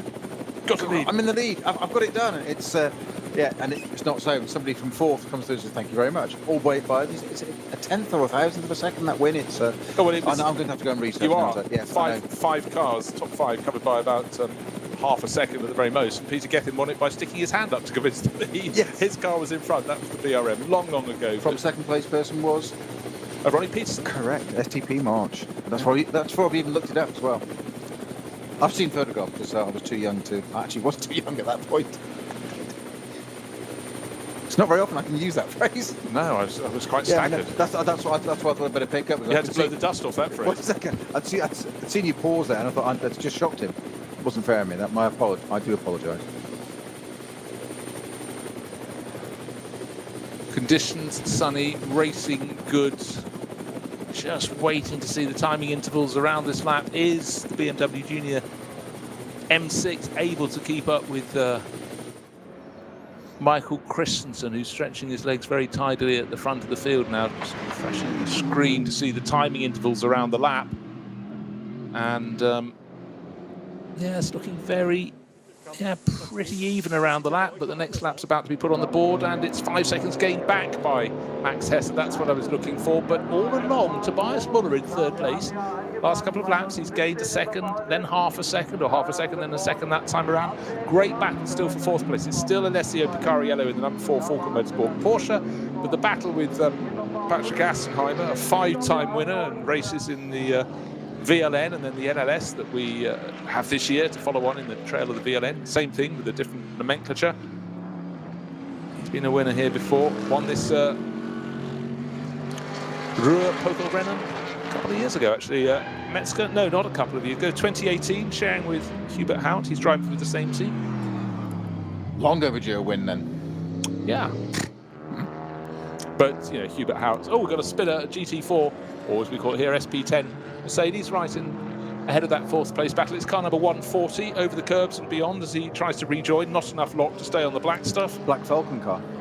Yeah, that was the one that's been going well. Gabriele Piana set that up fair at the start of the race. I think by now they've prized his hands off the steering wheel. Yes, it's Mustafa Mehmet Kaya, Turkish racer, who had the little loop, but no damage done. If you're going to loop the car, do it in the Grand Prix part of the circuit with the space and grass around rather than out on the Nordschleife. So he's got that done. And that Mercedes sounding that wonderful low rumble as it powers up the hill to the Vidal chicane. It's certainly a safer area of the circuit to learn the limits of the car, isn't it? Yes, it doesn't necessarily go bang as soon as you don't have things so close to hit. And it's funny how when the circuit was launched, 1984, when it was opened, people only knew the Nürburgring for the Nordschleife, and before that, or as well as that in the early days, the Südschleife as well, which went on the opposite side of the circuit, down towards other villages in the opposite direction. But 1984, people just were horrified when they turned up at the Nürburgring. But they didn't realise that was the way that circuits were going. The barriers would be pushed further back. Then people commented, you almost needed binoculars to see the cars. Absolute nonsense. But in comparison to when they'd been there, probably in 1976, if that was their last visit, if they only go when Formula One's on, of course the cars were almost at their feet. But now it's absolutely accepted. But to me, the Nürburgring stands on its own as circuits in the world because of the part that most of the cars in this field are on at the moment because the majority part of the circuit is the Nordschleife. It goes up, it goes down, it's got gradients, it's got scenery. It's fantastic, and that's why so many cars, 143, wanted to come and play in the 6-hour race today. And whilst it was entirely appropriate at the time, even though it was 1976 since the last Grand Prix was held here, not to have Formula 1 cars on this Nordschleife anymore, I'm glad it didn't disappear. And if anything, it probably did us, GT racing, a favour. I still think the idea of Group C cars around here, which ran up until the 80s, the early 80s. So imagine a Rotham's 962 Porsche around there. There's only 2 words I can say to that. Imagine that concept. Stand back. Yeah, no. Yes, please. Give me a Group C car around there. Just a lap. You just need 1 lap around there. Just be absolutely awesome. Well, to drive a car like that around here. Some of the very best footage I've ever seen, I suppose it was in the early days of onboard cameras, was Derek Bell going around. It might have been a 962, it might have been a 956, but it was just eye-opening. And in those days, it was actually very rare to get onboard footage, and a real treat to see a circuit from a driver's viewpoint, from their eye line. It was just novel, wasn't it? Yeah. It was really novel. And then the fact it was around the Nordschleife, it just kept coming at you, you know, thick and fast, or in Derek's case, quick and fast. It was just phenomenal. And bear in mind, there wasn't motorsport TV was still a relative novice, but in those early days, you only had a handful of cameras around the Nordschleife, so you couldn't even link it together as a fan and picture how the corners were. And even if you've been attending as a fan for decades, you can't walk the whole way around the circuit, so you can't even go, okay, through the course of a sports car race or an event like this, 6 hours, I've got enough time to walk around the outside, up and down, find a spot for some beer and some lunch. But you can't do that. So for me, as a voracious sort of imbiber of all things motor racing, it was once onboard footage came around, I learned circuits that I didn't know very well, and it was brilliant. And this place was the absolute zenith of that. And there's the evidence of how technology and progress goes. Now we have simulators, and there's people that they don't even go and drive the circuit; they go and learn it first on a simulator, and you get that muscle memory, that mind map of it already. Some of these younger drivers, certainly we've mentioned this junior team program of BMW and Mercedes and the like, and Porsche, and they will go and spend hours in a simulator first, which is of no cost. If they go off and make a mistake, literally press reset, which can have its downside if they don't learn quick enough. What it allows teams to do is, it's a hugely cost-effective way of finding out whether this driver is any good or not. That's a bit of an exaggeration, but testing them, the metal, the traffic, and they can go and do it on their own initially and just drive themselves around and get the idea of it. But you haven't got to go put them in the car. And this is, people often say this to me when we're sort of outside of the sport. I often talk about lay people, if you like, the people that are involved in the sport. Why does it cost so much money? Why? They've heard the figures that are involved to get drivers to Formula 1, which is what most of the public know. And it's like, it's the running costs of the vehicles and the potential risk and the damage. People don't understand this. So the cost to run a racing car of a certain category at this level on a test day, Tuesday or Thursday, at whatever circuit may be, UK, Europe, it's thousands of pounds plus the risk. So the very minimum is that their backer, whether it be their father, family, sponsor, whatever it be, has to pay the insurance as a minimum. And that's just going to ensure repairing the car. If that driver, that hotshot that's 18 years old, we're talking about the Dan Harpers, the Harry Kings of the world, put them in a car, they've only got to make one slight mistake, and you've got a multi-thousand-pound bill. And talking of mistakes, completely on cue, as ever, we have a Seat Cupra, which is slightly less of a Seat Cupra by the looks of things. Front left damage, the front left wheel, but if it looks like the tyre carcass has departed, we've just got the sidewalls. The tyres. I think the tyre has done the damage right a little bit. Still attached, 804 by the looks of things, and it's the noise Net, they pick up. Net, Hamill and Pats. It's one of the nets. Not sure whether it's safety or otherwise, but it's one of the nets driving the car. I couldn't resist that. It's more your kind of level. Actually, I know it's below your level, isn't it?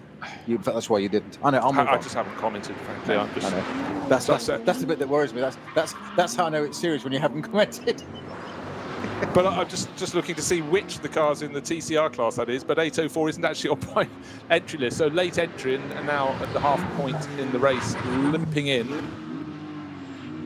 2 nets, but yeah, did the tyre go first and damage the bodywork, or was the contact? No, I think you're right. I think the headlight's been you know, blasted out. But if that's a flailing tyre carcass, that's easy to understand. But the good news for the 804 crew, that car is very nearly back. Just going through that final chicane, the right-left flick. It's Matilda Racing entry from the TCR Pro class with Jürgen Nett, Joachim Nett, Heiko Hammel or Michael Patz at the wheel, and it's one of the Nets. So Jürgen or Joachim, and it's Joachim. It's got him because it's J as well. So it's one of the J Nets. Yeah, no, parents do that. But do you think they're twins?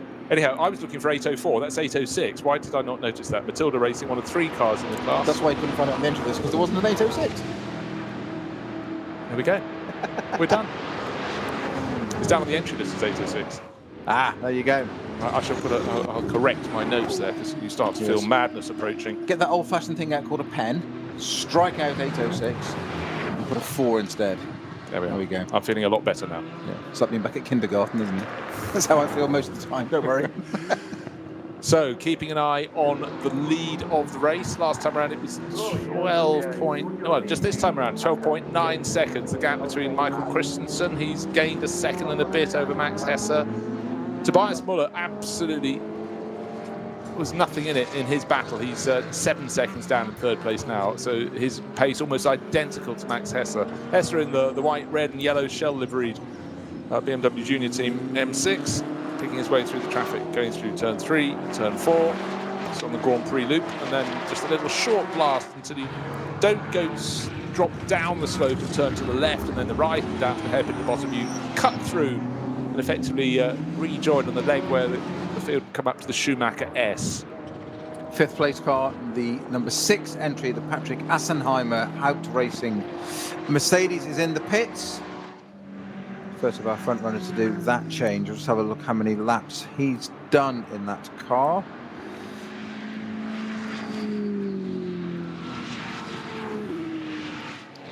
So scroll back through. He's done another 7 laps. So that car did Herbert Haupt did a 7-lap stint. Started Michael Metzger a 5-lap stint, and Patrick Assenheimer has just done a 7-lap stint. And as you mentioned earlier, Bruce, it does appear to be that 7 laps just seems to be the number, doesn't it, for the moment? And just bear in mind, we've only just 5 minutes ago, in fact, not even that 4 minutes ago, tipped over the halfway point. Haven't we just? Now, at the halfway point, 8th place overall. SP Experimental is the BMW M4 GT3. The car, the order book, I think, is fairly full for next year. That'll be its full racing season, but this is its full racing debut. 6 hours to come out and play. Started the race down in 17th after qualifying. They didn't want to throw too many tyres at it in qualifying. It's about developing this car.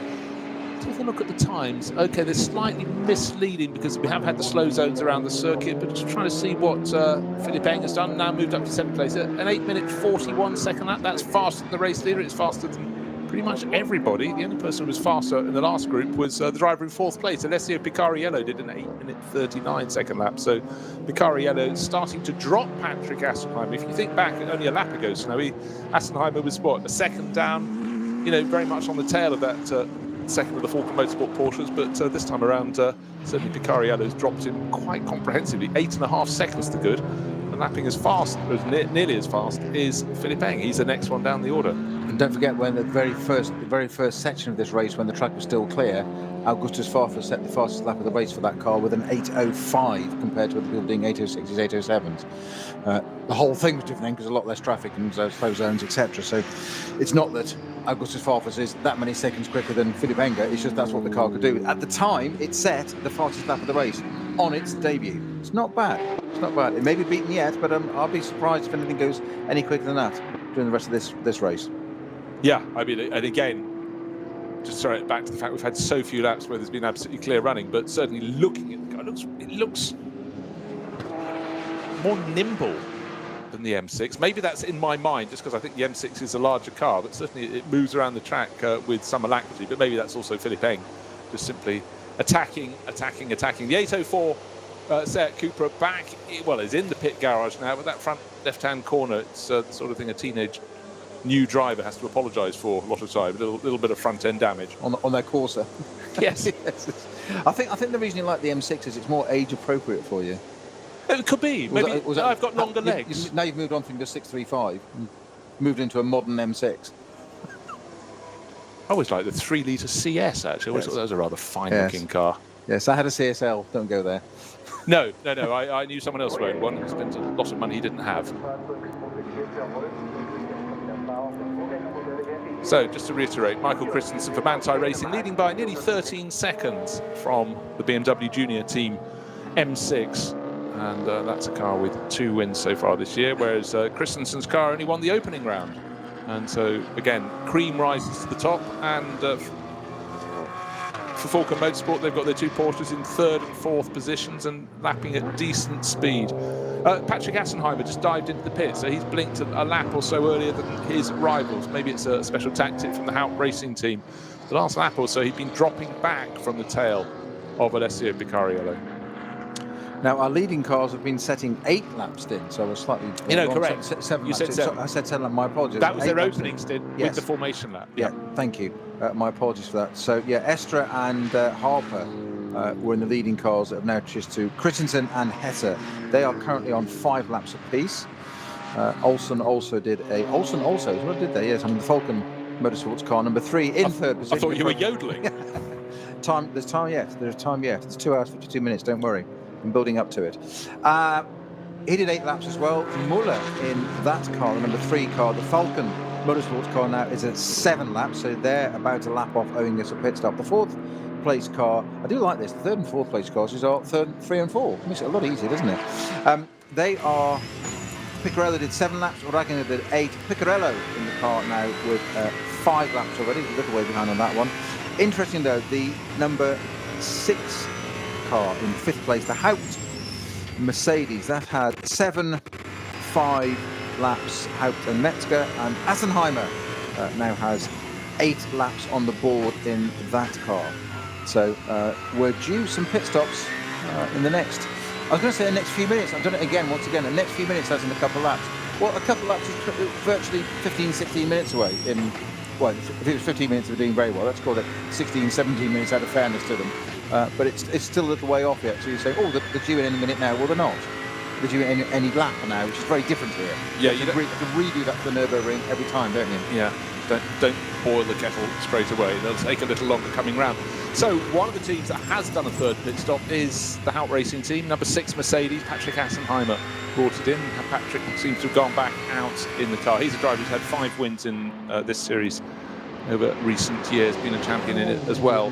But the car I really expected was that number 3 Porsche, the one that was the first to blink, that made its first pit stop after 5 racing laps. But then it did an 8-lap stint to take that out to 13, and if it does another 8-lap stint, that'll need to come in at the end of this lap. And then I would suggest Manthey Racing, that's leading the race, and the BMW Junior Team, number 44 BMW, would do 1 further lap, I would think.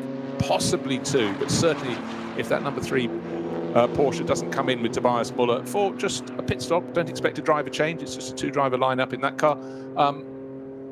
He might be on the fabled fumes if he goes for 1 lap further, but I think with 20 laps, 1 lap's on the board at the end of this lap, that would be sufficient to take him to his next pit stop. And then that would drop him down the order, but then he'll rise back up again.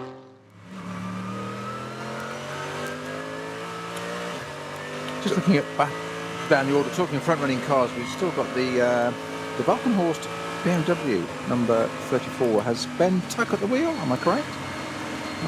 It is only 12 laps completed, so it's quite a way down the order now. It's 8 laps down, but it is running in 118th, so it sounds odd that it dropped to over, it was 128, I think it was. So well, it effectively went down to last place, which was, we had 135 starters, so... But one had already crashed on its formation lap, so it was effectively 134th. So, but anyhow, it's good that Ben's in the car and that it is going to get some more laps in this race, and we'll see what they can do. But frustration there, because clearly after a start that almost just denied logic, from 10th on the grid, challenging up for 2nd place on the opening sequence of corners, was certainly very, very positive for David Pittard. But then what followed wasn't. Coming back well, it not only defied logic, it utterly confused the both of us, which me, I understand, you less so, because we actually got them the wrong way around. We thought it was the junior cars, it was Dan Harper. Who started in 1, 2, 3, 4, 5th place. That has certain logic. 5th, 2nd seemed logical, but I did say that it would be one to watch on the first lap from the outside, literally the top 10. I didn't think it would get as far as 2nd, so it completely confused us. So There's his penance. He's serving his penance for that now, for confusing us at the first lap. First warning. Right, and as suggested, Tobias Muller has come in at the end of 21 laps. He's come in from third place, but this was the car that made its first pit stop before everybody else made their first pit stop. By majority of them, they did it 2 laps later, but he's done a 5-lap stint, or that car's done a 5-lap stint, and then 2 8-lap stints. So clearly they've worked out there's got to be a short sequence for one of them. Did I see a red flag at the side of the circuit? Hold on a second, I'm just looking at the screens, riding around with the get speed. No, I saw yellow flags at Kesselchen on the left-hand side, which is approaching up to Klostertal. All right. The rise up to the... yeah, it's yellow lights on a safety car. So sorry, I just glanced from one screen to another. Flatbed truck on circuit, or a more Unimog towing a flatbed. So that almost suggests to me that's a barrier repair that's going to be undertaken. You normally get the Unimog with the trailer carrying bodywork panels around for that. Yeah, so on the right-hand side, you've got the Kesselchen is the very fast left-hander, and it's don't underestimate how much the track rises here as you climb all the way up through that very fast section up to Klostertal, and then that very hard brake and right-hander and sweep up to the Caracciola Carousel. Again, such an integral part of this circuit that it is in the NLS logo. That's exactly what it is. That's the shape of the logo.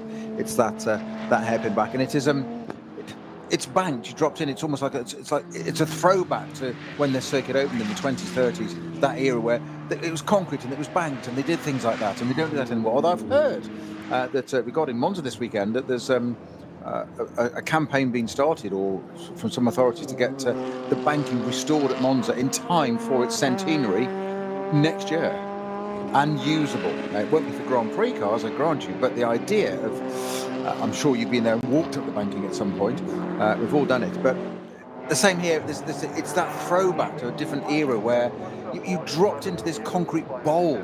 And what have they done? They've kept it. The cars have changed out of all recognition in nearly 100 years now, but they still have that part of it. And you drop into it, and it bounces around. And if you've got any fillings in your teeth, go and see your dentist afterwards, because they'll be out if your teeth haven't come out already. But the other bit is you pop out the other side of it, and all of a sudden the car lands and squats, and does it land? We saw it, I think, in a couple of rounds ago, where one got it wrong on the exit, got the power on a bit too soon, swapped ends, and it was in the barrier. Yeah, I mean, that's the thing. Just another thing to think about on the circuit. No, entirely. But again, that's the thing about, yes, you could do a simulator, but that will give you a bit of a guidance. But the first time I went around there in a road car, performance way ahead of my ability, etc., etc., it was right up the steep climb to the Caracciola Carousel, but the drop was the thing that really got me. It reminds me of a ride, actually, there's Tower Park down near Poole, where you stupidly with your children go down these water slides, and some of them have massive drops into bowls. You then fly around them 3 times and get dropped through a drain at the bottom. It's terribly dignified. Rather good fun, actually. but it's exactly that, and I think people there for the first time, they think about the rise, they think about the tight corner and the bank corner and coming out of it, but just not prepared to be unsettled by being thrown over the top into that bowl. And still, that's what makes the circuit great, and yet more variety.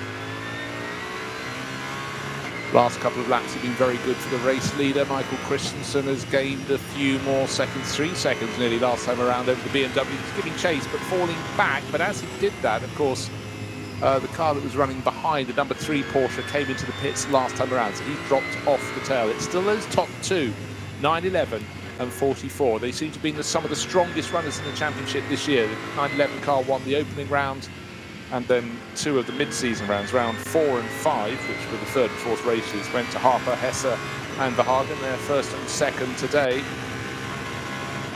I haven't really talked too much about the Dynamic Motorsport Porsche. Matteo Caroli and Romain Dumas. Romain was running around at the tail of the top 10. They don't have as much experience, not Romain, I'm talking about Dynamic Motorsport with their Porsche of the Nürburgring Nordschleife. There's a lot of their rivals. Great to have them on board. We've seen them have particular success in the GT World Challenge in recent years.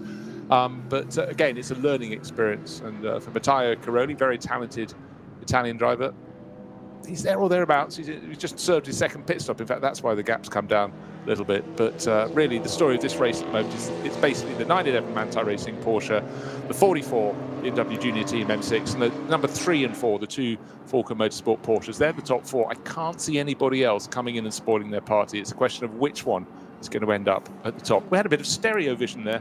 2 BMW, very like 325i sitting up on flatbed trucks, both being delivered back to the pit lane at the same time. Both rather white, both rather broken. Not in terms of bodywork damage that we could see, but just simply something is awry at one end of the car or the other. So they look as though they're out of the race. The dynamic car I just mentioned has, of course, done a pit stop and changed from Romain Dumas to Matteo Carioli.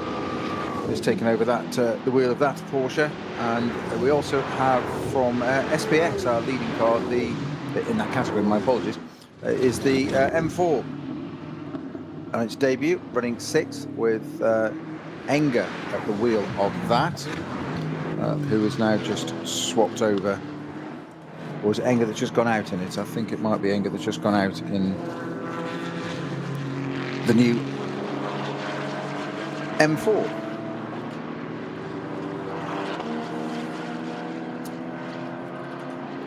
We'll see a lot more of the M4 in the years ahead, but for BMW, it's been slightly frustrating. Wanted to get it out in the NLS earlier in the year, took part in practice, didn't get to go out in the race, so they lost that track time. But people watching around the world, because a lot of them really fancy a crack with the latest BMW in the GT3 category. We call it SP9 here in the NLS, but the real attraction to all of this is the sheer number of cars that these manufacturers can sell, because GT racing in the GT3 category is growing and growing. You can see the sort of approval of it around the globe, and there's a certain attractiveness to the fact that you've got a car and a team around Europe in particular. There's so many championships you could enter. If you fancy you're running a Mercedes team, you think, I've got to have something to keep Raffaele Marciello interested at weekends, so you put him out in one championship one weekend, one in another, and so on for the Audi crews and the Porsche crews. And for these drivers, their calendar could be completely full. And for a lot of them, well, what else are racing drivers supposed to do at weekends? They go racing. Well, exactly, and that's exactly what they do. The teams, of course, we've mentioned the commercial side of this a few times, and the teams, what are they doing? Are they going racing? Yes, they are. But what's their business model? They're selling seats. They're selling seat time. So if you've got something that can go multi-series, it's a commodity. It's just what's the most appropriate? It's got to be competitive. It's got to be front running. It's got to attract the right people with the right kind of budgets, of course. But if you can do, as we've had, Creventic last weekend, NLS this weekend, something else, provided you can turn the car around in the time or have sufficient time to do that, then you can do it, and that suddenly becomes a viable commercial proposition for a team to run the car, put it out there, run it around it again. And the German stuff, I've got to say, does have an ability, whether it's Porsche, Mercedes, Audi, BMW, does seem to have an ability to do exactly what it says on the tin. And as you say, we're watching this new M4 debut, thinking it's great, it's there, it's done a time. I think it's going to be Augustus Farfus back in that car now, because he started it, and he's just done 2 double stints in between them, so it's back in now. They're doing it. Yes, they're selling road cars, but they want to sell as many of these cars as they can for amateur drivers, pro-am driver lineup to go out there and see that car, because that then sells, and it's the age-old adage: win on Sunday, sell on Monday. Yeah, no, actually, my point was not to do with the road cars, it was to do with the racing cars, because suddenly the numbers can be great, and with GT4 as well, that's grown like Topsy in the last few years. And there's always a good thing when you've actually got a global formula, something that you can take your car. If you fancy going over to compete in, say, the Daytona 24 hours, you can do it. If you want to spend the rest of your season competing, well, in fact, you could have kicked it off in the Bathurst 12 hours down in Australia, if you can get in. That's obviously another question at the moment, but hopefully by 2022 that will be cleared up. But you can race them anywhere, and it just gives an applicability to some of the very top drivers in this category. You can see how they're in demand, and then they could go and race in the States, in the various series over there. You can race the GT World Challenge America. They've got an 8-hour race coming up, Indianapolis Motor Speedway. Have you not raced there before? You'd like to do so? There is the possibility. But for the teams, it's that element to be able to use their employees to their full, whereas if you were doing a 6-race championship, it doesn't really stack up in terms of the numbers. But if you can be racing your car 20 times over the course of a year, then that's a job very well done. And that works further down the field as well with all the other classes of, a BMW. There's a whole class of 240i's now, M240i's. You mentioned earlier the Clios. and people can start that and build up to it as well. They might start in a clear. I mean, you mentioned about whether you can get into certain races like Bathurst and whatever. You've still got the criteria, eligibility criteria for this series. You can't just turn up in this. We've mentioned it before. Lewis Hamilton, we quote him because he's 7-time world champion. He can't come and do this series. He might be a 7-time Formula 1 world champion. He cannot rock up here with his super license and enter this race, because there's a criteria, there's a formula you've got to go through and a procedure of so many laps at this and different class. And you can't just walk in and say, I'm going to do an SP3 car, no matter what your experience is, 7-time world champion or not. You can't just walk in and do a GT3 class. You've got to earn your stripes. And you've got to do certain races, or level numbers of them, in the lower classes first to make sure you keep out of the way, keep out of trouble, and you're not a hindrance to yourself or anybody else. And that's the big thing. Then you can build up to it. So it's very, very strictly controlled, and it's just another element of this series that I admire so much, the way it's done, the way it's controlled. And you can't just step in, you can't just go and buy a car and go, I fancy going to the North Side, because it's too damn dangerous. You can't do that around here. Yeah, I mean, that's a very, very good point, and absolutely fair, because you've got to be able to behave, whatever class of car. But it's also, you know, this circuit is tricky in its own right, but that thing called weather with a capital W, it's such a factor here. We've commentated on race where, you know, you think, is that the camera crew is going to be blown off their gantries? The weather's been absolutely foul, and some of the rain when it comes down. You've got to be able to cope, keep your cool, keep your calm, and be accurate in weather conditions that are truly, truly testing on a circuit that in its own right, in glorious weather like today, is still a really hard place to go racing. But that's part of the beauty. But for the SP9 class, but we've got obviously the top handful of positions are filled with SP9 class, the top 9 positions. Sorry, top 11. Car 9 is now down in 11th. That's Janine Schaffner, who's leading the SP9 AM class. But it's all the other classes in between. Still some very quick machinery. The Porsche Cup class, that's Cup 3. Sorry, that's SP7, Cup 3, the Porsche Cayman GT4s that are running very well. Gradually chipping up towards the tail of the top 20 now. Car 960 leading that class. It's sort of been worked its way up the order and through the order in that class.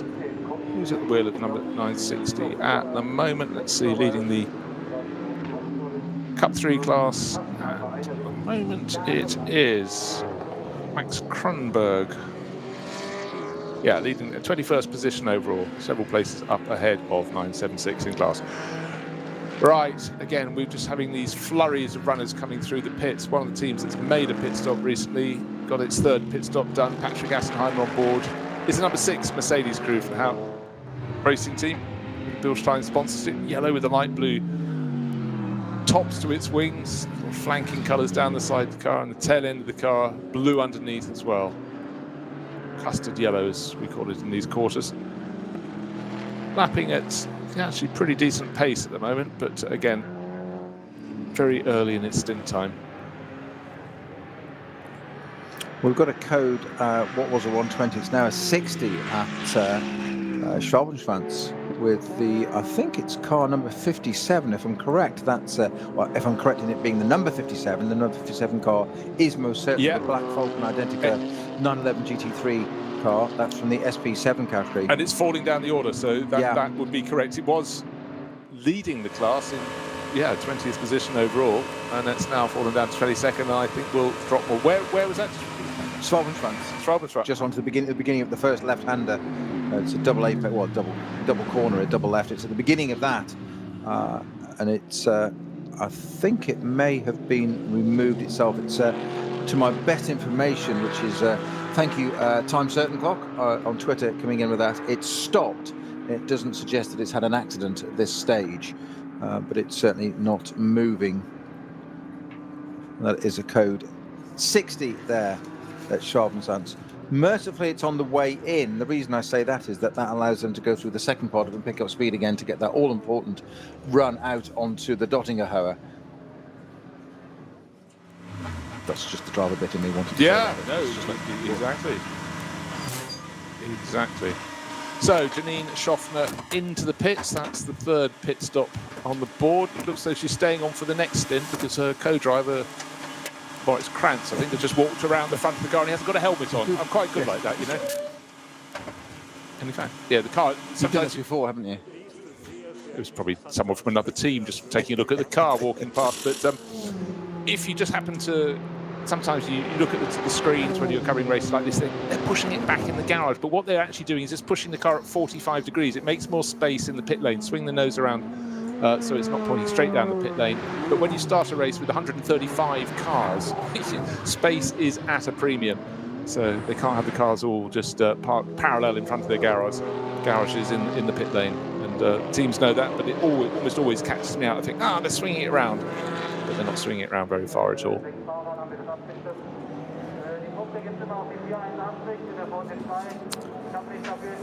Christensen, his advantage, just trying to see, it's out to 20 seconds now in the Manthey Racing Porsche. The second place, Max Hess. Hess had driven 44 BMW Junior Team M6. He's 20 seconds down on the race leader, but 22 seconds ahead of Alessio Picariello. But the thing is, over the last few laps, Picariello has been starting to catch. If you don't been noticing that.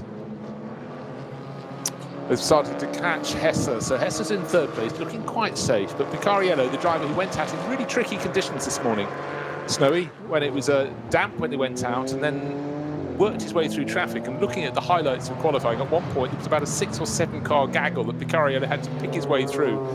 And time is limited in qualifying here. And with a lap as long as, well, the eventual pole time was 8 minutes and 3 seconds, you don't get a lot of time in a qualifying session to repeat a lap if you've got it wrong. There was 2 words that I described that lap he did. Quick, clearly. The other one was decisive. Yeah. He didn't hesitate, did he? Everything fell the right way, but he read it well.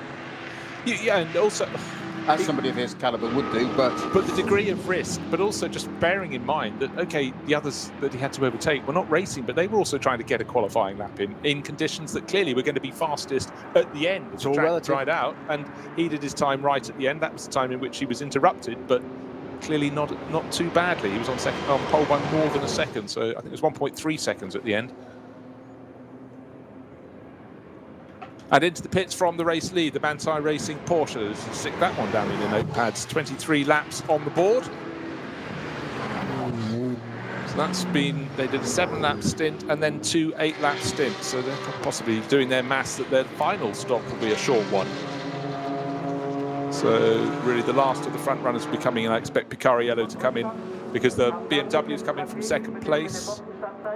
And indeed, so it's 9-11 coming in, 44 from first, second, and number 4 from third place. Well, the brief 120 down to 60 code we had at Charles-France has now gone, but the one at Klostertal is still there. That's on the approach just before the fast bit on the left-hander going up towards the Caracciolo carousels, we said, and it's barrier pairs on the right-hand side. It's a bit where the barriers actually go from double layer to single layer, so there's no room for error. The barrier's got to be absolutely right there. You can have a little bit of a kink in a 2-layer, but if you know what I mean, at the bottom or the top, it's not the end of the world. Probably not ideal, but when there's 1 layer, you'd want it to be right, because it's also just about one of the fastest parts of the circuit. You don't want to be going off there and the barrier not being entirely full of integrity, shall we say. First time I went to Le Mans and drove down the Mulsanne Straight in the road car, I'll add, I thought must be getting on the Mulsanne Straight, and I thought, oh, I am, because the barriers were so low you could hardly see them. It was just quite extraordinary. And again, it's that treat when you can get out on a circuit and actually drive it. And of course, Nürburgring Nordschleife. I don't know how many cars I see around the UK and around Europe with the little Nürburgring sticker, the little, it's sort of almost the ultimate boast, isn't it? Put it on. Those that know will know. They won't know your lap time, unfortunately. But well, that's always the other bit. Yes, it was I was there rather than I was fast. Yes. I've been there and I've done it. But fair play, absolutely, and that's what they're for. And you can go and do this. You can go and drive the Nürburgring. They really do have a unique approach to this. It's a circuit that, in many ways, time should have left behind. Yet they've adapted it, and that's part of that process again of the adapting to it, the learning, getting the ring license and all that. They've adapted. They said, no, we're not going to lose this.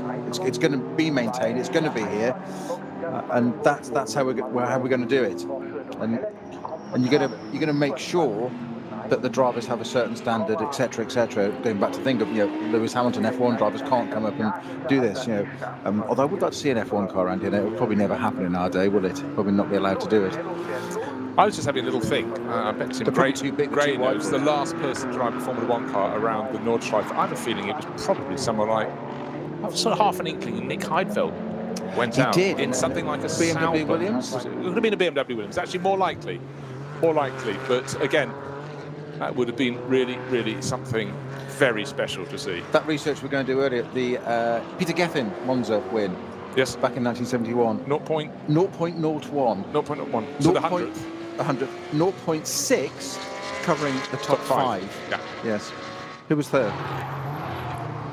I'm not looking at your screen. Okay, let's think. Who else was in that group? We've established Gethin and Peterson. Who was Francois Sever was in that group. I think he came. He was third. He was third. Fourth and fifth. I think there was another BRM. So, was there another BRM? Go on. I'm touching you now. Oh, well, hold on. Mike Hailwood. In the Surtees? Correct. And Howden Ganley. Ganley, sorry, Howden. I should have got that one. I was having a quick scroll back through. Didn't think it was George Eaton. I thought you were going to say Archie Scott Brown there or something. What a finish. If ever you take a look at that, and in fact, if you think that was crazy, you should have seen the Formula 3 races in the late 60s. I didn't, I'll hasten to add that, but I remember talking to the inimitable Pika Troberg, the effervescent Swedish racer, about a race there in Formula 3, and he almost couldn't stop laughing as he recounted the story, and it even seems as though he didn't believe that he'd taken part in such madness, because they weren't in 5-car groups, they were in sort of a dozen cars. Each time they arrived at a corner, it was like the exploding of a bomb. It was quite extraordinary. Oh, a couple of BMWs running in fine order around the circuit. In the background of the shot, there was a car pulling off, I think, at the side of the circuit. Yes, at the exit of turn 2, a driver just didn't really turn very much to the left, but it was a case of a car driving off rather than anyone sort of crashing off the circuit. So I suppose as the 240i Racing Cup cars went past, that was a sensible bit of, not of avoidance, but if your car's gone lame, take it off the circuit. So that was very well done. Didn't see what it was though. Red and black and heading for the undergrowth. And you were right regarding Nick Heidfeld. It was a BMW Sauber. In 2007? 2007. Of course, we were talking about Porsches earlier in the Group C cars. Stefan Beloff has set the fastest ever lap of the Nordschleife, of course, not including the arena part. It would have been just the Nordschleife in those days. Just a bit of interruption for you, though. The red and black car I saw, couldn't see it at speed, but I identified it was a Subaru BRZ. Tim Schrick at the wheel, sharing with Lucien Gavris. So that's pulled off way below the face. So, far more excited. No, the car pulling off. No, not at all. It's the event we're commentating on. You're absolutely right, Bruce. I'll just go to you talk about Porsches, 962 or 956. It was a 956, the earlier iteration. Fastest lap ever set at the Nordschleife at 1983. Stefan Beloff. Are you sitting down for this? 6 minutes 11.3. Yes. Just as you so often say, absorb. Just think about that. And it's just been the anniversary, not that I like to celebrate, of his demise at Spa-Francorchamps. He was an exceptional talent. And I think also what year was that? Was that 85? Yes, it was 85. Yes. And that same year, Rolf Stommelin was killed as well. So, a driver who had almost equal promise when he got into Formula 1 didn't ever quite happen for him, but he was mighty. And in fact, it's one of those things where you think of a driver, then you look at his earlier record, go, God, you were good, really, really good. And Rolf, the breaks didn't happen for him in Formula 1. He died. But, I mean, the world was at the feet of Stefan Beloff. They always talk in Formula 1 terms of the great driver, the legendary Ayrton Senna put himself on the map. The 1984 Monaco Grand Prix in the pouring rain, catching Alain Prost, and it being counted back a lap. Therefore, he would have won it. Yes. I've always felt in that one, never mind what Senna did, yes, he got that second, but Beloff that day, I think, was on could literally walk on water. And I'm saying that in the same sentence as Ayrton Senna. Admittedly, he was in a Tolman, not in a decent car. It was quite extraordinary. But I always thought Stefan Beloff, sadly, it was only a year later and he was killed at Spa. Yeah, it was extraordinary. Mind you, of course, that year, hold on, was it 84 or 85 that Tyrrell lost all their points? I think it was 1984. Yes, because Brundle was racing 83, because that was 83. Brundle and Senna were in Formula 3 together, weren't they? 84 was Tolman and Tyrrell, so it was 84. Right, Brundle was talking about this during the Belgian Grand Prix when they had nothing else to talk about, of having his standing on the podium at Detroit. Yeah, second place. And having got the trophy, but he's never given it back on the basis that they were removed from the World Championship, therefore the race didn't exist, so he's kept the trophy. And David Croft did highlight it, and he was like, can we stop talking about this trophy that I haven't got but I have got? Because we were removed from the championship. It didn't exist.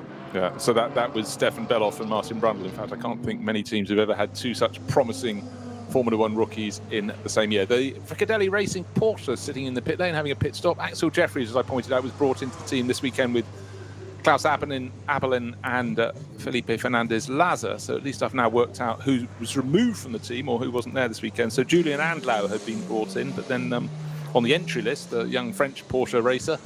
But Axel Jeffries, who seems to have made this circuit its almost natural home. We talk about the rules and the safety of how this works here. And normally, the slower category cars give way to the higher category cars. The number 30 Fricadelli Porsche sitting there, as you say, with no less than Axel Jeffries at the wheel. And he's sitting there, the car turned 45 degrees, it's been tired, it's been fueled, it's got its new driver. The mechanics down there by it. And then number 488 BMW from a lesser class comes in, and it's about to go into the pit box next to it. So the Fricadelli mechanic puts his hand out, wait a minute, lets that car go in, and then you can go out. Absolutely fantastic. Wait a minute, off to you, Claude. Just let this one come in, out of the way. Not to, no unsafe release. Just sit there and wait. I thought for a horrible second you were going to say he put his hand up to the BMW and said, stop, our car is going out. Of course, that would be completely not right. That wouldn't be cricket at all, would it? Indeed. This race only goes on for 6 hours, not 4 days, 3 days, 5 days. Anyhow, cricket never was my summer sport. Right, here we go. What's the gap at the front? It's staying sort of 20 seconds, pretty much the first to second and second to third, but it's still with 3 pit stops served apiece for the top 3 cars. It's 911, Michael Christensen for Manthey Racing. It's number 44, it's Max Hesse, who'll be coming toward, well, he's on his second half of his 2-stint run in the BMW Junior Team M6, and number 4 Porsche from Falken Motorsport that started from pole on the grid, started by Alessio Picariello, then to Martin Ragginger, then to Alessio Picariello, then back to Martin Ragginger. Breaking news, with 2 hours 21 minutes to go, we have a full course green. There isn't a code anywhere or a yellow flag anywhere on the circuit. I should let you sit down before I told you that, shouldn't I? Flabbergasted. Hold the front page. We've had it before, but now we've had it again, and we like it very much, the wave green flag all around. Let's see what the lap times come down to. Little competition, 8 minutes, 2.142 seconds, set very early in the race by Matteo Drudi when he was leading the race in the SP9 Pro-Am, number 24 Audi, that's running now in 4th place. But since then, more frequently we've looked at our screens and drivers have been doing 8-minute 39s, 8-minute 41s, 8-minute 44s. Let's see how close we can get down to 8 minutes.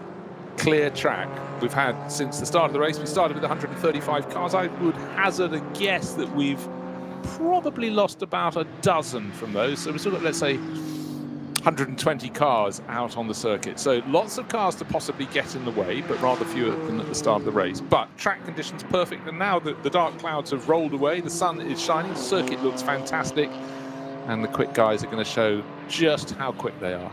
And at that point, you look at the top of the timing screens and it says that Michael Christensen hasn't done an 8-minute lap. He's done 11 minutes, but that did include a pit stop. So I think that's fair enough.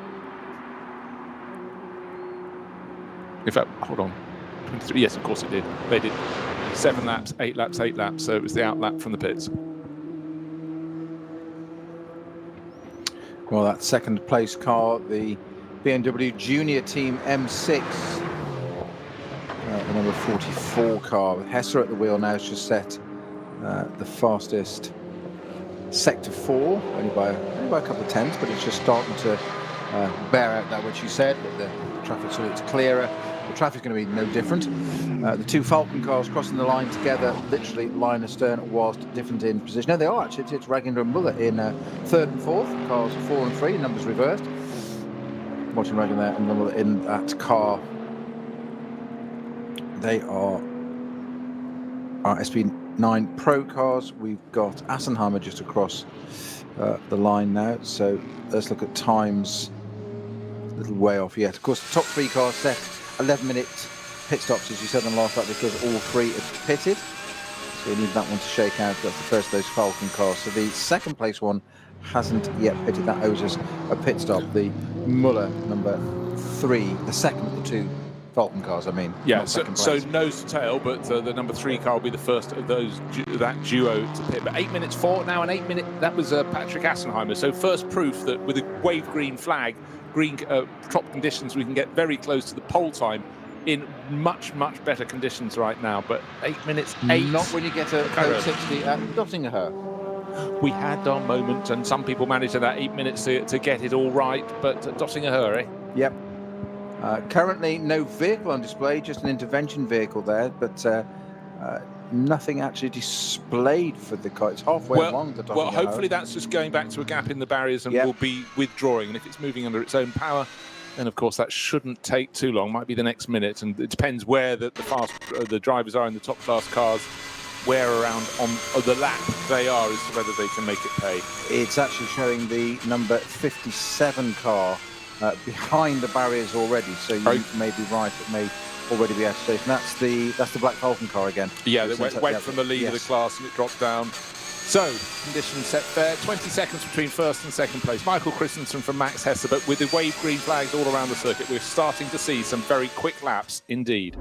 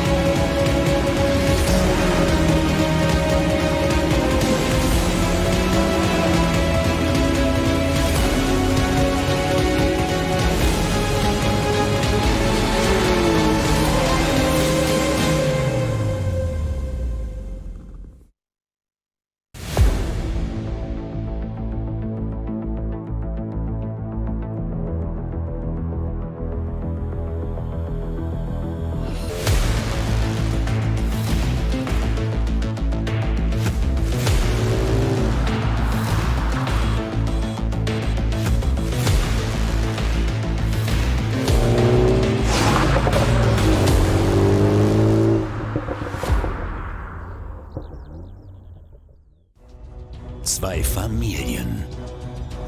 40 Jahre Firmengeschichte. Unsere Produkte entstehen zu 100% in Deutschland. Mit Herzblut und Hingabe. Wir schaffen den Technologietransfer von der Rennstrecke auf die Straße. Handwerkskunst, Erfahrung für diesen einen Moment. Das ist die Nürburgring Langstreckenserie. Das ist H&R. Performance made in Germany.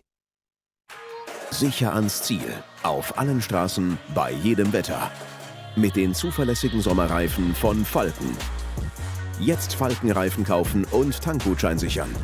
Weitere Informationen auf tankgutschein.falkenreifen.de. Falkenreifen.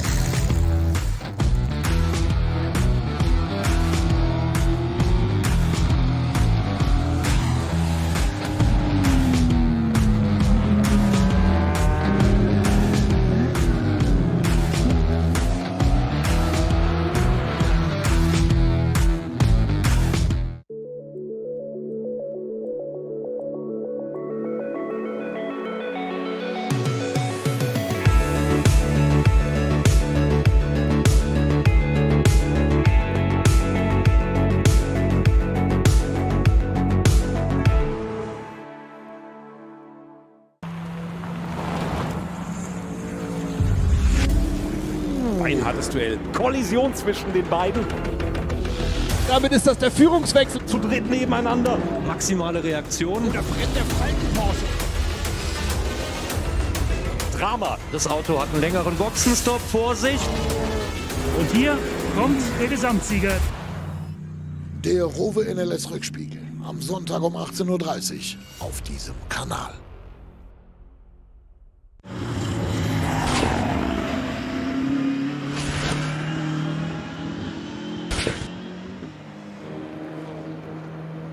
It's not still green flag racing at the Nürburgring Nordschleife. We've got just over 2 hours remaining in this race. We've still got cars on the circuit, course vehicles, slowing the progress, but the yellow flags are being waved on the Dottinger Höhe, the long run back towards the pits. The rest of the circuit is green at the moment, and when the rescue vehicle has got off, we hope to go back, and I just hope at this point in the race I can start to see some faster laps coming in, because it will be green, where they can be flat out all around the circuit. It's just gone green.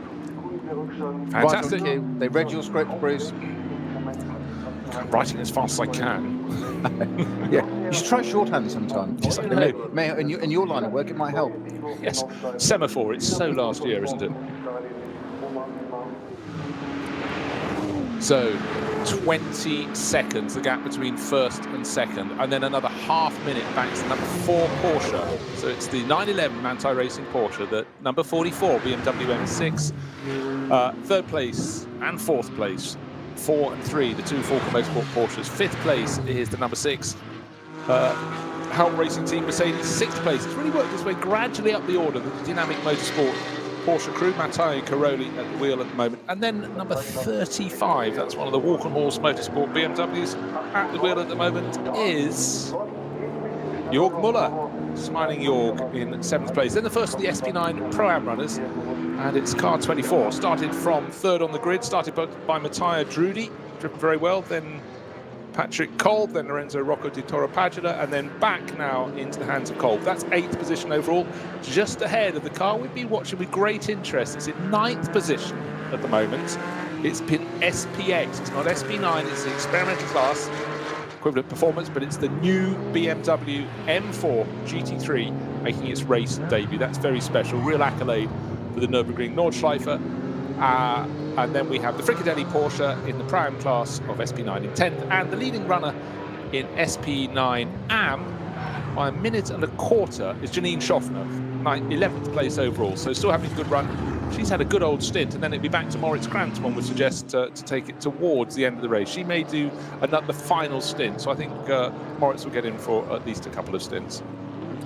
You mentioned, Bruce, that the prospects of cars with a bit of green flag running, what sort of times can they get down to? Well,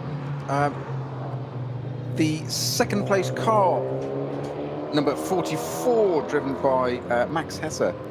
This is the BMW Junior team with Daniel Harper starting that car, Neil Verhagen and Max Hesse. Max Hesse at the wheel now.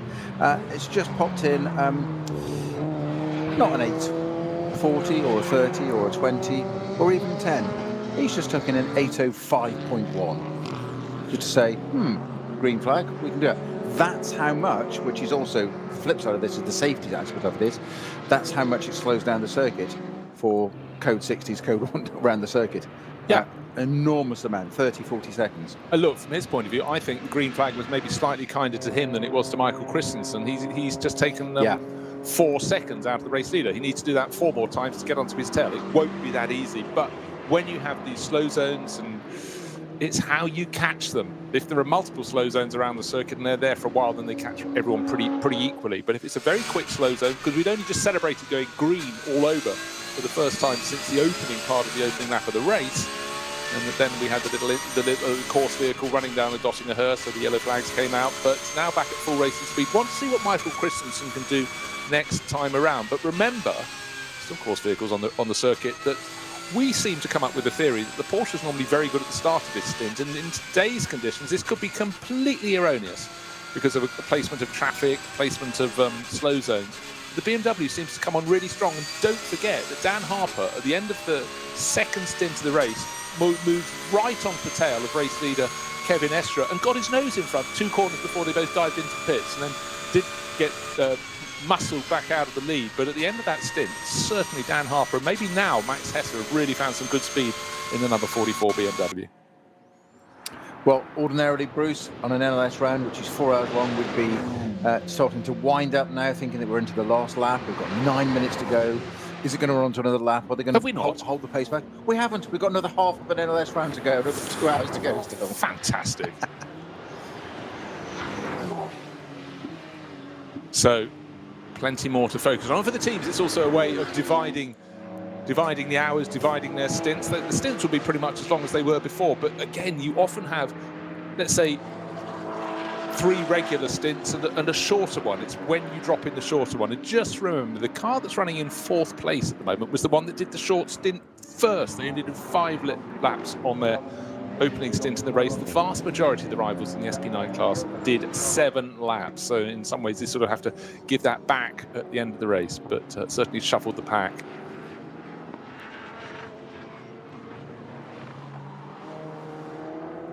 Car that's going very well, it suddenly fired itself to the top of the SP7 class, is the number 79 Porsche. It looks absolutely fantastic in a black and white streaky livery, but that one's been a bit of a sort of quiet charger. It's so quiet the driver on board wasn't on my entry list. I had Chris Kuhls and Milan Kodidek, but we also have Hamprecht. I presume that's Werner Hamprecht, pushing the 79 around at a very tidy speed, but suddenly they've moved into the class, and for so long we had the number 80 car doing well, but of course one that pulled off a short while ago was 57 that had been dominating that class. Remember the Black Falcon team identicar? This is the class for the Porsche 911 GT3 Cup runners, and it was Noah Nagelstick that was off the circuit. Didn't ever really see what happened with that car. We knew it was being removed, but right now it's the 79 car. Looking very comfortable in the lead of that class, must be said. Going through the first part of the Sabine Schmitz curve and the second part following. That's interesting. The pit area of the circuit is in grey skies, and it's broken cloud and blue skies halfway around the lap. That's, how many times has that been said around the Nürburgring Nordschleife? And just to emphasise, if you drew a line from the pits over towards corners like Exmühle, Bergwerk, it is, though the lap is about 14.5 miles around with the Grand Prix loop, 15.5 miles, it's probably 4 miles as the crows flies from that part of the circuit to the other. And that just goes to prove how easily you can have weather that's a little bit different from one side to the other. And of course, there are mountains, there are trees, they draw the weather in as well. Fricadelli Porsche pressing on, and it's Felipe Fernandez-Laza, driver who's just got so much experience on the Nordschleife. Sharing with Klaus Abelin and the late transfer this weekend, Axel Jeffries, I presume when he suddenly became available when the Conrad Motorsport car didn't have its entry. He was originally down to drive that with, I think, Tim Zimmerman. Yes, Tim Zimmerman, number 7 car for Conrad Motorsport, but not seen in the race. Maybe it was a late transfer, maybe it was a last-minute withdrawal. But for Axel Jeffries, who not so long ago hadn't really raced at the Nordschleife, now he seems to be, I think he's a permanent fixture here. I think they just open a cupboard door and there he is. Yeah, it's the age-old thing of, so we've got no Lamborghini for you. Would you like to drive a Porsche? Where is it? Nordschleife. I'm in.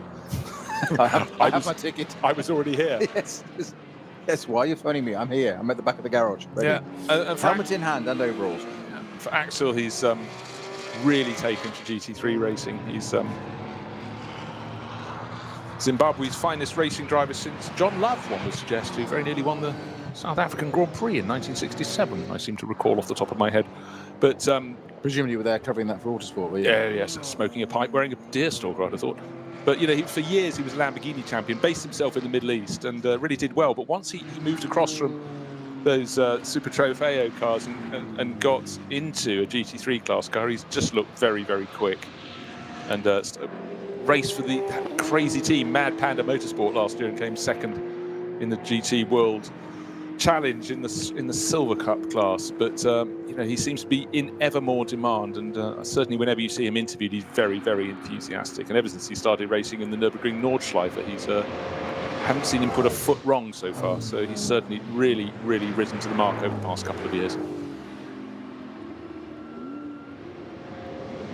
But in the grey area of the circuit, approaching the end of the lap, coming up to that final right-left twist onto the start-finish straight. Another lap completed by Michael Christensen, another car overtaken, 2 cars overtaken, but they're diving into the pits, and he most certainly is not.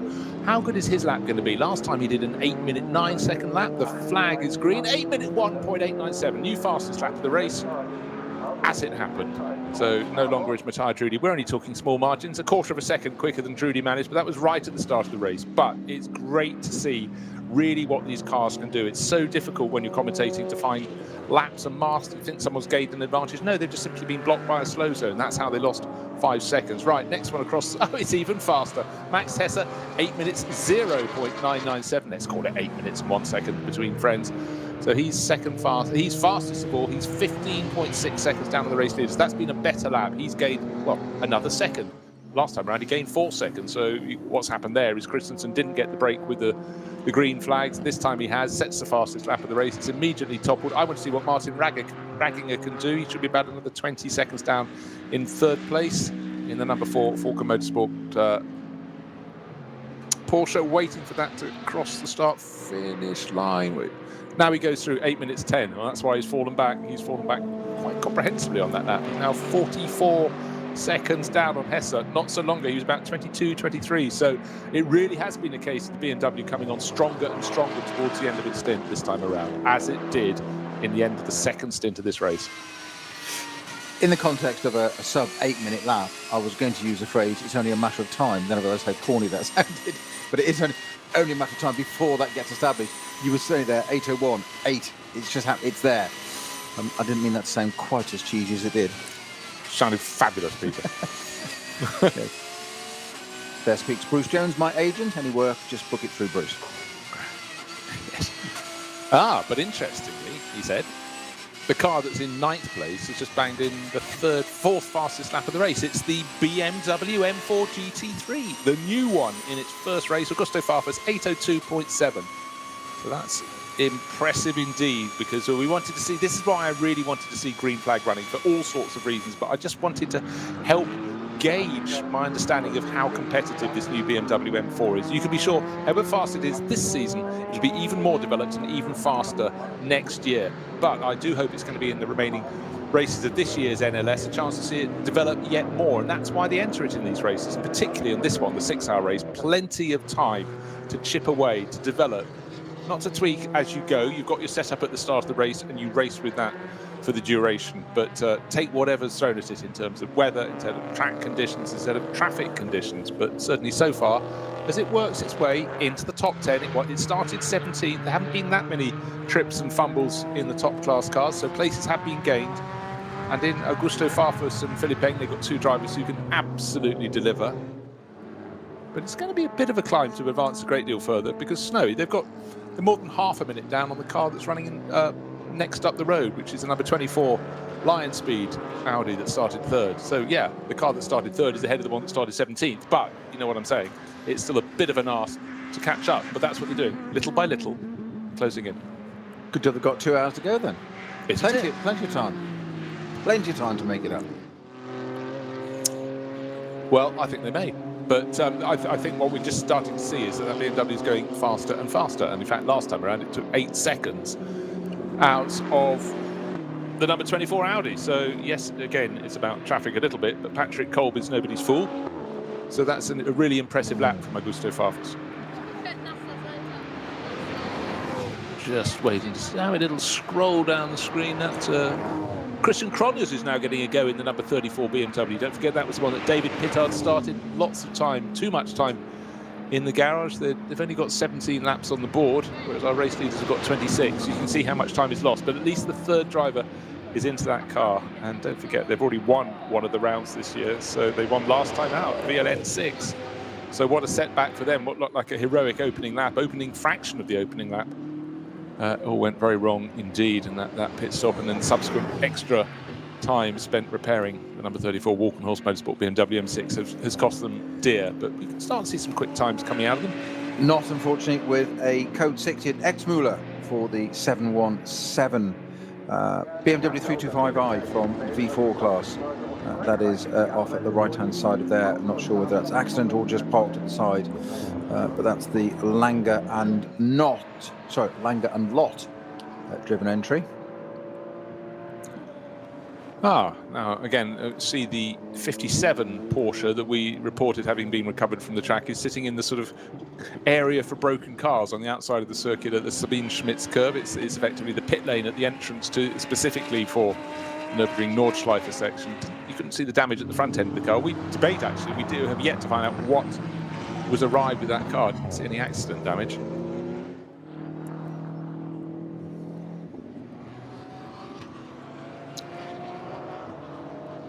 Again, just looking to see who's going quickly out on the circuit at the moment. Who is close to whom? In fact, in the top 10, the smallest margin between anybody is between Jörg Müller in the 37th place in the Walkenhor number 35 BMW M6, that's Jörg Müller, and then Patrick Kolb, who's just 8 seconds behind him in 8th in the leading SP9 Pro-Am car. Everyone else a little bit spaced out. Bruce, your wish may still be granted. The 717 car has been moved immediately behind the marshal post at Exmüller. So we're back to full course green with 1 hour 58 minutes to go. Call it just under 2 hours. Yeah, fantastic. We'll hear later from the resident harbinger of doom, Peter Snowden, with reports of more yellow flags. I'm sure we haven't heard the last of all of those as yet, but call me old-fashioned. I just thought I'd report what's happening on the circuit that we're commentating at. I do like that. I know it'll never catch on, but yes, we'll put in an application, see if it can be used for great. It'll be marked pending in the intro. So again, waiting. I just really want to see what Michael Christensen can do. Is he going to be caught little by little? The gap came down by a second last time to 15.5 seconds. The gap between first and second between Christensen in the 911 Manthey Racing Porsche and the 44 BMW Junior Team car, driven by Max Hesse at the moment. But how are we doing around the first part of the lap? It seems to be advantage. Swings one way, then back the other. Overall, the first 3 of the 5 timing sections, it's advantage a Manthey Racing. It could be how the traffic fell, but I'm really rather keen for someone to put a 7-minute 59-second lap on the board. The closest so far, 8 minutes and 1 second. Just a 7:59. Small margins. It's just breaking below the barrier. It's like, you know, the last time, you know, when you finally ran your first 4-minute mile. It's very special.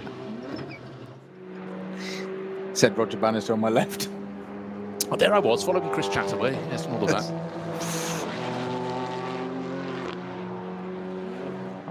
$1952. I had 55 in mind, but you can no doubt look it up. But anyhow, epic moments. It's just when I'm here in supporting role. I know my role. Don't worry. Couple of cars off at the side of the circuit, caught by the 707, one of our camera carrying cars. So the green period will be abated for a while, but we're still going to have some drivers who are ahead of that moment on the edge of the circuit and can complete their lap at full racing speed. Max Hesse's coming down the Dottinger Höhe. That means he'll presumably still be in second place. He wouldn't have overtaken the Manthey Racing car, which may have just been a shot that I might have missed, but that was 15.7 seconds, the good last time around. Let's see this time, but certainly Max Hesse going very well. Nobody there to obstruct him. Roger Bannister, neither of us are right. It's not 52 or 55, it's 54. 54. 54. You've had a second go and got it wrong. That's what happens in hurdles races. Oh. Right, well, hold on a second. The crown is slipping. There I was, not yet born. Still waiting to see. Okay, right, the gap's come down by another second, but with those yellow flags, instead of seeing the race-leading cars lapping at very close to 8 minutes flat, suddenly they were lapping at 8 minutes and a half around the circuit, but a second gain, 2 seconds gained by Max Hesse, so still closing in. Fantastic rumble, such a different engine note to the Porsche and the BMW, the Mercedes. The Mercedes is the most sonorous of all of those, starting to make a series of runs and fumbles, but great sounding whenever you get the sound for consistency, though. Yes, I know. Yes, indeed. It's always to be rewarded. But Christensen, yeah, still very comfortable lead at this point in the race. Janine Schaffner into the pits, and also in the AM class, she's come in from 11th place. Arno Klaassen, who's followed her in, and she brought in the number 9 Get-Speed Mercedes, and Arno Klaassen brought in the car we haven't talked about this race at all, the Equipe Vitesse Audi, number 50, sponsored by Twin Bush, shared with Michael Heinrich. And the gap between them when they came in was listed as a lap, simply according to where their cars are, their garages are in the pit lane. And Arno Klaassen, it's listed as 20 seconds precisely now. Klaassen has just crossed the start-finish line within the pit lane. So that's actually very competitive in the SP9 AM class, first and second in class, and they're just 20 seconds apart, with 2/3 of the race in the bank.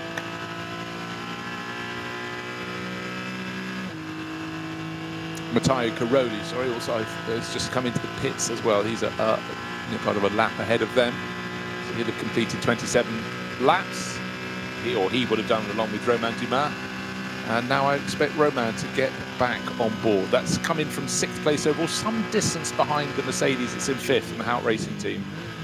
It certainly looks so that the Mercedes had a little bit more pace. But for Dynamic Motorsport, it's about them learning the circuit. They've raced here before, but of course, they want to come here at some time and win the Nürburgring 24 hours. So no track time is ever wasted on the Nürburgring Nordschleife. And again, Peter and I have been talking about this. If you've got a spare weekend, you've got a car, you've got a team, you've got mechanics, then of course that is where you want to be out here making them work and doing what racing cars are supposed to do, which is to go racing. Something that gets a little bit lost in sport sometimes. Well, we've got slightly conflicting information here, because I've got the 959 W&S Motorsport 718 Cayman Porsche GT4 from the Cup 3 class off at Hoa Act with some quite serious damage, and that resulting in naturally a code 60 there, Bruce. But according to our timing screens, we've got a green, full course green. But we have seen this before when you saw Kevin Estre get out of the car, the Manthey car, and the screen said otherwise. Our timing screens other. So at the moment, as I've got images of the Porsche at the side of the track damaged and an intervention vehicle with it, I would suggest that is probably truer to reality than the timing screen suggesting green, full course green. Yeah, I mean, I saw that car at the side of the circuit, just a flashing TV image quite some while ago there. Could be as long ago as 5 minutes. And so that could have been cleared by now. Right, gosh, I'd never really noticed the race livery on the Get Speed Mercedes was a series of splodges on a darker background. It's got white wings, but a purpley black bonnet and roof, but there's sort of almost Jackson Pollock-esque splodges of colour there with it. It looks very good indeed. Yeah, just that 959 Porsche, that is literally 2 minutes ago. That literally two. That's what I wanted to double check. That yeah. I know you're usually right, so I wanted to double check and make sure I'm not got it wrong. I don't want to misinform you. Time flies. Time flies. Policy disinformation, sir. Just see you're awake, keeping you on your toes, champ. Just keeping an eye on that bowl with the bits of flapjack in it, hadn't he yet? Well, I'm just delighted that we've had running in nigh on perfect conditions since the start of the race. In fact, there have been perfect conditions, just been a case of getting a little bit cloudy from time to time, but right now with just under 2 hours remaining in this 6-hour race, this bumper bonus awesome special, racing's been good. I suggest Frank Stippler might not think it's perfect conditions. He may disagree on that one. He may be sitting in a deck chair at the back of the garage going, this is lovely. But, you know, it's frustrating enough if you've been the person, as a pro driver in particular, who's put the car off. But when it's absolutely really nothing to do with you. I mean, did you get hit from behind? Maybe he'll say it was something to do with me. I should have pulled over to the right more and not got blocked by that slower BMW. But there were 2 other SP9 class cars to his right. So absolutely, he had nowhere to go. He had to back out of it, and it's the guy I feel sorry for was it the 66 car behind it? I think it was. That rings a bell. That collected him because Marco van Ramshorst, wasn't exactly. it? Yeah. It's just sitting there. I'm a good recall. I'm impressed at that. I'm actually surprised myself. So it was a couple of hours ago, or thereabouts. But yeah, I just feel sorry because Frank Stippler, he's got enough experience. He knows there's nothing he can do, and it's just what can he do? He's in the perfect storm, isn't he? There's cars in front of him, cars to the left, and cars to the right, cars behind. There's almost a song in that there somewhere, isn't there? Where can he do? He's got to get out of the throttle somehow, and probably onto the brakes actually to slow down for that one. And all of a sudden that just brings the car in behind, and it's. I'm sure there's been some conversation had. Look, sorry, it's taken your car out and damage, etc., as well. I'm sure Frank Stippler will have dealt with that one and processed and move on. Yeah, I mean the thing was he probably didn't. He was wanting to make a move from the 2 cars ahead of him. He caught him. He was only on his out lap at the end of it, and his first lap in the car. Right, Adrenaline Motorsport BMW 330i is off by the sound of things out at Schwalbenschwanz, post 180. Yes, a very high number of posts. It's just before you get onto the Dossinger Her and the Swallow's Tail corner. And unfortunately, yet another incident. So thank you very much to people letting us know about that. Of course, you can't have cameras on every corner around the circuit, but you can have marshals' reports that really do help out as well. Now, a stop-and-go penalty for the number 9 Mercedes, the Get Speed, with Janine Schaffner at the wheel of that. No indication of what that is yet, so we'll just have a quick look at messages and come back to why that may be. But it certainly got a black flag and a stop-and-go penalty for number 9. Number 9. Okay, so that's we saw that in the pits. Yeah. Maybe that's what it was serving as well as the pit stop. So yeah, Janine does seem to have been delayed. So therefore, we would expect the number 50, which was some distance behind, to take the lead in the SP9M class, which is the twin push by Equipe Vitesse Audi, Michael Heinrich and Arno Klaasen. Arno brought that into the pits, and Michael Heinrich has taken it out. Right, it's 875 from 870 and 871. All big numbers, but it's the Cup 5. It's the BMW M2 CS racing class. So leading that class at the moment, the 875 crew from FK Performance. They've moved towards the top of the class. It's Mark Ehre, Moritz Oberheim and Nico Otto. So there at the top, theirs is the yellow BMW M2 CS with the green and grey flashes on there, grey roof. Not a regular colour one finds in motor racing, is it? Yellow with grey combination, but actually the green sits off the nose rather nicely indeed in the light. Stoltz and Bach sponsorship for them. Again, presentation of the cars right from the top of the field, right to the tail. Just so impressive these days. We could start talking about wrapping again, but it might confuse some of the younger listeners. What do you think? I think your musical ambitions and aspirations should be kept privately, off-air conversations. Sometimes they just sort of slip out. I know, but you just need to be more disciplined.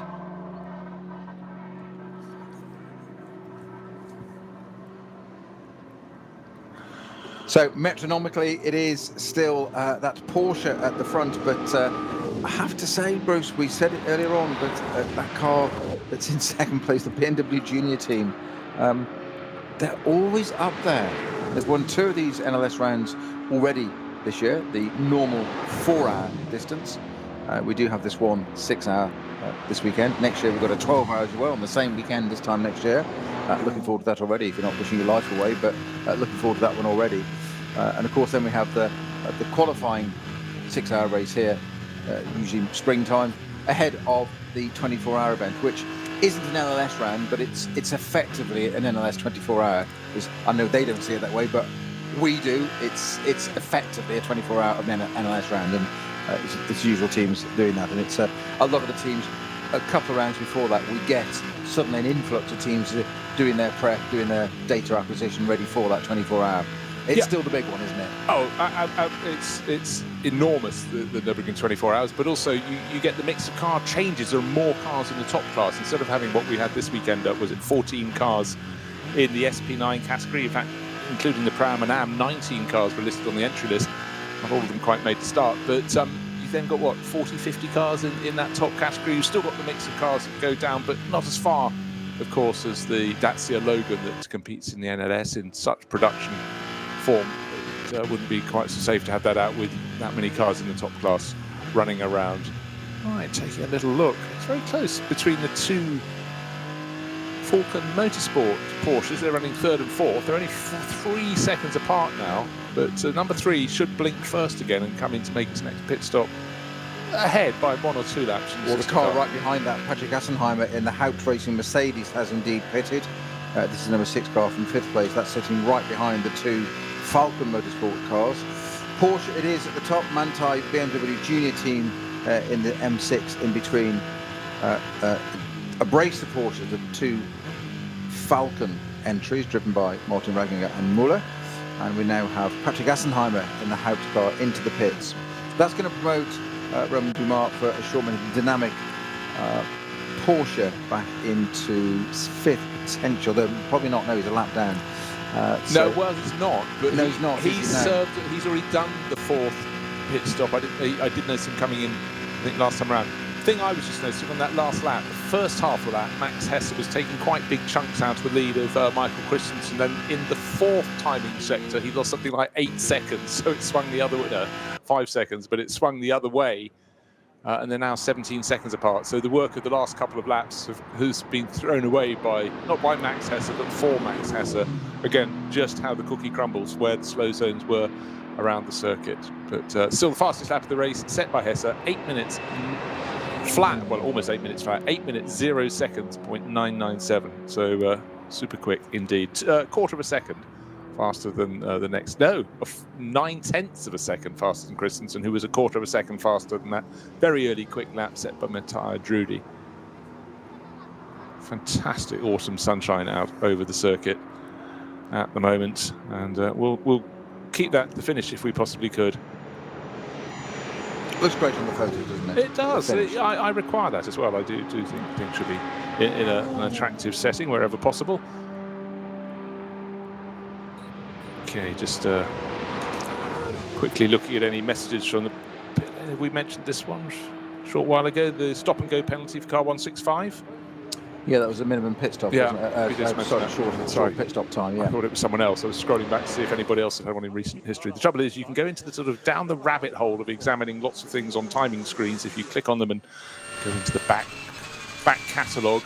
But really, in so many ways, one needs to keep your eyes on what's happening out on the circuit. And that little battle is really getting quite interesting between the number 4 Porsche that started in pole position, Martin Ragginger. He's got clear track ahead of him, and Tobias Muller in the sister car, who's just 3 seconds down. Almost need a rear view mirror image to see how close has that gap opened or closed between Ragginger and Muller. Opening part of the lap, the advantage has been it swings one way and then the other, but if anything, I would suggest Muller's slightly got the better of the middle sector of the lap and may be able to close in a little bit.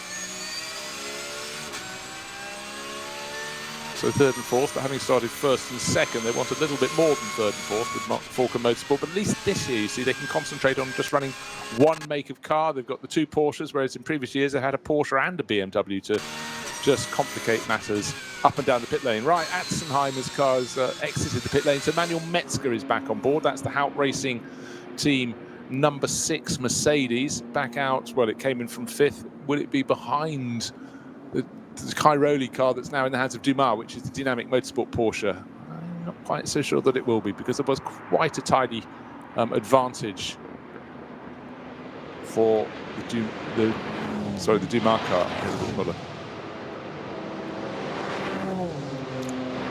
Looking down through the classes in SP9 Pro-Am, it's still, as it has been since the first lap of the race, number 24 Lion Speed by Car Collection Motorsport. That's Patrick Colbert wheel. They're 8th overall, but they're fair. They're getting on for a minute clear of second place car in the class, which is the Klaus Abelen driver at the moment, which is Felipe Fernandez-Laza, and Axel Jeffries, who got out a short while ago. That's the Frigadelli Porsche. They're second in the SP9 Pro-Am Cup class. And car 25, haven't talked too much about their entry in this race. It's the Huber Motorsport Porsche, Philip Neuffer, Achim Tyson, and the driver who started it is back on board at the moment, Klaus Rader. They're running in 12th place, 11th place overall now, 3rd in the Pro-Am class.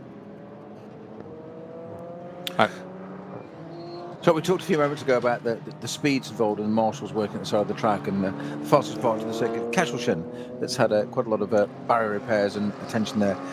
We've just been privileged to a little bit of onboard with our number 4 Falcon Motorsport Porsche, driven by Martin Ragginger, and all across from Bergwerk up through Kasselchen, all the way up to Caracciola Carousel. Through traffic, passing slower cars, he's modulating a 20k difference in speed between 240 and 220 k's through traffic with his teammate just behind. We're talking about the levels of concentration to do that, Bruce. You said at the beginning, as you said, oh, forget the competitive element. They've got all this to learn about the circuit. Damn, circuits change at the beginning. Light and shade, quite literally under the trees. It's suddenly dark. That's gone now because the lights changed. But all that, and here they are sitting through traffic. Call it, take the mean average, 230 kilometres there, just blatting through traffic. They're not lifting. They're picking a gap and going for it. It's bewildering, absolutely bewildering, and fantastic to witness. Well, entirely so. Really beautifully described there. It is that moment that you're not riding your luck, you're sort of making your luck to an extent, but it's the precision, the focus, the accuracy that is just so extraordinary. And that's why drivers like Martin Ragginger are employed at this level, because the teams want to win, and particularly Falcon Motorsport. They've used this series over the years to promote their racing tyres, and the fact we have the full array, the whole gamut of weather, if you will, across the course of sometimes just one race, but normally across a whole season, is why it's so valued by Falcon. They want to sell racing tyres. They want to sell their road tyres off the back of the success of the racing tyres, and that's why this championship is one they do.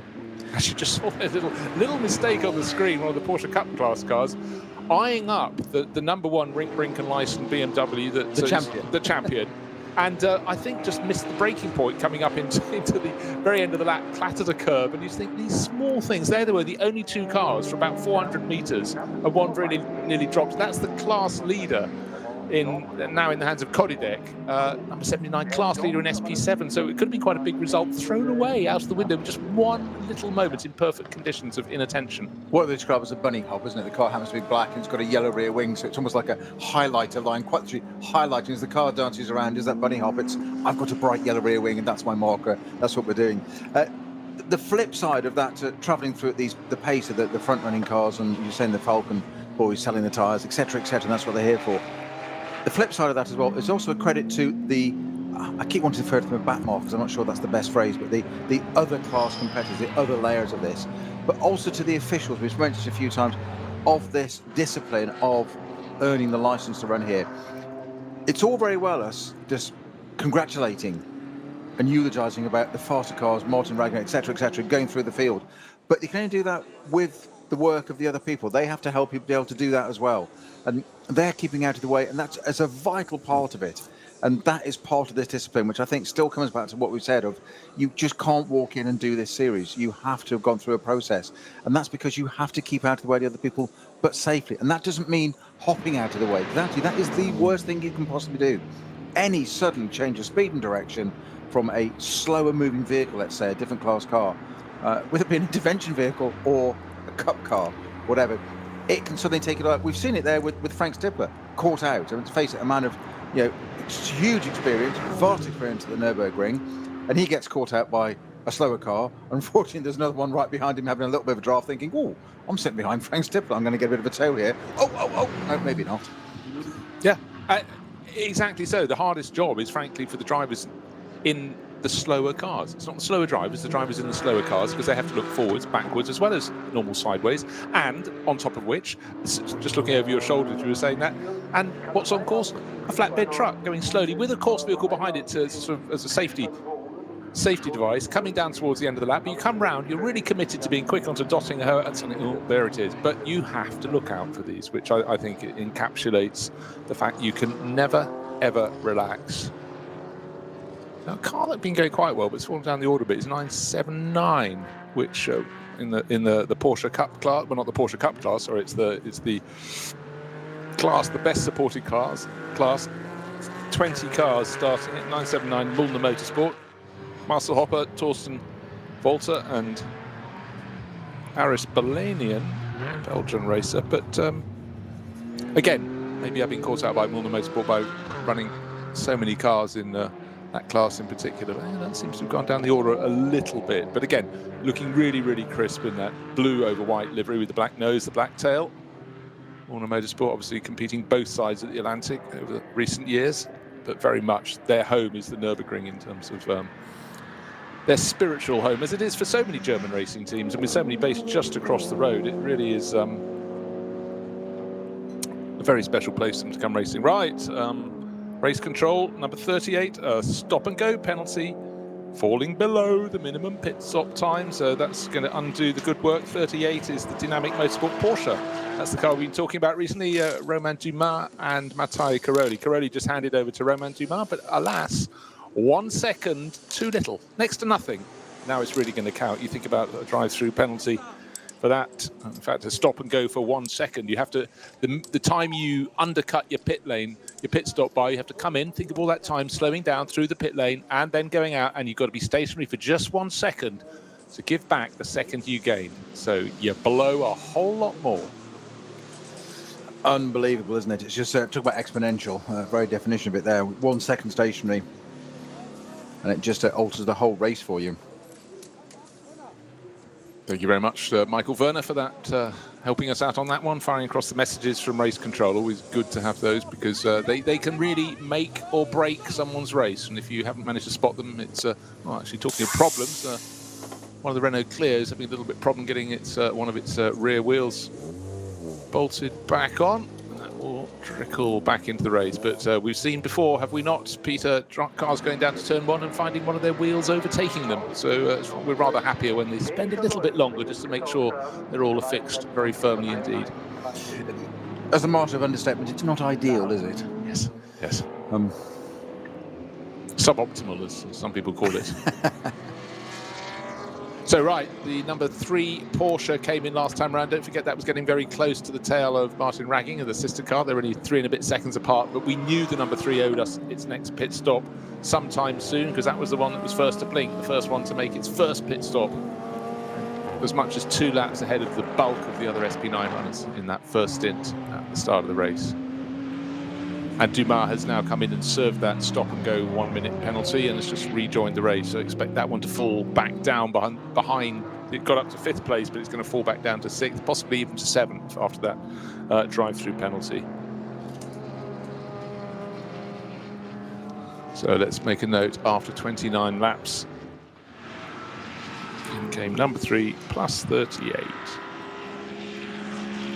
Drive through. There we go. These things can really, really spoil a race. But for Manthey Racing, leading the race by 16 seconds, no problems at all in the number 911 Porsche. That might be a next time, or it may be the one beyond. Let's think about this. They did a 7 lap and then 2 8 laps. That's 23. Yeah, if they do another 8 lap, they could be, yes, this lap and 1 further lap until it comes in from the lead of the race. And whatever they will do will be copied by the BMW Junior team with Max Hesse. He's been doing a really good stint, but I suggest now, maybe traffic, maybe not, but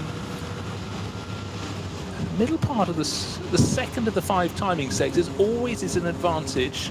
That's the early part of the Nordschleife, so down through Hatzenbach and that section. Always very, very good for the BMW M6, gaining another second on the race leader. So, but then the middle part of the lap, it seems fairly even Stevens between the pair of them.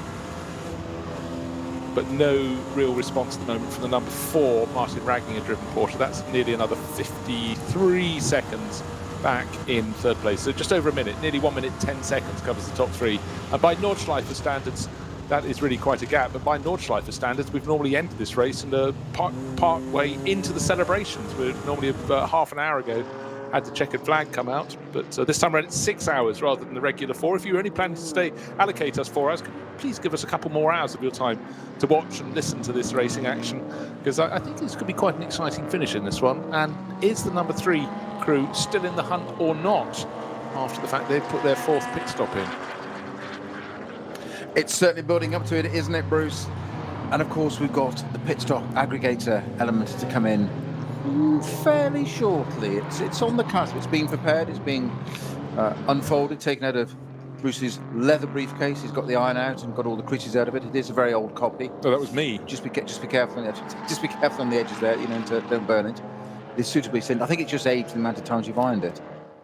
So it looks like papyrus. It's vellum. Right. What Peter alludes to, and I might test him on the intervals in a second. Time of your last stop, pit stop time. It depends. The minimum pit stop time depends how close to the end of the race you can do it. If you come in with a lap remaining, unlikely. Sorry, with a minute remaining in the race, not a lap. I was going to say a minute. Yeah. 1:78. I'm reading to. Okay, let's be more realistic. If you come in with, let's say, half an hour remaining in the race, your pit stop has to be minimum of 254 seconds. So 4 minutes, 14 seconds. If you come in 10 minutes earlier, so 40 minutes remaining, it's 281 seconds. So you have to serve a longer pit stop. So the closer you can get your final pit stop, the end of the race, the shorter it can be. But you can only do that with the amount of fuel you've got in the car. Precisely. You started towards that final pit stop right at the start of the race. Which is the operative part of it. That's why it works. Yeah. Which, unfortunately for the number 3 Falcon Motorsport Porsche, they're likely to have their pit stop sooner before the end of the race, aren't they? Because further from the end of the race, because their first pit stop was after 5 laps, and all the rivals. What was the phrase you used? The fabled fumes, I think it was. You said. Yes. Yes. Yes. When they start weaving down the Dottinghauer, it's not because they're trying to get the tyres warm. They're trying to slosh fuel around the tank metaphorically, but it's just like, it's that close. Get it in that pickup. Get some fuel into it. Yes, they should have read their Marlowe. They've understood it all the better. But looking across the lap, sudden massive gain from the car in second place. Over for another lap. No, diving into the pits comes the race leader. That's Michael Christensen. At that point, they'll be getting Lars Kern. Well, he should be suited, booted, and ready to go. But the race leader in after 29 laps. Well, no, let's actually call that 30 laps. It's 29 laps on the timing screens, but by the time they cross the finish line in the pits, Michael Christensen, and the advantage is listed as only half a second. Did Max Hess go on for a further lap? Max Hess, I think, have to double check, but Max Hess is listed as still being out on the circuit, not in pit in, but it could be in the next few seconds. Remember, the gap was about 16 seconds, so look at the top of the timing screens. I didn't see Hess continue for a further lap, but maybe he has, and if he's done so, he's crossed the start-finish line. We can't see him in the pit, so he's gone on for one further lap. So 9:11 is in after 30 laps, and that means, with a big roll of the dice, and this could count towards the final pit stop being shorter, is the BMW Junior team has gone on for one further lap. That means, say the lap is 9 minutes. You can hear the cogs whirring in my head, can't you? But 9 minutes difference for the final pit stop could be, say, for example, Hess definitely continued. 23. Most it could be definitely. as much as about 20, 23 seconds. So that is a lot to play with. Have they got enough fuel on board to do so?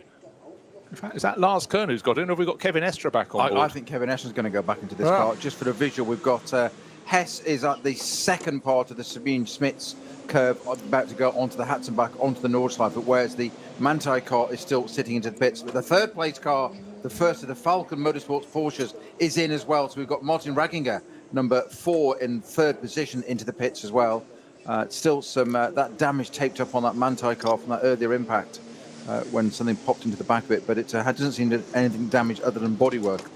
Mercifully.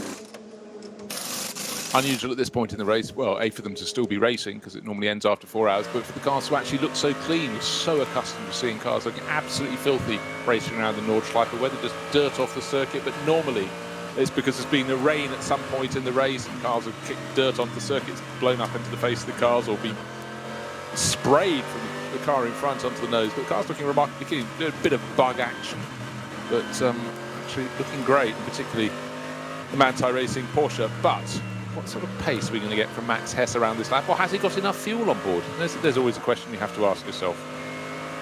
So 30 laps on board. So let's just think about this. The Manthey Racing Porsche did 7 laps, followed by 8. That takes you to 15 laps at 23. So 7, 8, 8, 7 has been their sequence in terms of lap times. Is this inspired, or was there a problem that brought them in earlier than they would have planned? I would have expected them to go do another 8-lap stint there. I was slightly caught on the hop when that came in. But Max Hess of the BMW Junior team continues in the lead of this race, and hopefully will come in next time around.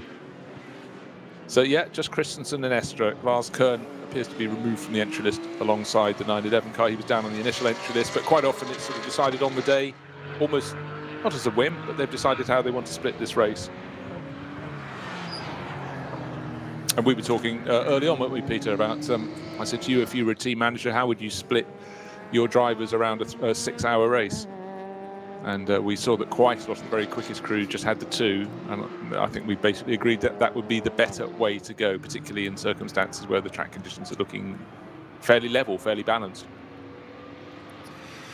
Yeah, well, we have got Kevin Estra back into that Manthey car. He is at the pit out now and waiting to see if there's a change in the Falcon car. I'd be amazed if there wasn't with Martin Raginger. I'd be very surprised if we didn't do a driver change on that. But the BMW Junior team, with just under an hour and a half to go, looking good at the moment at the top of the order. Of course, they owe us a pit stop on that one, so that's going to change. I would imagine it's Picarello back in the number 4 Falcon car, pole sitter.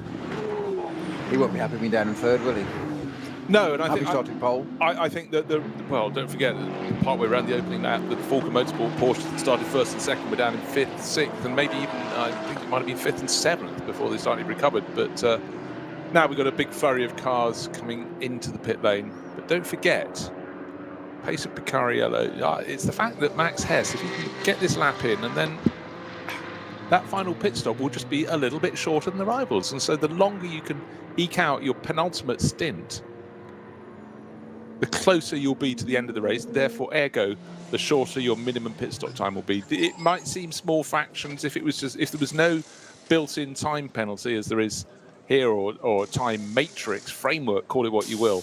Then, of course, it doesn't really matter when you serve your pit stops. You just do it according to quite simply how much fuel you have in the car, tyre life, etc., etc. But this is another twist in the tail. We haven't got to the tail yet. We've got an hour and 23 minutes remaining. But right now, with beautiful autumnal sunshine and a rare view from the end of the lap back down Zottinger, the long run back towards the pits, we've got flags being waved at the circuits, and they're good flags. They're green flags, and this has been a rare thing in this, the 6th round of the NLS for 2021. Green flag running. Right. Can we get below 8 minutes, he said, covering up the fact he very nearly said VLN back then. It's Throwback Saturday, if there's such a thing, yes. Might be thwarted by the fact that 851 Porsche Cayman and, my apologies, 851 is an Opel Astra, and the 949 Porsche Cayman GT4 have managed to connect with one another. But that's possibly not going to cause a code 60 just yet, but I'm just going to have a look at that as we discuss that, Drew. But there's certainly got intervention vehicles up at Hoa Act, the famously highest part of the circuit. I've got an intervention vehicle there, but I can't see for what car. But I'm also slightly concerned, Bruce, that we have a very slowly travelling, which may only cause yellow flags, but we have a very slow 911 Porsche number 25, which is now stopped, I'm guessing, on the approach to Flansgarden. Not really where you want to find a Porsche part on the left-hand side. Don't wish to be the harbinger of doom, as you've labelled me for this already. I know there's a hashtag Blame Snowy campaign that goes on. Thank you, Mr. Bradley, for that one from a couple of years ago. No need to jump on the bandwagon, Bruce. You can just pass over that one. But there is the number 25. That's the Huber Motorsports 911 from the SP9 Pro-Am class, is stationary on the left-hand side approaching Flansgarden. So it's managed to get its way down through Brunchen. It was being very, very slow all the way through, but it seems to, I think it started at Wipperman, actually.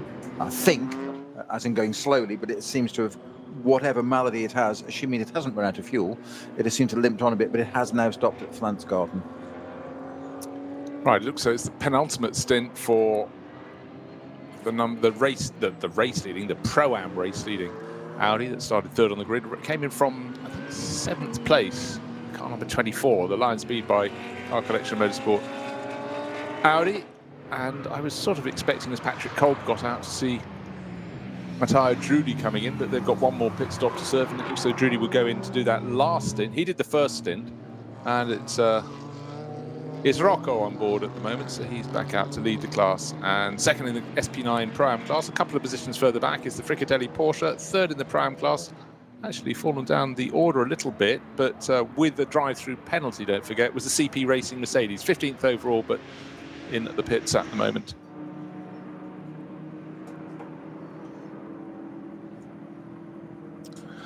So things constantly changing in the order at the moment, but it's the Manthey Racing Porsche leading the way.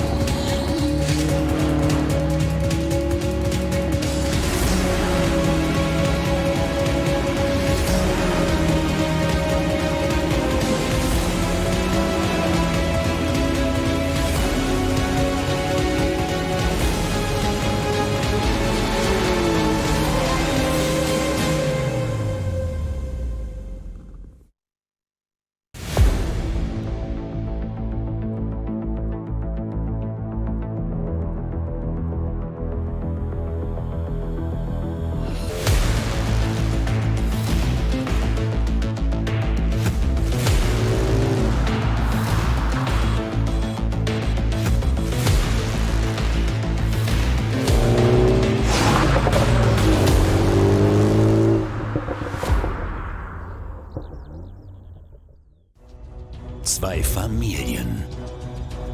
40 Jahre Firmengeschichte.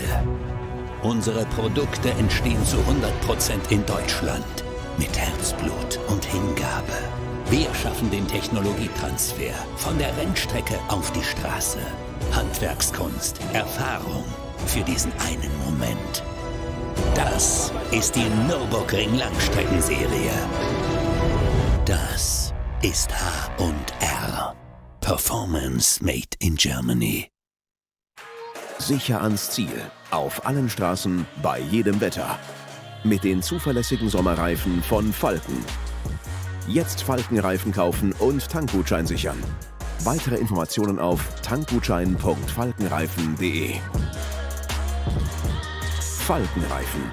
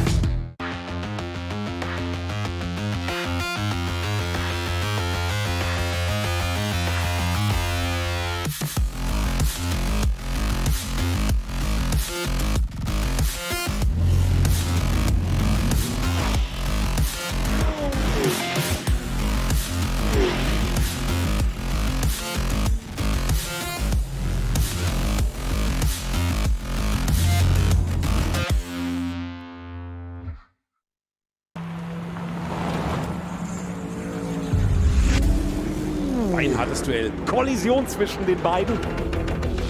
Damit ist das der Führungswechsel. Zu dritt nebeneinander. Maximale Reaktion. Da brennt der Falken-Porsche. Drama. Das Auto hat einen längeren Boxenstopp. Vorsicht. Und hier kommt der Gesamtsieger. Der Rowe NLS Rückspiegel. Am Sonntag um 18:30 Uhr auf diesem Kanal.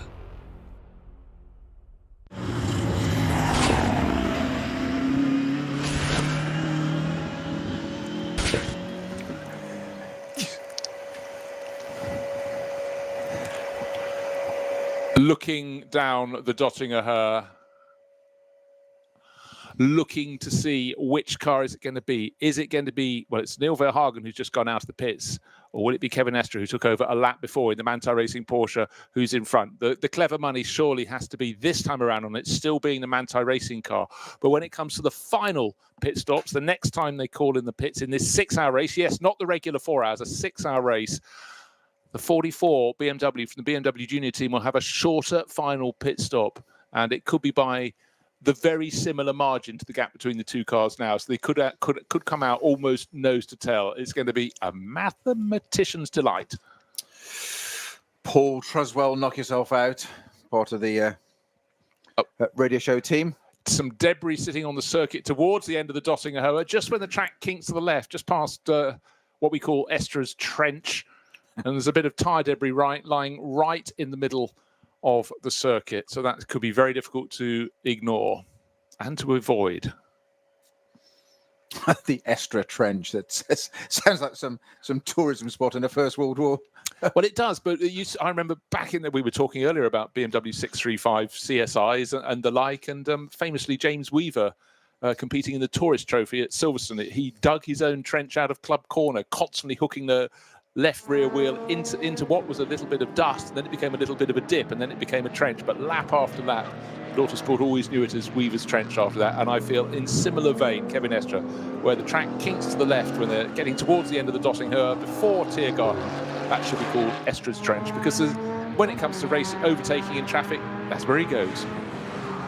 Well, given the number of corners on this circuit, I think by end of season, a little winter project for you, because I know you have very little to do over the winter, Bruce.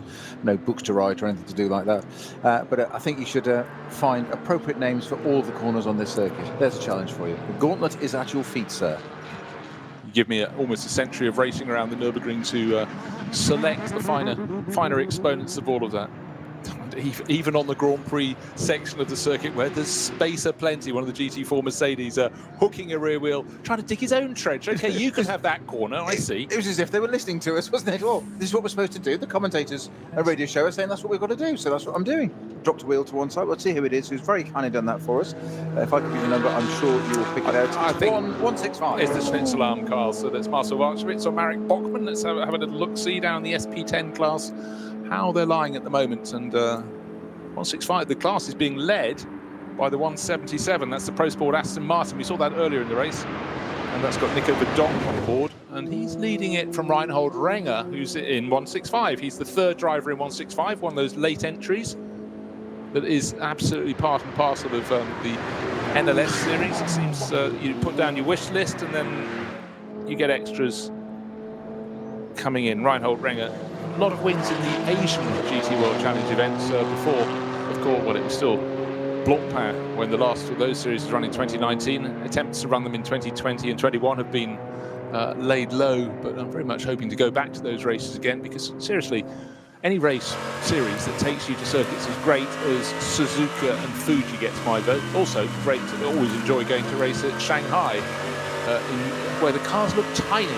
That most enormous of circuits, enormous in terms of the grandstands and the size of the pit buildings and the giant bridge over the circuit. We've still got slow-moving vehicles on the circuit, on one of the faster parts of the track, on the return leg, as I always think, when you're coming back from Bergwerk. But again, drivers have to be right on their toes, and Moritz Krantz did a very good job powering his way past them. But he's got a catch-up to do, because Moritz Krantz is now second in the third in the SP9 AM class. That's his job for the next hour and 10 minutes. I mean, he was perfectly respectful of those intervention vehicles, don't get me wrong, he gave them lots of room. But one thing he didn't do was blend the throttle at all. The throttle input stayed the same. Well, I will steer the car around them, but I'm not losing momentum. No, well, he's got quite right too. Well, a lot to catch up there. I was thinking he's running. Now he has to. Second in class. Now he has to further around the lap. 60 Ks, and he's back off again. Away. So this is the 9 get speed. Fantastic bit of on board there with him, a delight for us. And just to show some of our listeners can't get to see that bit of a fantastic, whatever speed they're past the intervention vehicles. But he stayed to the left of the track and left them loads of room.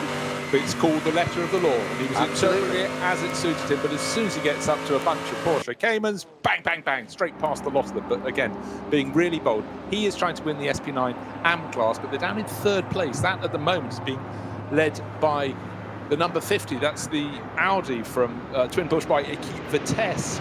Behind Ricciardo class, it's Michael at the wheel at the moment, but the car he's chasing in terms of time, but he's going to catch it fairly soon, is the Ziegler car, which is car number 36. That's one of the 3 Walkenhorst Motorsport BMW M6. It's Andreas Ziegler, sharing with Jörg Breuer and the man himself, Henry Walkenhorst. But still that bit of debris sitting on the circuit, tyre debris in the middle of the track. Pass it once and avoid it. I'm not sure it is tyre debris. Do you think it's liner of a wheel arch? Yeah, I think it's wheel arch liner, I think. Okay, so I've only looked at it once out of the corner of my eye. Maybe I should apply the front side of my eye. But on experience of this race alone, never mind 2 seasons of commentating with this, you are normally right. I think you're really rather over-egging this point. From time to time, it comes out the right side up. We'll put it that. Well, I thought this being an agent for one, there could be a mutual thing, and I know you have nothing to do over the winter. I'm trying to say that I'm trying to find some work here. Yeah, that's true. That's true.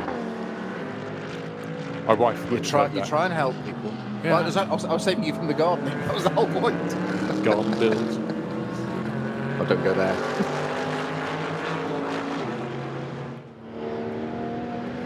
Right, just looking to see how those cars are going around the lap. Is it Verhagen ahead of Estra or vice versa? Looking for a sight of it 2/3 of the way around the lap. And of course, Verhagen took over from Max Hesse, the BMW Junior Team M6. I expect Estra to be ahead when they're blending their way through, but maybe because that shorter final pit stop is going to favour the BMW Junior Team car, but there was about a 16-second gap between them ahead of the penultimate pit stop in the favour of the Manthey car. Yeah, we'll find out shortly enough, Bruce. Because Manthey's ahead. Manthey is ahead. I'm trying to see the chance. The only chance that would have flipped around was if the traffic was very, very generous for the one remaining lap that Max Hesse did before he came in to make that pit stop. 4 pit stops down for both of those cars. Still vehicles slowly towing back other broken vehicles. Is there something on the flatbed? But it's going down her act with, again, a protective safety car just in behind. And really, the real question is positions before that final pit stop, and expect the BMW Junior Team M6 to come in at least, well, one expects a lap after the Manthey Racing Porsche, and that is the moment at which it will gain an advantage. The advantage it's been working towards, building towards. The later you can pit, the shorter your final pit stop has to be.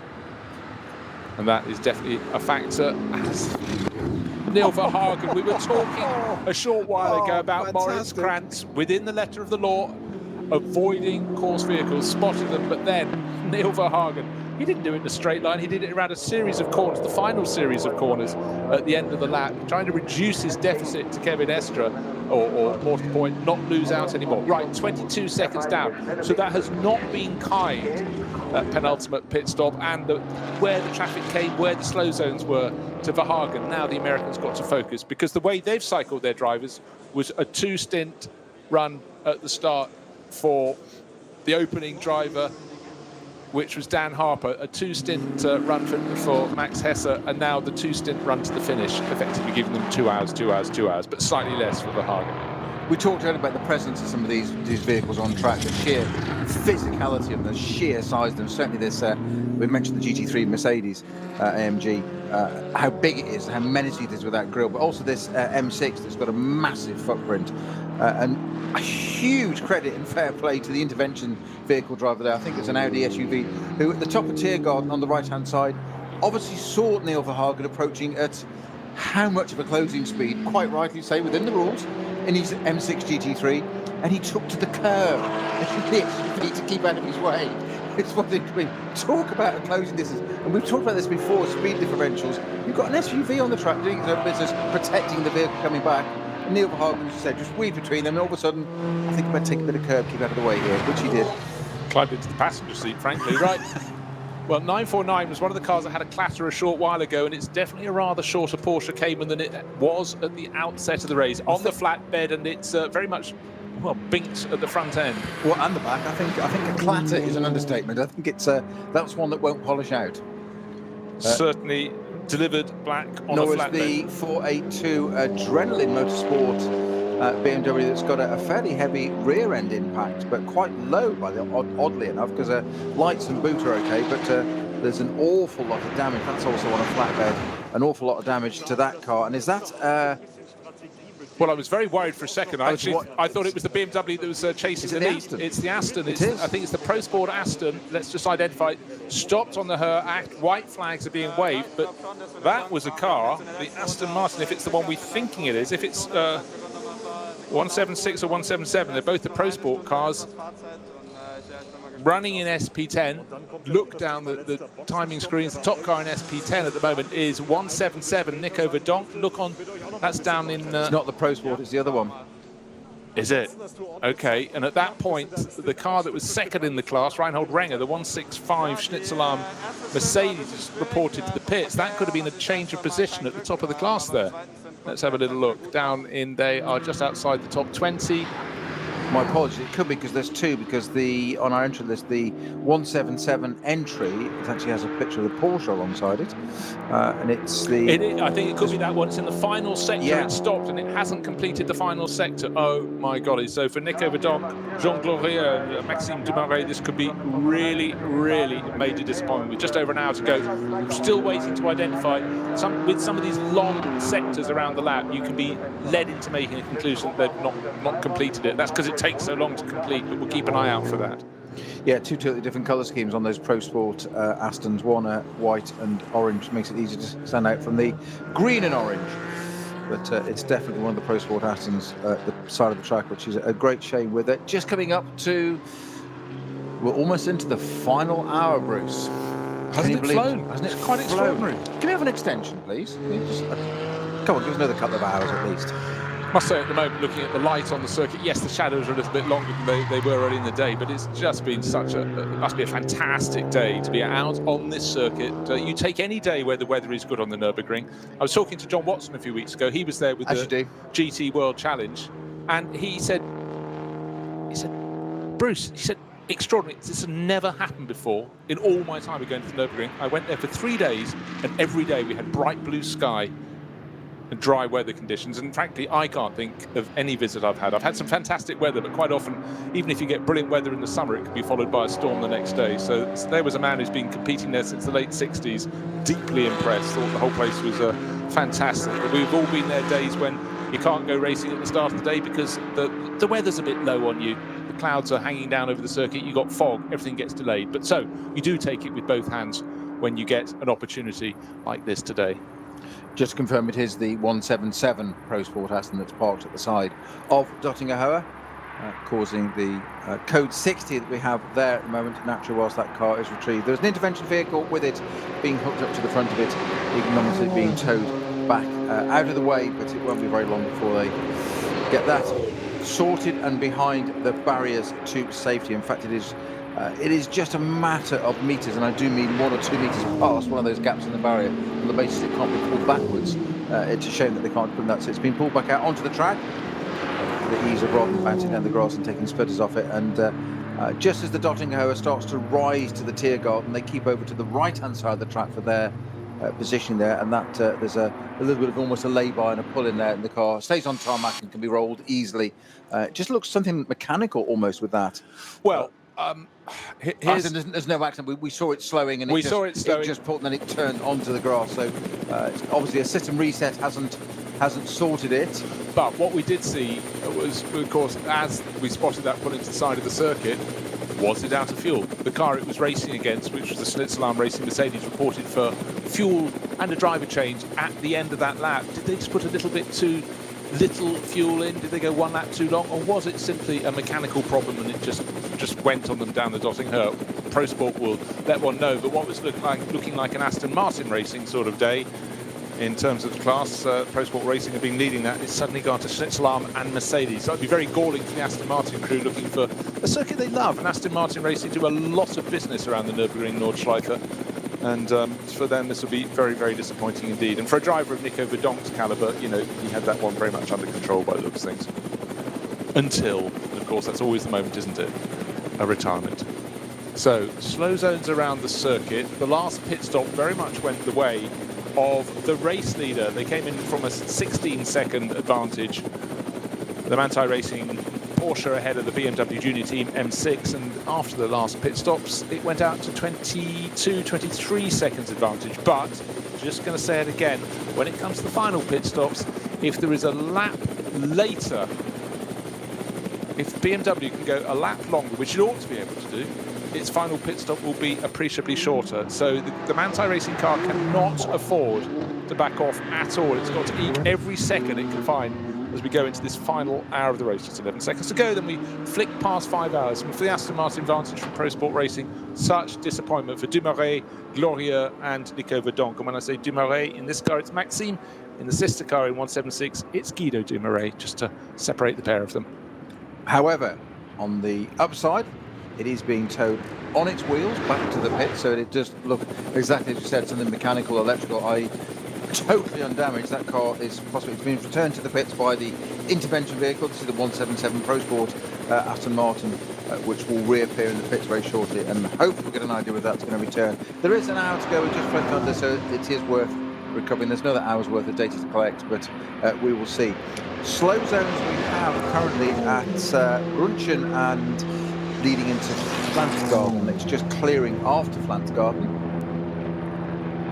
Kevin Estra is clear of that at the moment in the 911, if that makes sense. It's an appropriate named car today, isn't it? We'll go with that. We'll definitely go with that. Right. What I want to see from this lap, right, we can talk about this throughout the race, really. I want to see green flag running because I want to see what sort of pace Neil Verhagen can get down to. The American racer, as soon as he came out, it was another interrupted session grid. Right, 22.6 seconds down on a race leader, Kevin Estre. They both have done slow laps this time around. In fact, Kevin Estre waiting for his time to come up.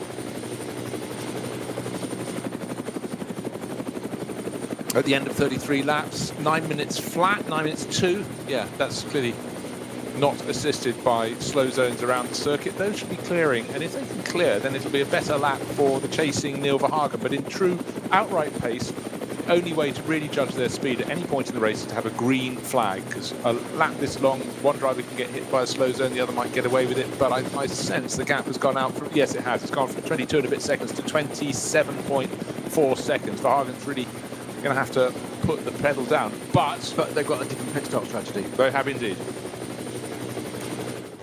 And it could be,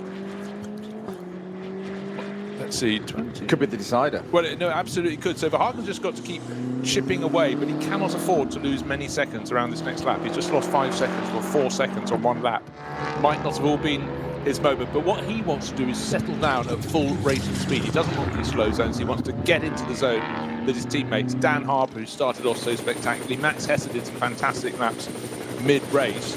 He wants to get out there and put the speed down there. But let's see, 2029. Yeah, the difference should be 23-24 seconds. That's almost the difference between them now in terms of the minimum pit stop time for that final pit stop. 1 lap later for Neil Verhagen, and he could gain 23 seconds in the pits, which almost makes it even Stevens at this point. But what he's got to do when out on the circuit is match the pace of Kevin Estre. Kevin did the first 2 sessions of this race, the first 2 stints, a double stint. Then he handed over to Michael Christensen. Now back in the hands of Kevin. He's going to take it to finish. He won't want for pace, but it's up to Verhagen. He's already been a double winner this year to show exactly what he can do. His teammates, Max Hesse, who's just got out of the car, and Dan Harper, who started it, all they can do is watch on from the pit garage and hope the traffic's kind to him, and Verhagen can really, really do what he comes here to do and has done so well through the course of this year and lap fast. We've got 7:07 off and yellow flags at Exmüller. It is already behind the barrier, so that may not last too long. We may get a clear on that fairly quickly, but that's the number 707. That's the 325i from the V4 class with Florian Quanta and Oliver Friss sharing that car. But it is behind the barriers now to the way. It is only a yellow flag there at the moment, so no code 60 or even 120. That is simply a yellow flag. Keep it clean, keep it simple. That's always an approach we like in racing, but let's face it, this is a circuit that has so many little twists that can just make things more complicated. And I've said it before and I'll say it again. It's the effectiveness of the marshalling and the removal of stricken cars. Some simply might have run out of fuel, had an electrical problem. Others have been shortened, tattered and battered down the barriers and have to be removed as well. But they're tried and tested. This is one of many rounds of the NLS this year, and those are built on many rounds of VLN over the previous decades. The experience has been gained, and that is why they're so good, so light on their toes in picking their way through incidents and making things happen.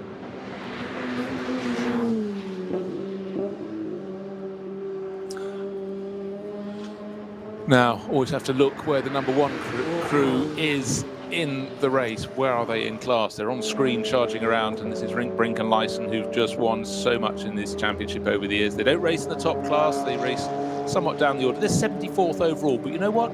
They're in V4 as per normal, but they're leading the class. How many times have we said that? Going for more maximum points. That's what they come here to do, and it's not by stealth with Rink on board at the moment. They're doing it in terms of speed. Harder to pick up, but they certainly do the job. And in fact, in class, looking to scroll down how much further the next car in V4 is. Some distance back, yes, it's 707, and that's an advantage to them because that's the one we've just seen stopped at the side of the circuit. So that was one of the camera cars with Quanta on board at the moment, but 707, BMW 325i parked, whereas number 1 that's won the championship so many times is definitely not parked. It's stretching its advantage, and under an hour to go, 54 minutes to be precise. is it going to be the terms of the young guns? Is it going to be the BMW Junior team again? And just to reiterate, you've got Neil Verhagen at the wheel at the moment. He only turned 20 back in February, young American, came over to Europe quite a few years ago now, came over in 2017, but he did several years in Formula Renault. It was only last year he crossed across the GT3s, or actually SP8T class, so not so quick as this, but he's really stepped up this year, done a great job, sharing with another 20-year-old, Dan Harper. I have to just have a little double check what birth date is for Max Hess. Good grief, he's only just turned 20 in July. So 3 20-year-olds in this car. That is really deeply impressive. When they say junior team, they really mean it. Yes, because sometimes you find that juniors have sort of rather grown up and they're not on their first beard. But still got our tweets coming in to at RSL Studio. Thank you, Alan Prosser, or at Lanzarote Camel. He apologises that says, sorry, I've been unfaithful again. I went away to watch the cars without roofs. I have no idea what that means, so we'll just go gloss over that. But he has made a very valid point that we mentioned the damage of the 2 cars coming in on low loaders and flatbeds, the low damage of the Porsche and the back of the BMW. If I commented on it, remember that the BMW had low-level real damage, and of course it came in very low at the front, and the 2 came in together. So a very valid point there. He's also made the point that Aston Martin is still in capitals powered by Mercedes. Well, Alan, all I can say to that is that you're making no friends here with an Aston Martin fan. Well, thanks for trying, Alan. But thank you for your tweet, yes, at RSL Studio. Right. We talk about the ebb and flow. RSL underscore studio, my apologies. Very good. Right. We've talked about the ebb and flow of traffic and incidents, and Neil Verhagen, 27 seconds down on the race leader. Has the race leader been delayed? Because quite honestly, at the moment, it's every time you look at poor Neil Verhagen in the junior team BMW, he is delayed. Right, the reason for that, looks like more barrier repair. Yes, barriers on the back of a trailer pulled behind the Unimog, a safety car protecting that, but through quite a stretch of the circuit. Trying to work out where this is at the moment. Snowy, now suddenly released, where the latest barrier repairs are taking place. It's in the second half of the lap. Again, looking at a helicopter shot, you need them to pan wide a little bit so you can start to work out where exactly they are. Just coming out of Wipperman. Okay, out of Wipperman. Right. Yeah. So slow zone, presumably it would have affected Kevin Estre as well. They have to go through at an abated pace, but certainly one of the cars right in front of Neil Verhagen appeared to be going slightly slower than the abated pace, but as soon as he's clear of the zone, the BMW M6 accelerating very, very hard indeed. The 707 car that retired and saw behind the barrier, that's because of a loose wheel. Which is not really what you want on your race car, of all places around the Nordschleife on a sunny Saturday afternoon. I'm guessing. I surmise. Sun in my eyes. So just waiting for the next timing interval, the next completion of a lap to see if Kevin Estre gained on that lap in the lead in the Manthey Racing Porsche, which he has to do because that final pit stop is going to be shorter for the chasing Neil Verhagen car, the 44 BMW M6. But that was 27.4 seconds down over the start-finish line last time. Had they been equally delayed by that slow zone at about the sort of 2/3 point in the lap, the next timing sector that goes up for Neil Verhagen will let us have clear indication of that, because the time that the race leader spent going through sector 4, 3 minutes 38, and 10 seconds in that sector were lost alone by the chasing BMW Junior team. That is really, really unfortunate. As I said, it's how the slow zones affect you when you hit them, and suddenly it looks like it's going to be super tight to the end of the race, and the pendulum has swung very much towards Manthey Racing. No disrespect, just unfortunate there for Neil Verhagen. Maybe it'll swing back the other way, but definitely that pendulum of fortune and doom has moved towards Manthey Racing. Of course, Doom does drive one of our cars in the 24 hour quite often. He does. That's another story. We've still not got to the bottom of his real name there. But I wonder which corner he could have. Or which side of the pendulum. I wonder which way he swings. Probably not to the positive side. The gloom. One does feel a little. Yes. I still say you're obviously right about that. Those seconds there. There's 38 seconds on the time machine. It does look horrific when you see it. It's not so much a gap as a bit of a yawning chasm in terms of motor racing terms. However, they've still got this pit stop thing to do. They do. They could just might. It's only got to have a fumble or something, whatever. You just never know. You never know. It's not over yet. We still have 49 minutes to race. It's half the Grand Prix to go still. Exactly so. But you don't get a pit stop in the Grand Prix where the car that is leading the race has to serve an extra 23 seconds at a standstill, do you? But the fact is, maybe they should do it because it'd be more exciting. Well, I think they should. I absolutely think they should. And I also think they should have pit stops where the cars have to drive under the pit building and go around the paddock before coming back in, as we had last year. But it enabled us to go racing, and that's what we're very appreciative of. The VLN Nürburgring Series, you know, you always like the series you're involved in, like to blow their trumpet, but they truly deserved it, because it's not like, you know, certain, you know, World Championship where you've got 20 cars coming out to play. We were still having fields, even then in the pandemic, of 120 cars, and it was about managing them, and manage them they did. Right, Manuel Metzger, again, when you get to the run of pit stops, that number 6 Hout Racing Team Mercedes, almost always the first one to blink. They pitted after 28 laps, they pitted after 20 laps, and they've just pitted after only 34, so only did a 6-lap stint. Okay, that's interesting, but they're bringing it down from, you know, they're counting towards the end of the race. I would have expected another lap from the number 6 car, but anyhow, with 34 laps on the board, this final flurry of pit stops has commenced. And at this point, we're just going to have what we haven't mentioned, particularly, of late, the number 4 Forca Motorsport Porsches. We remember started on pole, Alessio Picariello. He's 32 seconds down behind Neil Verhagen's BMW. Don't expect he can claw that much of that back. He gained 4.5 seconds last time around, but again, it was where did you find the slow zones? It's always a question in the NLS races. The car that got the shark's teeth this time around was the 920 KTM Crossbow. That's leading the class. Cup X, Reinhard Koffler. You know, he is just absolutely fantastic in anything that's KTM shaped. I've watched him over the years, particularly in GT4 racing. And in this sort of much more futuristic, it really is a Mako shark-nosed car. So much sleeker. The first few Crossbows were quite sort of bluff in many ways, but this one, much sleeker looking car. And Reinhard Koffler, he can just make them fly and wake it clear in the Cup X class. It looks like it's been designed now, isn't it? Rather than sort of, that's what we'll do. We make 2-wheel things. Let's make a 4-wheel thing. It now looks more like a complete car. It does indeed, and it looks so it's got more purposes in life than it had when it was launched. Right, Matteo Caroli wearing a tribute to Sabine Schmitz on his helmet, sitting on board. Oh, in fact, it's Romain Dumas brought it in, but I think it's Cairoli going back into the Dynamic Motorsport Porsche, white, blue, and black, sitting in the pit lane. This was the one that had to serve a drive-through penalty, or drive and stop for a very short period of time. It was 1 second it had to serve. They underdid their minimum pit stop time. This time they'll be counting and adding an extra second just in case, because you hand back the second, but with the time you lose coming in and out of the pit lane to serve that 1 second at a standstill for undercutting your pit stop by just 1 second last time around, it's huge. The fact is, that's coming out possibly even in 6th place. Came in from 6th and may have got out in 6th place, but the final pit stop is done. Cairoli back into the race, or he's taken over from Romain Dumas. So really is the master and the pupil, but Cairoli, I would suggest, has got more years as a pupil now than he needs. He's standing on his own 2 feet.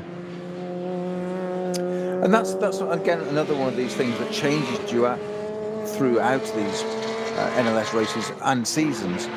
We've mentioned the Pro-Am. It's the proclave of the amateur driver getting started. They can start in lower categories, lower classes, even in this series or elsewhere. But as they build up, and then all of a sudden, let's say they've done all that, and they've got the ring license, they get to the Nürburgring, they get to do this on a regular basis, sitting alongside your pro. And then the whole idea of the pro is, it isn't just about the pro doing the faster lap times in the car, it's about bringing on that amateur driver. And one of the pro's jobs is to make sure that gap is closed and closed and closed, because they want a better result all the time. You don't want a 5, 6, 7 second lap gap between yourself, even around here. So that's one of the pro's job. It isn't just about pedaling that chassis around really quickly and saying, get out of it, door shut, my job done. It's then sitting and going through the data and bringing that driver on. And as you say, Cairoli, an absolute perfect example here. All of a sudden, he's got that experience, and all of a sudden, we've pegged them as a while for being, oh, he's the amateur in the car. It's so easy to say. Then you start to look at the lap times and go, not so much an amateur when you started, were you? Yeah, no, but Cairoli is a Porsche junior driver, but the thing about it, when you've got a pro and an am, which they don't in that car, is the fact that when you get your AM, as you're saying, up to speed, it's not just that they've improved on the time, it's also you can then start to set up the car a bit more how the Pro wants it, because the AM can manage a more aggressive car. And so in some ways the Pro is pegged back while things are kept soft and comfortable, but once the AM is getting more up to speed, you can then really, the whole team moves up another level. I always feel that. Sometimes you see it and sometimes it doesn't happen. You know, it's never a given. You know, a lot of AMs come into this with ambitions and with the money to finance it, but not all of them can be the ultimately talented drivers they all hope to become. But with the best tuition, they will improve to wherever they can go. But there's no given as to how high up the tree that will be. Oh no, nothing can replace seat time. But at the end of the day, you've got to have that talent, and you've got to be able to unlock it, and that is where the skill lies with a real pro driver. If your AM has got the talent, it's just unlocking it and getting them to use it correctly in that car for the better result. And you know, as you work through it, confidence is so important. And it doesn't matter whether you're competing in the top class or the slowest cars in the field. It's about getting the maximum out of winning your class. And the Schnitzelam, talking of cars winning their classes, the Schnitzelam Mercedes, of course, gifted that when Nico Verdonk pulled off in the 177 Pro Sport Racing Aston Martin. But the Schnitzelam, unusual combination of sort of a yellowy green nose, roof and rump, but orange colours all over the flanks. For so long, that yellowy green colour was the entirety of the cars, with the simple Schnitzelam Racing logos on the side, but it certainly stands out, and that is leading its class very comfortably indeed. SP10 class, 21st position overall, but with the challenge of the better of the two Aston Martins having crumbled away. In fact, you have to look down to a couple of other cars we haven't really talked about, actually. Cars 181 and 180 coming second and third in that SP10 class, and 181 and 180, they're over the page in my programme here. That's Walker North's motorsport car. Chandler Hull and Jonathan Miller, two drivers from the States. They're second in the class. They're enjoying their European season yet more. And third in the SP10 class, just about a minute and a bit down, is Charlie Postins at the moment, car number 180, sharing with James Clay.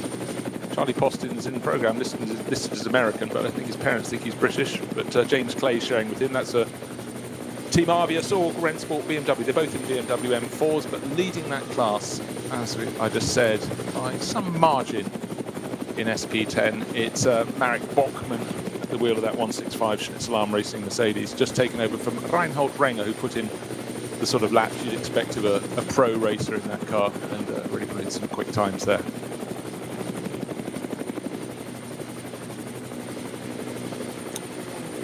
Just waiting to see the gap between first and second. Through the first few sectors of the lap, it's fairly even. Stevens, maybe slight gain for the chasing Neil Verhagen at the end of the lap. Oh, very slight gain. It was about a 0.15 of a second. So that sort of gap is not going to be enough if it's coming down at that pace. Because I think at the final pit stop, the BMW have to stop for 23 seconds less than the race-leading car. But with a gap to the race-leading car of 38 seconds, that maths is quite simple. A few laps ago, a 10-second gain because of slow zones affecting the second-place BMW, and Manthey Racing, well, they'll take the advantage however it comes. And with Kevin Estre, well, it'll be one thing if the BMW can get on his tail, but quite another for Kevin to open the door and let him through. Don't think that'll be happening towards the end of the race.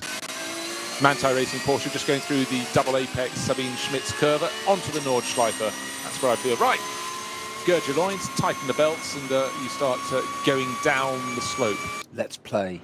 Let's play. In my case, it would be just hang on the wheel and pray, not play.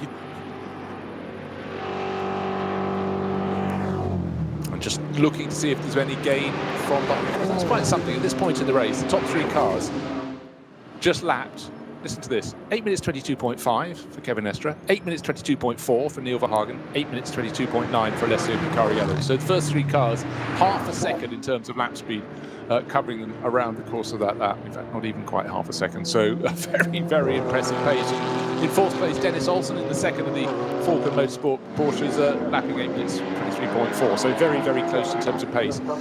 The rest somewhat further behind, it must be said. Well, it's all very well having the impressive pace and matching it all, but that's not going to reduce any gaps, is it? 38 seconds, and unfortunately we need to see Neil Verhagen taking some chunk out of that, but I just don't think it's going to happen now. I know we've got that pit stop strategy change to go. We have just under 40 minutes to go, Bruce, which is going to put us into an interval. Oh, you're going to go to his aggregator. It's just here under the laptop. So that's no. Okay, I still need that. You memorised it. Yes, I did. I've got all sorts of notes here. All sorts of love letters and all things flying across the desk here. So this is assuming, if it of course applies to this being a 6-hour race. But we are, what, 38 minutes to go now. So if they were to pit at the end of this lap, that would put us at how many minutes left to go? Where are they on? Let's see where they are on track at the moment. I think we could have another 2.5 laps for the race leader, Kevin Estre. I think his last, if he does an 8-lap stint, we've seen plenty of those. That car did a 7-lap, an 8-lap, a 7-lap, an 8-lap. No, 7, 8, 8, 7. That's how it's got. And so you could do a 7 or an 8, but that won't get it to the end of the race. So it's got to about 32 minutes roughly, isn't it? 32 minutes to go. Were that the case, you'd have, if our calculations are correct, a pit stop of 260 seconds. Okay, so you're looking at 4 minutes 20 seconds. However, to add another, let's say 9 minutes, or take another 9 minutes off that timing. Yeah, the point is that it loses 3 seconds per minute out on track. Yeah, 3 seconds less in the pit lane. That's the formula. So it's a question, I reckon, at the end of lap 38, possibly lap 37, but hopefully from their point of view, lap 38, the race leader will come in, the Manthey Racing Porsche. And in terms of stint length, you can expect the BMW Junior Team M6 to go 1 further lap before coming in. Don't try to, it doesn't work at home.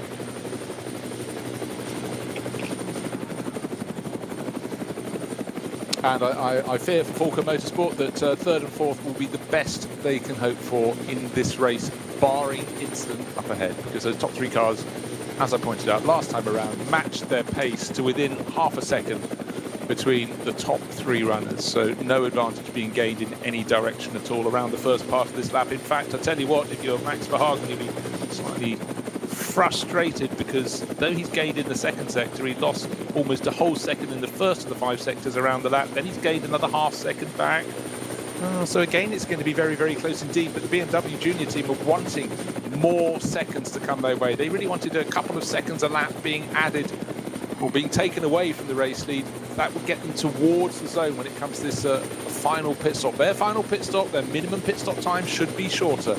But it looks as though that really the pendulum did start to swing towards Manthey Racing. Was it just a slow zone? One feels it was, and it really just seemed to catch the BMW Junior Team unfairly in 1 sector alone. Remember, 10 seconds were lost by the chasing BMW.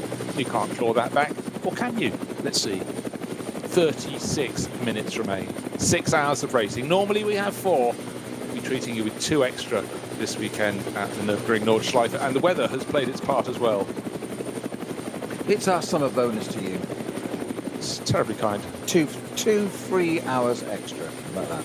Have your liberty, but spend it watching wisely. And listening with us. Spend it wisely. Right, SP9 Pro-Am, it's still the number 24 Lion Speed Audi, Lion Speed with car collection. That's in 7th place overall. The second car in class is Fricadelli Porsche in 3rd. In the class is the CP Racing Mercedes. Unfortunately, we really talked about that largely, not for 2 things. One, which is a good thing because we like its race livery, and the bad thing was, unfortunately, they had to serve extra time in the pits due to, I believe it was pit lane speeding. Now, front-running cars going through another slow zone. It's still the barrier repairs. Okay, that's going to catch them equally. This is a long repair, but if the chasing car, if that slow zone could be cleared between the leading car that's 38 seconds up the track and the chasing BMW Junior Team M6 coming through, that is the moment at which that may gain or recover a lot of the time that it's lost. But looking very, very tricky indeed. It's about not making mistakes, but in many ways, I don't know. If you're the race leading car, do you want it to be full green, or are you quite happy to have these slow zones? But what you just don't want is for a slow zone to be removed. You serve the time going slowly through it, and the chasing car does not. And that is really what Neil Verhagen will be hoping for. I think you just answered your own question there. To the leading car, do you want it without? No, you want it clean, crisp rule. There's no variables that may disadvantage you and play into your competitors' hands. That's what you want. Clean, open, green flag racing, full course green. Get on with it. The rest of it's down to you then. There's no outside influence. Right, I'm just trying to see who have done things. Now we're suddenly getting a few more cars making their 5th pit stop. We've had the Cairoli Dumas car, but in behind, the Walkenhorst Motorsport number 35. Von Bolen's brought that in. Augusto Farfus is just in the pits now for a 5th pit stop in the M4 GT3. It's got up to 7th place, may drop back a position, actually may not. They've been having very good pace, but you'd expect that right now. Neil Verhagen cannot afford to lose a moment anywhere. The Fricadelli Porsche out on the circuit keeps out of his way, but only just out of his way. But they're both of them having a bit of a wobble coming onto the Dottinger Höhe, and they're side by side. And the Fricadelli Porsche number 30 is running 10th overall. It will be past Klaus Abelin, whose factory, his team base is literally across the road from the circuit, almost passing it right now as they're halfway down the Dottinger Höhe in the Moist Path industrial zone. But lights ablaze, but at least that's passed. It doesn't look as though any particular time was lost by Neil Verhagen there.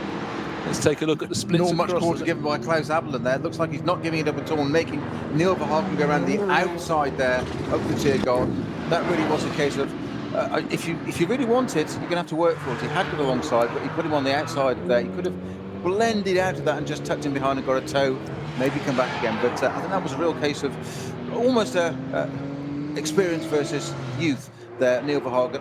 I'm going to leave you on the outside. I'm not going to put you there. Leave you on the outside. Let's just see what you do. And he's like, okay, fair enough. And once we got on the right into Tiergarten, he did just tuck in behind. But I think there's a little bit of testing going on there, testing his mettle. You never know. He might offer him a drive in something one day.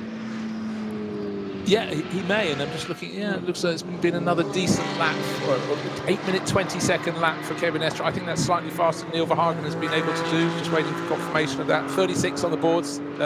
Estre has not come in for a pit stop. I don't expect him in for perhaps another 2 laps, but he's picking his way through the traffic, waiting for Neil Verhagen to cross the start-finish line, because Estre is now going through the second part of the Sabine Schmidt's curve, so he's onto the Nordschleife, still waiting for the timing screens to flick over to say that Verhagen has completed another lap, because maybe it's just having a little bit of a glitch, because I would have thought that distance from the start-finish line, well, it's gone out to nearly 41 seconds, so 2.5 seconds gained. It's going the wrong way for the BMW Junior team. Yes, they're going to have the shorter final pit stop, but I think this drive in the closing stages of the race, what have we got left? 31 minutes. Is looking very, very good for Manthey Racing, for Kevin Estre, and the driver who's enjoying it enormously from the pit lane, Michael Christensen.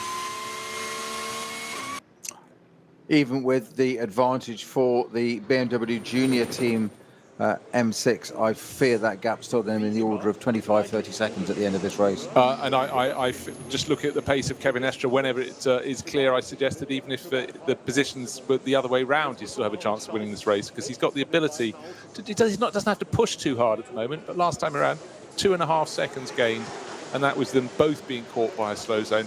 When it goes to green flag racing, I still expect Estre to be quicker, so it doesn't really matter. It's because Estre hasn't got any push left, because he used it all up on the first lap.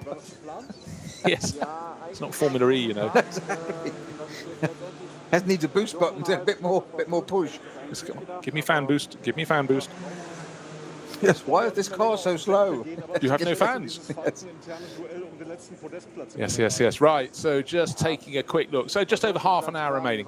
SP9 overall, Kevin Estre leading for Manthey Racing. SP9 Pro-Am 8th overall. That's the 24 Lion Speed Audi. That's 1 position behind the SPX class leader, which is the one and only BMW M4 GT3, making its global racing debut. Should have been early this year. Didn't happen, but great to have it here on the NLS. SP9 AM class being led in 12th position overall by Moritz Krantz. So he's fought his way back to the front of the class, fell down to 3rd in class, but once Moritz Krantz had shown his purpose, and we saw that when he was going past vehicles at the side of the circuit, there was no quarter given, and no wonder he's got that back into the lead of the SP9 AM class. SP Pro, for a long time it's been number 350, and it still is this time around, so they got that one very much under control.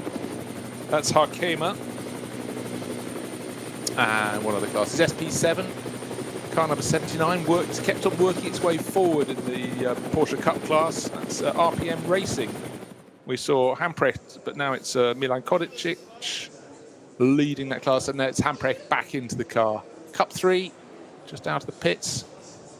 969, but that's sort of yo-yoed, hasn't it, Snow? 969 and 960 being really contesting the honours in the Cup for GT4 Cayman Trophy cars. But 969, will it still be ahead when 960 has served its final pit stop? But I would say the Norna Motorsport car has its nose in front, and I think it should keep it there. Yes, and I think the Falcon Motorsports is the number 3 that owes us a pit stop. It's Muller's on 7 laps now. I think I've just seen Dennis Olsen preparing in the pits with a lid on. I'm sure that's just caught a glimpse of that, rather like your Kevin Estre out of the car earlier. I think you saw it. I'm sure that was what I witnessed, which would indicate that he's getting ready to come into that car. It is. I still think it's hugely impressive. I know it's just popped into the pits now. The number 55 car, Augustus Farfus, in the SPX category, as in experimental. First time out from that car. It's never going to be a winner out of, well, very rarely, highly unlikely, all the odds against you, whatever cliches you want to use. Unlikely that your car's going to be that good out of the box, but it's just pitting from 7th overall. That's its pace. Its fastest lap of the race is an 8:02, and the fastest lap of the race is an 8-minute dead, as we know, what, 8-minute 00997. Ironic for a BMW, but it's got 997 there in its timing.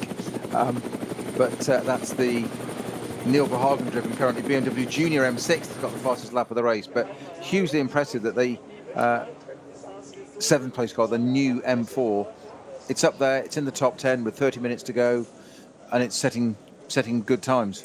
It's just been it bodes well, doesn't it? You are looking at the future of BMW Motorsport.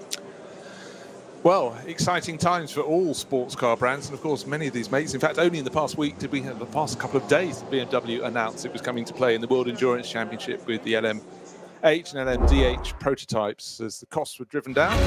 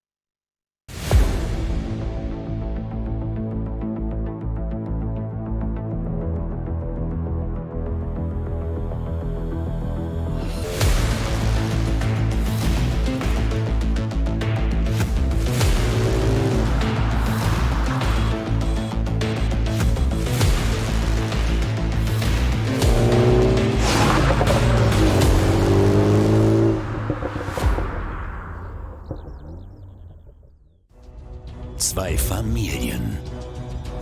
40 Jahre Firmengeschichte. Unsere Produkte entstehen zu 100% in Deutschland. Mit Herzblut und Hingabe. Wir schaffen den Technologietransfer von der Rennstrecke auf die Straße. Handwerkskunst, Erfahrung für diesen einen Moment. Das ist die Nürburgring Langstreckenserie. Das ist H&R. Performance made in Germany. Sicher ans Ziel. Auf allen Straßen, bei jedem Wetter. Mit den zuverlässigen Sommerreifen von Falken. Jetzt Falkenreifen kaufen und Tankgutschein sichern. Weitere Informationen auf tankgutschein.falkenreifen.de. Falkenreifen.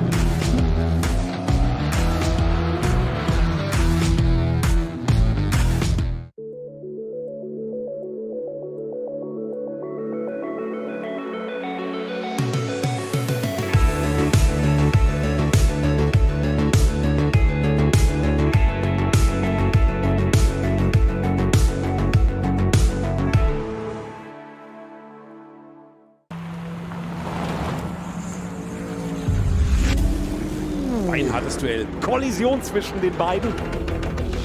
Damit ist das der Führungswechsel. Zu dritt nebeneinander. Maximale Reaktion. Da brennt der Falken-Porsche.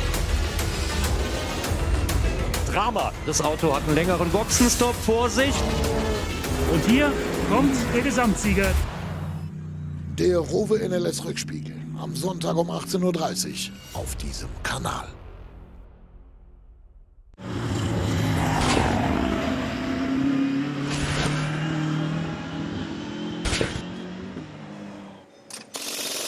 So, Falcon Motorsport in the pit lane. Is it number 3? Is it number 4? It's number 3. It's the car that always blinks first. And so it's Tobias Muller out, and by my reckoning, that should be teammate on board, which should be Dennis Olsen. You saw him wandering around with his helmet on a short while ago. So they've come in after, get this, 37 laps, and we think there's going to be a massive flurry after 38 laps. And then, perhaps, after 39 laps will come the BMW Junior team. That's car number 44. But we think the extra time, or the reduced minimum time it will have to serve in the pit lane, they may gain 23 seconds, but they're running at the moment more like 40 seconds, maybe slightly more, down on the race-leading Manthey Racing Porsche. That ought to be enough for that to resume in the lead of the race. But it's got to be Dennis Olsen at the wheel of that car, because Tobias Muller has just done a triple stint, an 8 lap, followed by 7 laps. The differences in the times on that, his best on his first 8 lap stint was an 8-minute 44, followed by an 8:07. And then followed by an 8:21, and that just goes to show what happens all these code 60s around the circuit. By my reckoning, I think we had less than an hour of green flag running in this entire race. Yes, and what we're taking there is you could have green flag for 8 minutes of a 9-minute lap, but you still get the yellow time, the slow zones that have affected. We've had so few of those. Fastest lap of the race was set about an hour ago now, when we finally had this enormous, fabulous flurry. I think it was only the second green flag lap of the race, and the first one had set the earlier fastest lap, set by Matthias Drudy in the opening stint, but then Max Hesse did an 8 minutes 00.997 second lap. I'm still itching to get one below 8 minutes, but actually what I'm itching to see is just a number of laps where they can set the pace the way they want to do it, the way they could have done it had there not been slow zones, had there not been traffic. Traffic is always an inevitability here, but you like to think slow zones aren't. We haven't had major incidents today, but when you get crash barrier repairs, and we've had a couple of those, it does really add to the incident, add to the slow zones, and it doesn't benefit out-and-out racing. It can work your way, it can work against you, but just looking at the timing screens around the circuit, even with a miraculous gift to Neil Verhagen's car, he hasn't got the pace of matching Kevin Estre in the 911 Porsche. The first part of the lap, he loses a second almost every single lap. The middle sector of the circuit, they're almost absolutely four square in terms of time. But if we're going to have a change in the lead of this race within the final 20 minutes or so, well, it's only going to come right at the finish if it happens at all. But right now, it's not happening to the BMW Junior team. The third driver in the car just hasn't had the fortune, hadn't had the brakes. And for Neil Verhagen and this crew of 20-year-olds, I have to keep saying that. You often get the manufacturers having a junior team. And we've had some drivers who've been still juniors where they've passed their 30th birthday. But these are 3 20-year-olds. From Dan Harper from Northern Ireland, from Anna Hilton, Northern Ireland. Then Max Hesse from Germany, and now the driver from the States, Neil Verhagen. Fantastic job they're doing racing GT3 cars as fast as this point in their career. But it's a step up to somewhere, and they want to nail it on the board. But that trio, they've got 2 of the 5 wins to their name so far this year. We've had 5 rounds of the NLS. Opening round was won by the car that looks like it's going to win the latest round. It's the Manthey Racing Porsche going up to the carousel one more time. Already been through it. Well, a formation lap on 37 previous laps, so they're getting the hang of it by now, I think we can say, Snowy. In and out.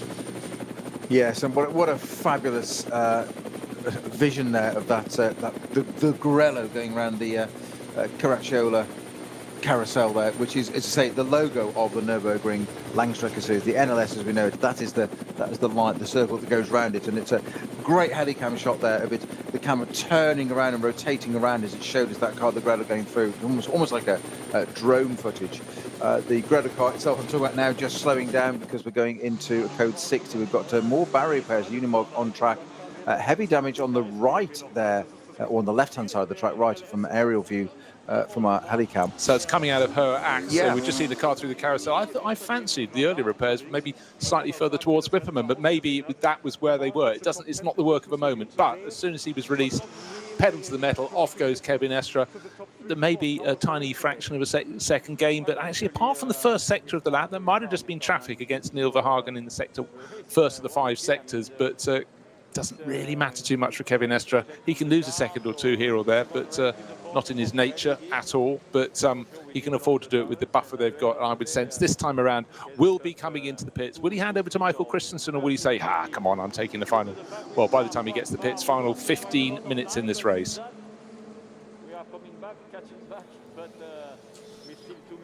Any other changes coming our way? No, it's looking all quite cool, calm, collected. Very few cars in class actually at this stage in the race running enormously close to each other in the overall class battles. Early on we had some fantastic little tussles. I dare say if I scroll down towards the BMW Cup class, the C2 CS racing, there's 35 seconds between the runners in that. It's been an unusual race. We often get to the finish with next to nothing. I'm sure if I go down, there are enough classes to scroll down, I might find it a lead class battle, but it tends to be at this point in this weekend's racing, in this Saturday race, this 6-hour race, is that the battles in class that are close are not the ones for the lead. I think a lot of the teams have just either struck lucky today, or more to the point, others have struck unlucky, got caught up in incidents and removed some of the front runners in the slower classes. I'm not talking slower in terms of drivers, I'm talking slower in pace of the cars. But that's part of the parcel here, isn't it, Snowy? Different class cars,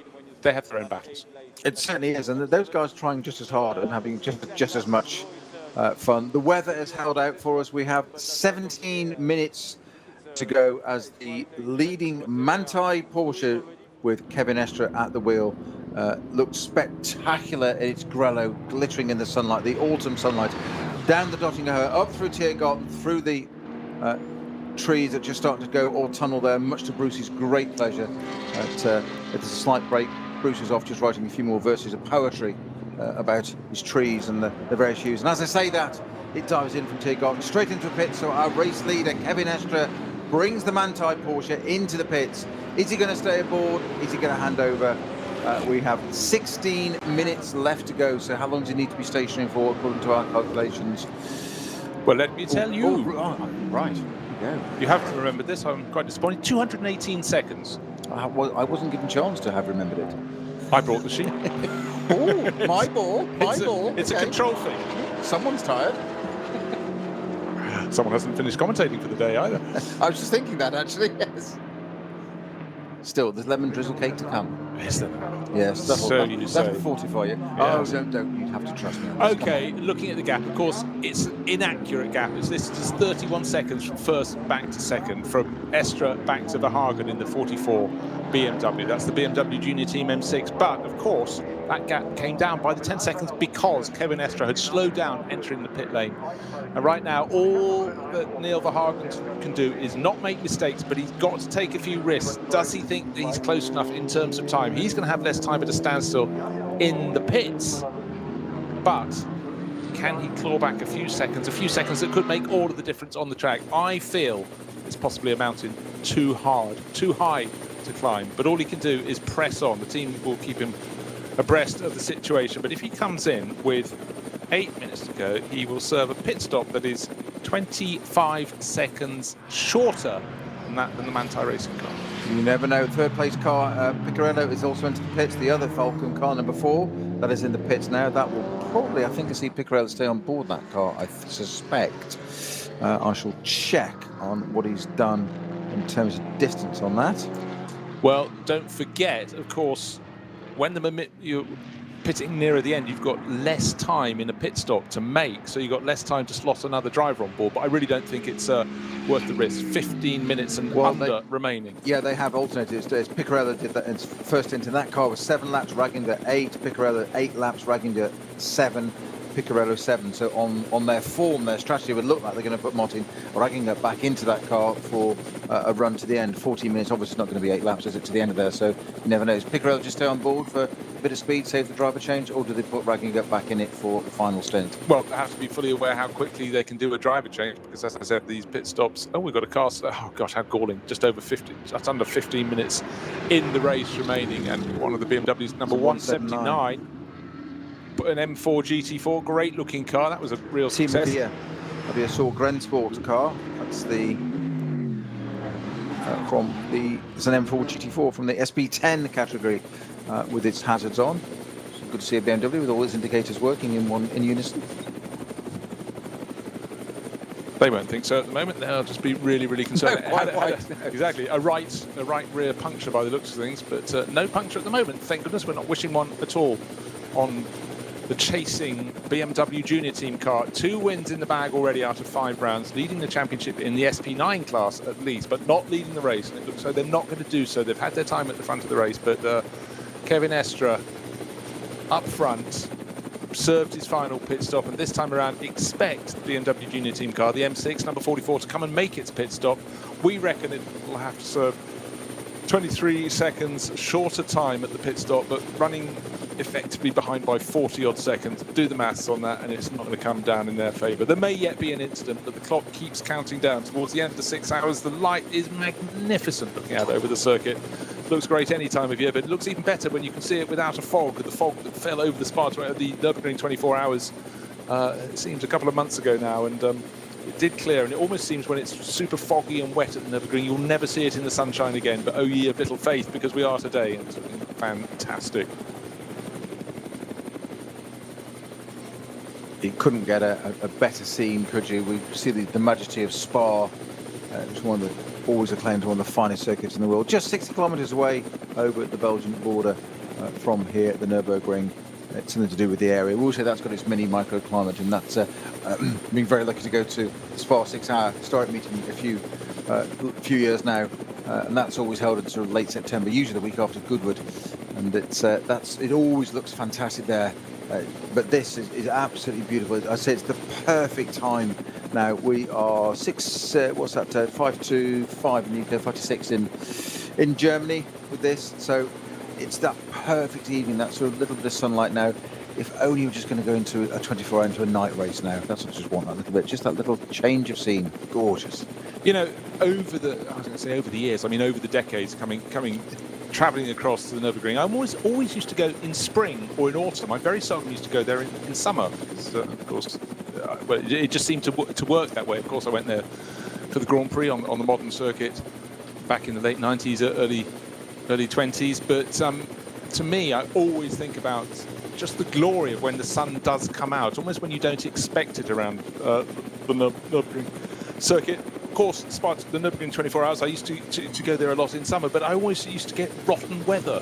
It just seemed to go with it. But so it is great to see it in full sunshine, and certainly enjoy it the most. Would be Manthey Racing surely safe in the lead of this race. Look, we've got 11 minutes remaining. We had 6 hours on the clock when we started this, sitting on an advantage. I think will still be around 15 seconds off that final pit stop. Still a very sizable margin, I would think. Well, after the vastly changeable conditions we had during qualifying, where it really was quite wet, enough to produce a little bit of spray even at the beginning of that, and that the added layer that brought in of tyre decisions and choices and what they do, and we said we saw that with a few of the teams, that hand cut slicks, some not doing it, some intermediates, just being careful, etc.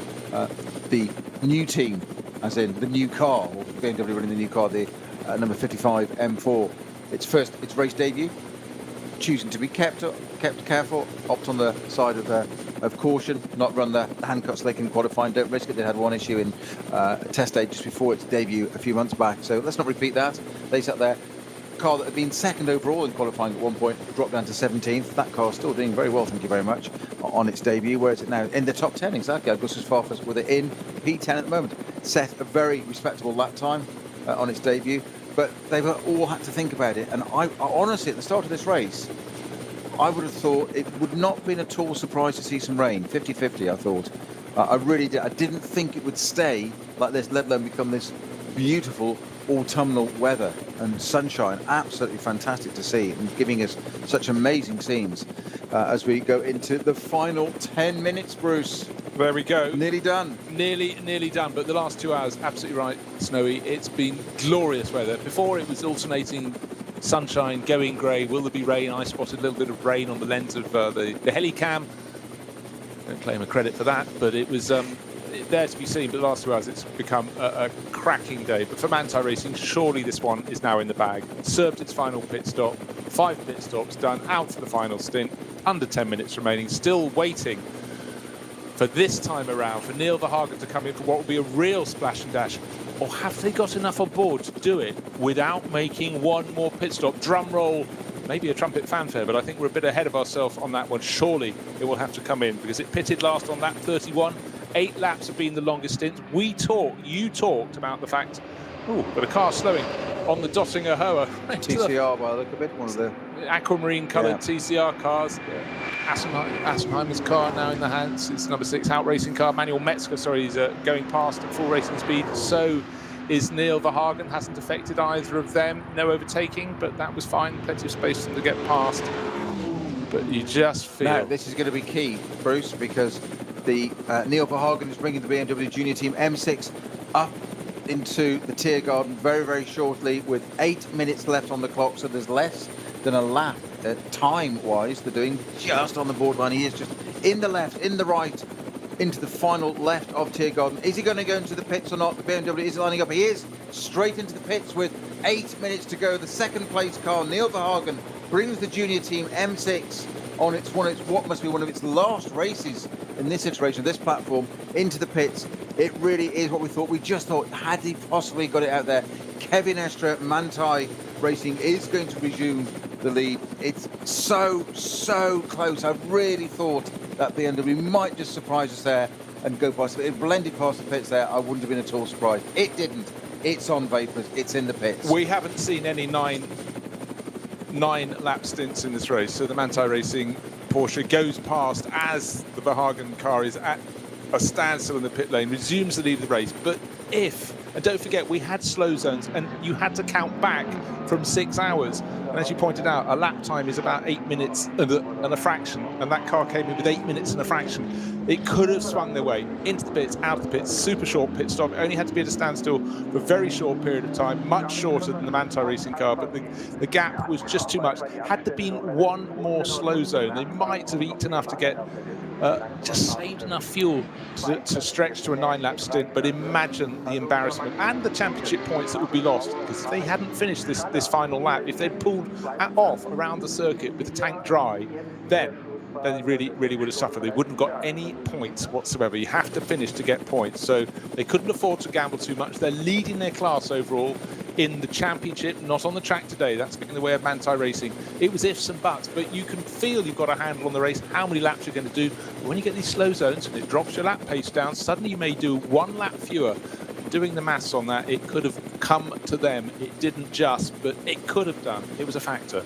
Well, we saw it in a race earlier last year, didn't we, with the Octane 126 Ferrari that ran, and it was leading and going on to the final lap, but it had to go on to fuel saving, and the Audis came by and did a 1-2, and it finished on the podium. Great result, but it was leading going on to that last lap. Kevin Estre it is, though, in the Manthey Porsche that majestically sweeps onto the Nordschleife for the last time, through the newly renamed Sabine Schmitz curve, the double left-hander onto the Nordschleife, the very narrow, close-wall bit, down through the Hatzenbach, where it gets even narrower, the roller coaster as it starts that glorious Nordschleife.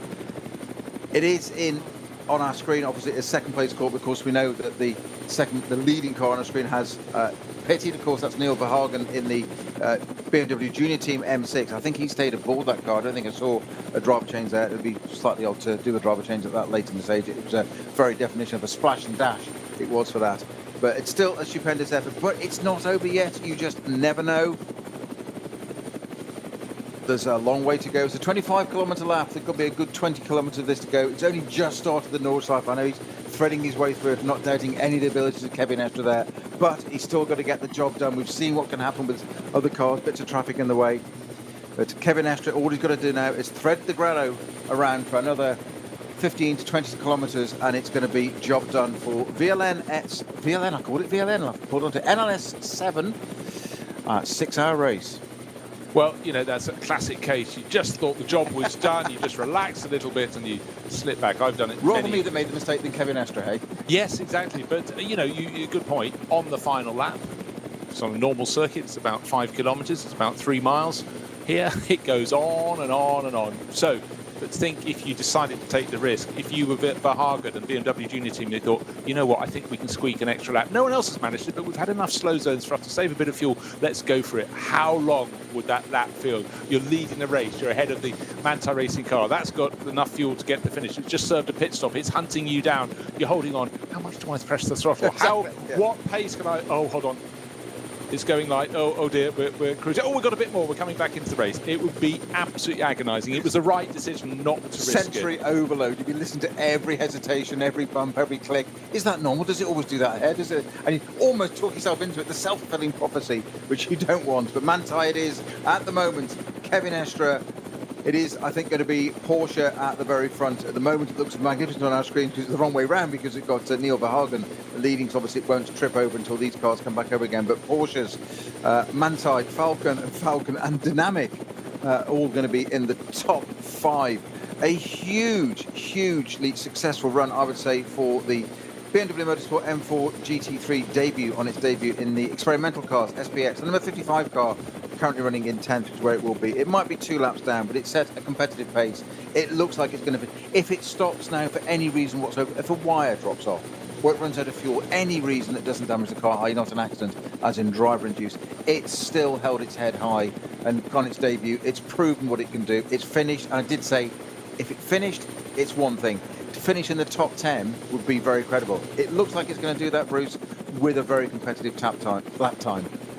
It's a tick in the box. It's ticking many boxes indeed. One thinks a car could be developed and just popped onto the track. Absolute nonsense. And if you want a track to test the car to really prove what it can do in all sorts of corner types, track conditions, whatever you want to throw at it, you come to the Nürburgring Nordschleife. No wonder manufacturers not even involved in racing bringing their cars here to get a feel for them. So the Manti Racing Porsche leading the way. It's got a little bit of traffic. It's actually got the number 9 Mercedes that gets speed car tucked in behind it. Moritz Krantz will finish a lap down, but he's going to stick to its tail. Moritz definitely fast enough to keep up or thereabouts with the race leader. He's very strong in the opening stint of the race. I think he ran as high as 3rd position in the early reckoning, but for the Manti Racing Porsche, no risks need to be taken. And he comes into a slow zone, and Moritz Krantz closes right onto his tail. So the final lap will end at slow speed. They may get to open up again before they get onto the Dottinger Höhe. Oh, we've got, it's actually, is that further barrier repair, or are we only halfway around the lap? Is that the bit that's... No, that's how it acts still. It's still going out to Wipperman, and they've been there for a while, just parked on the left-hand side. That's the coast. That should be clear now as they get to Wipperman. Indeed, they will go. Moritz Krantz gets the chance. Does Kevin Estre let him come by? Absolutely not. He could just let him go by and unlap himself, but he doesn't. No, thank you very much. I'm the race leader. I'm about to win this race. Well, don't mind. But also, it's, you know, you don't want to get off the racing line. You know, you might go out and hit a bit of tyre debris or whatever that could affect you. It affects your mind, and it's. He wants to win the race. He's going to win the race. Going past the little GT Tyres Golf there, no problem at all. Gets past that, no trouble. But for Moritz Krantz, he just wants to show I can run with the fastest drivers in the field. He's racing for Get Speed Performance, and for Mercedes, it hasn't been a great Mercedes year in the championship so far, but he's been putting in some good runs. Now a few more back markers to be negotiated, but in Estre style, gets past ASAP. Moritz Krantz follows him through, but really the big question is second place. It has to be surely going to Neil Verhagen in the 44 BMW Junior Team car, and third place ought to be going to Alessio Picariello, who started on pole position, did a great pole lap in tricky conditions, but Falcon Motorsport just hasn't quite been their race. But think about it, Peter, they were first and second on the grid. By the time they got to turn 2, they were down in 5th and 6th positions, really got monstered.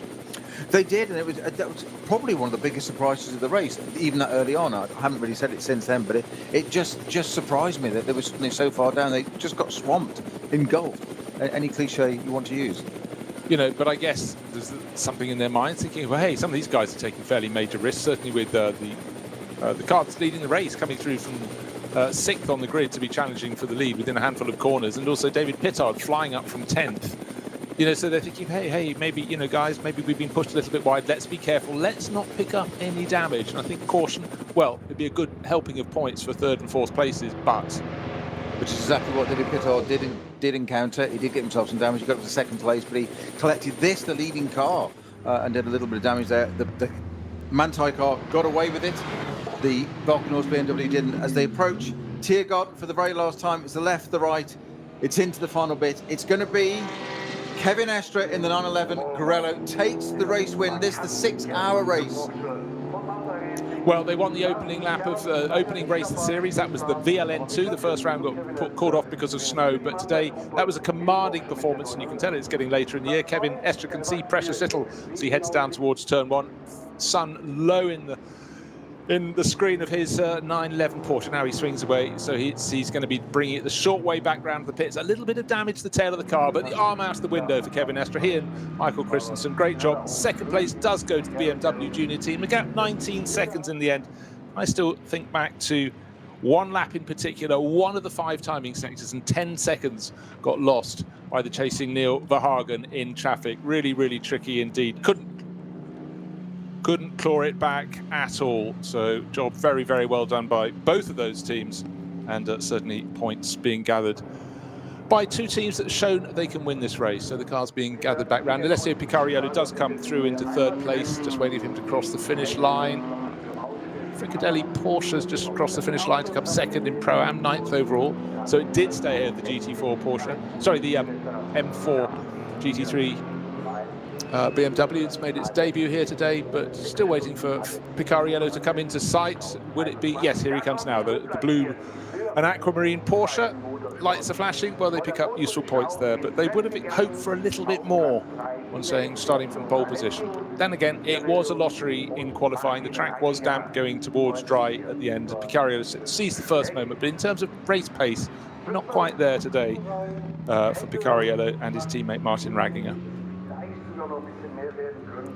Very evenly matched on times, the two Porsches, 2 Falcon Porsches, setting their best laps of the race, an 8:07.1 and an 8:07.0, so a 10th between them. So very evenly matched and well prepared, those 2 cars, but just not quite that pace of the leading and winning car of Manthey Racing with an 8:01.897. The fastest lap of the race, though, does go to our 2nd place car. And here's a hint to the future, Neil Verhagen in that car at the very end. The BMW Junior Team M6 with an 8:00.997. So that 8 minute, just not quite getting into that. The one that Bruce wanted so much. I know he got money riding on it to get that 7 minute 59.999 recurring. But it started with a 7. That's the bit you wanted. It didn't quite achieve it. I did think we had it. Less code 60s, and we would have definitely have had it. And I think we've had as I said, I'm sure there's at best an hour's running. Now we've got talking about the M4. Well, it's stopped in the pit lane, which might be a problem because it needs to come back to Parc Fermé, doesn't it?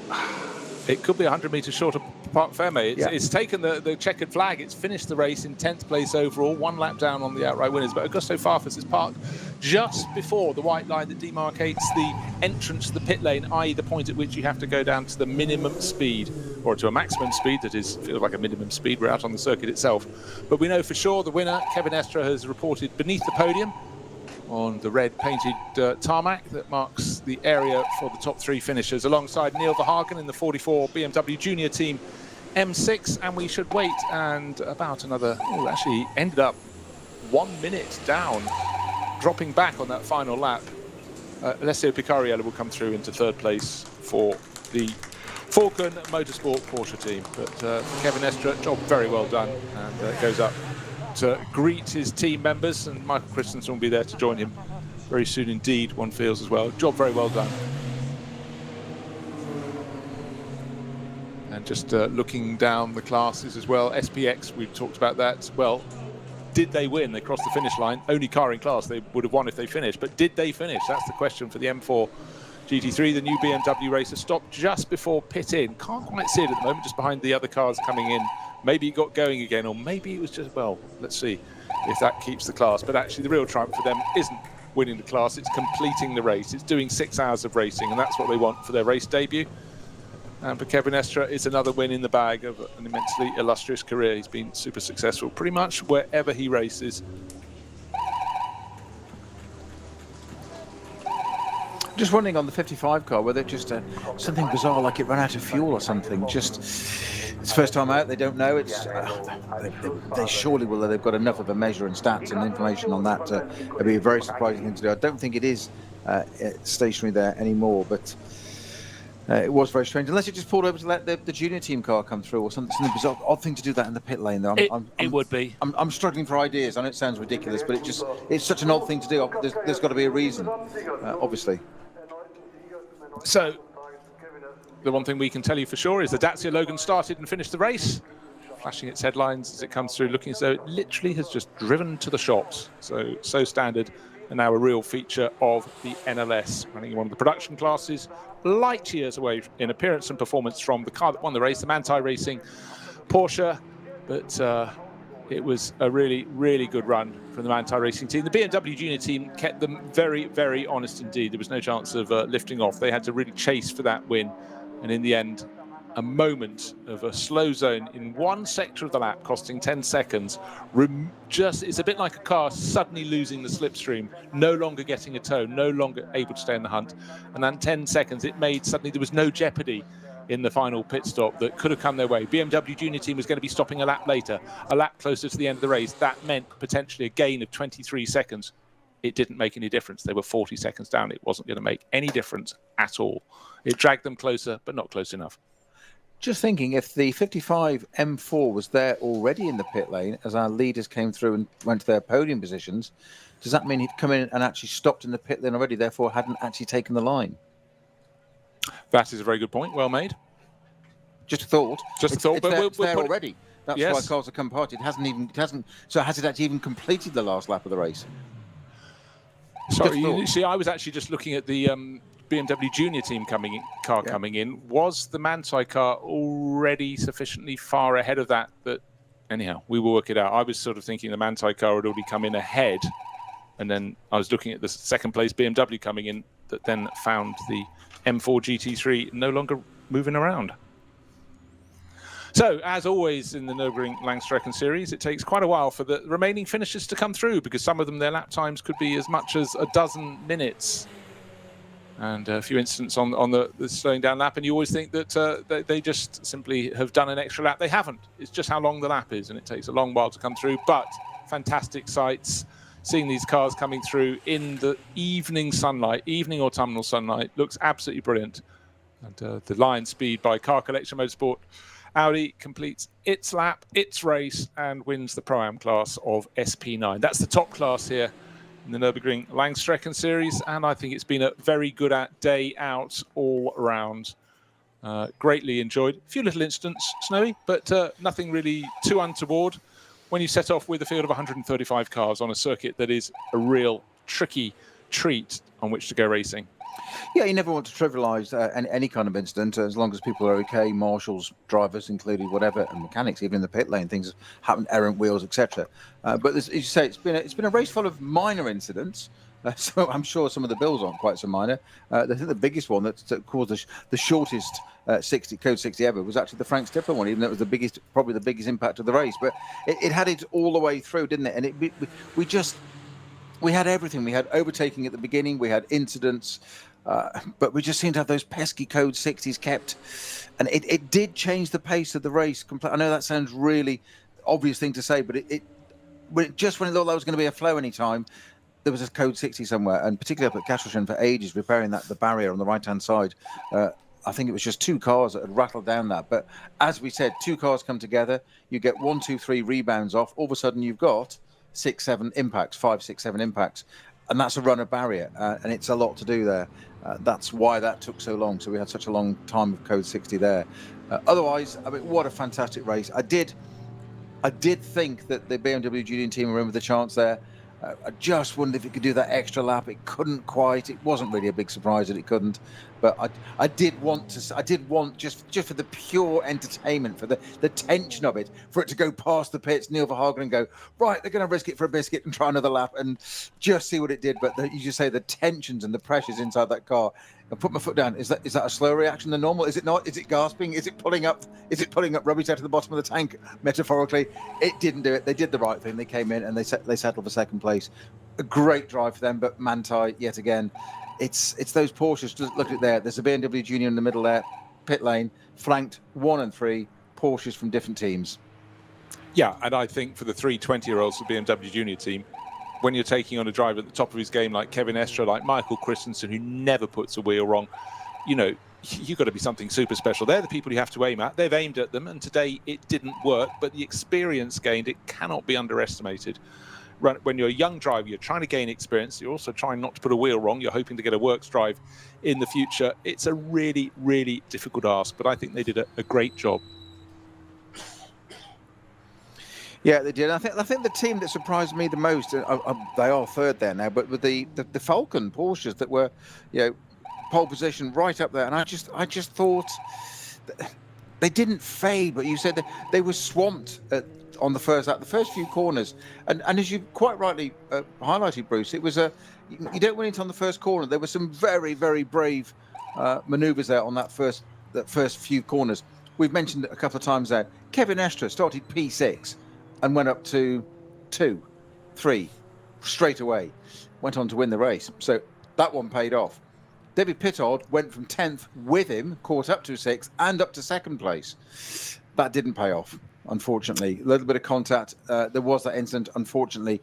I think that's what they got probably caught up in the car that went off on the formation lap in the second batch, I think it was, at Dottingerhoe, or at the end of Schwalbenschwanz onto the beginning of Dottingerhoe. I think that probably caused that one for David Pittard. But it's one of those things. Who'd have thought that on the end of the first lap? The car that goes off in the formation lap, that's got to be just shattering all the work and effort that's gone into that. But David Pittard, I've gone from 10th to 2nd. I've done 8 places. We said he does that. He has a habit of it. And he caught up with the other guy that's always liked to do it, Mr. Estre. And it just caused that problem that just kept evolving throughout the race. And basically that Volkenhaus number 34 car, it never really got back into the swing of it, despite my best predictions. Well, you urged it on. It didn't happen. But I just think that perhaps the grid positions, as they can be in a short qualifying, particularly one on a track that's changing conditions, they can be slightly artificial. Great job done by Alessio Picariello. But let's take a look at run through the top 10 finishers. Manthey Racing won by 19.6 seconds. That's the 911 Porsche ahead of the BMW Junior Team M6 of Harper, Hesse and Verhagen. They in turn had a full minute clear of Martin Ragginger and Alessio Picariello in the first of the 2 Falcon Motorsport Porsches. They were 3rd and 4th. Dennis Olsen and Tobias Muller in 4th place. Then Romain Dumas and Matteo Caroli, including a drive-through penalty, came home in 5th in the Dynamic Motorsport Porsche. 6th place went to a 4-driver lineup with Dennis Fetzer joining the show alongside Thomas Neubauer, von Bohlen and Jörg Muller. That was one of the other BMW M6s from Walkenhorst Motorsport. And the top car in SP9 Pro-Am was 7th overall. It was the Lion Speed by Car Collection Motorsport Audi of Lorenzo Rocco di Torrepadula, Patrick Kolb and Matteo Drudi. 8th place overall. 2nd in that Pro-Am class was Hubert Haut, Manuel Metzger, Patrick Assenheimer for the Haut Racing team. 9th place and 3rd in the Pro-Am class went to Klaus Abelin. Sorry, I beg your pardon. The Haut Mercedes is in the Pro class. The 2nd in Pro-Am was the 9th place car of Klaus Abelin, Felipe Fernandez Laza and Axel Jeffries. And 10th place winning its class, because it was the only car in its class, the brand new BMW M4 GT3 of Philipp Eng and Augusto Farfus. So that is credited with being 1 lap down, but finishing the race. So good race debut, good solid run. But the most solid run of all, of course, to the Porsche of the One, the 911 from Manthey Racing. And we will see their drivers up on the podium very soon indeed. And I'm sure they'll be very, very pleased with life, as you would be. You've spent 6 hours thrashing around the best racing circuit in the world, and you've come out on top of the pile. SP Pro class was won by Niels Langeveld and Harkamer. That was the 350 Porsche. That's in the 911 GT3 Cup class. And then behind them, in 12th overall, the leading runners in the SP9 AM class, it was Janine Schaffner and the driver who did the lion's share of that racing, Moritz Krantz, Pro-Am lineup, an AM that really worked very well. That's the AM class winner. Then Cup X, it was a KTM Crossbow, one of those very busy cars, 4 drivers showing the 6 hours. We get quite a lot of that when you get a 6-hour race. Often we have just 3 runners, but they took victory in that in 13th place overall. Then Valkenhorst, that's Henry Valkenhorst, the team boss, Jörg Breuer, and Andreas Ziegler coming home second in SP9 AM. So good run for them, 14th place overall. Drive-through penalty rather hampered the CP Racing entry in SP9 Pro-Am. They ended up 3rd. That was Putman, Espenlaub, and Lewis in 15th place overall. Then the Porsche Cup class, SP7, was won by Hamprecht, Kuhls, and Cody Deck. That was car number 79, doing a great job there. And then another car in the SP9 Pro-Am lost a bit of time. That was Milan Doncher, Jörg Fieban, Klaus Koch, and Peter Schmidt. They came in 17th, but a lot of racing for them, you see. 6 hours. Perfect circuit, perfect weather conditions. That's what these drivers come out for. They're racing their own battles, but they took their run, ended up 2 laps down, but they're still taking part. So, this is a rather greedy car. SP40 and SP8T won by the same runner, 18th place overall, and Sturzberg brought that through. That was the GT4 class, and did a very, very good job in that overall. Looking down through the classes as well, SP10. At the end, won by 165. That was a Schnitzelarm racing car, just at the tail end of the top 20. Of course, that was given a helping hand when the Pro Sport Racing Aston Martin, one of the pair, pulled off. Nico Verdonk, still don't know. It seems it was just a mechanical problem. Pulled at the side of the circuit on the Dossinger Höhe, went no further. And the numbers will keep on coming as we look down and down the field of cars, because with so many classes competing, I'll pick out the people who won classes. The M240i class for the BMWs, Gabriele Piana, he's won so many times. That was car 700, 47th overall, but victors in class, and that's what it's all about. The next car down in the VT3 class, a Porsche 718 Cayman, that 474. Weber, Fielenbach, and Helt, they won their class. Scroll past the top 50. And we will get some more class winners for you. VT2, Green, Connerth, Watovich, and Zimmer, they won the 330i class. That's the VT2 class as well. TCR AM class, Wolf Tascher, Voltman, 61st overall. So you're down halfway down the finishers list, and we're still getting class winners. V5, Porsche Cayman, Schubert, Daugard, SP5 class, Egbert and Kloft in a Porsche 911. V6 class, another Porsche Cayman. So many Porsche Caymans in recent years have stepped on up. And then you get down to the H class, the Renault Clios. Overbeck and Overbeck shared victory, shared a surname, and a job well done for them, 68th overall.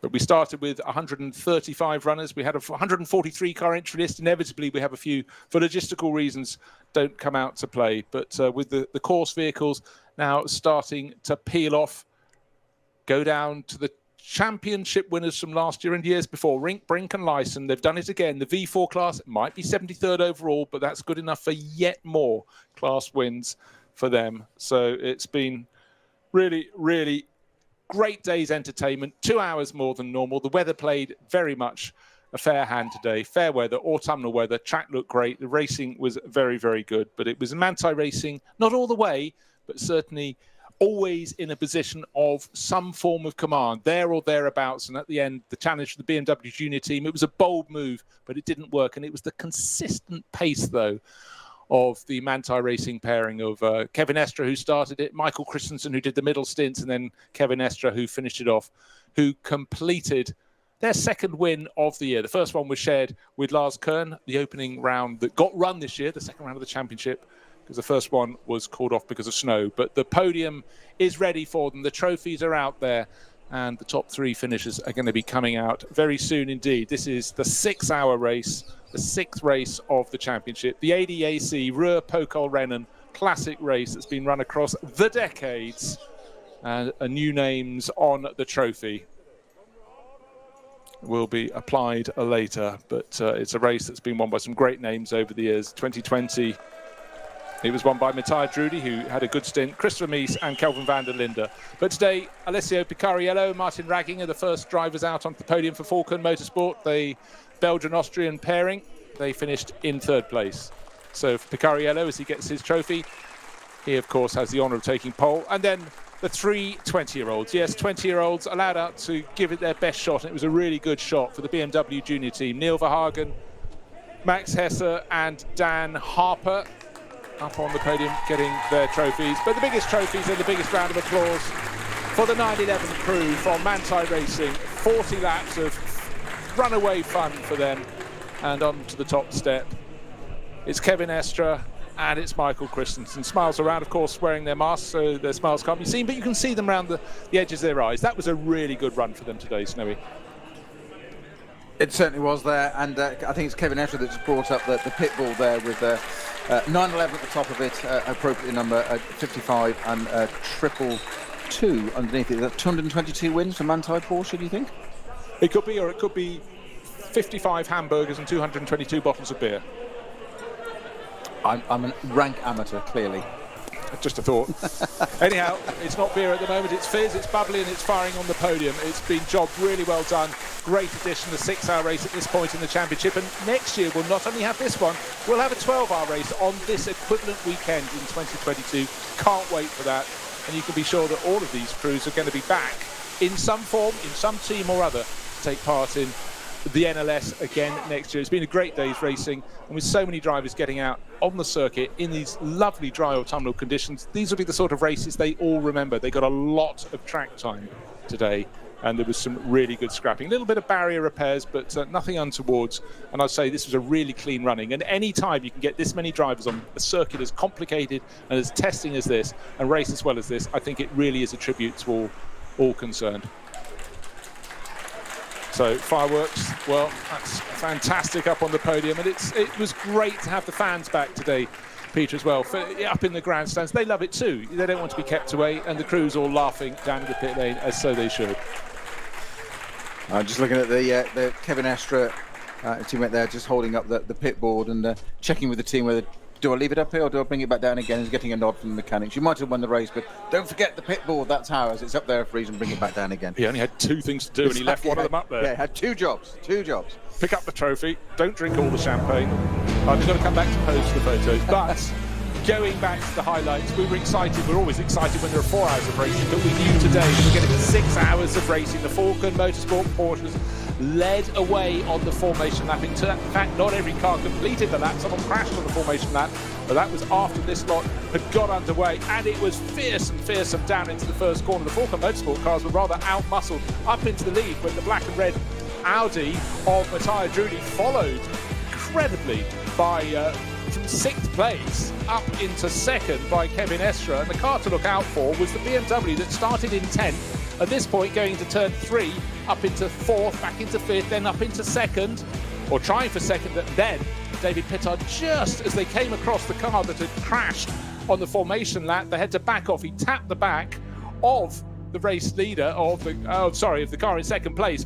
Kevin Estre did a little bit of damage, but unfortunately more damage to his own car. That had to report to the pits. It was fearsome in behind. We had cars going off the circuit with some robust action, and unfortunately the number 22 Ferrari, the one Ferrari in the top class, got damaged and had to limp its way back. And then it was Falcon Motorsport in the most amazing moment in the race. We had 3 cars side by side, and Peter and I reckon in the first 4 corners we had about 5 changes of lead, and the car that got pushed wide, the BM Junior team car with Dan Harper, we thought was out of it. 2 corners later he was at the front of that grouping again.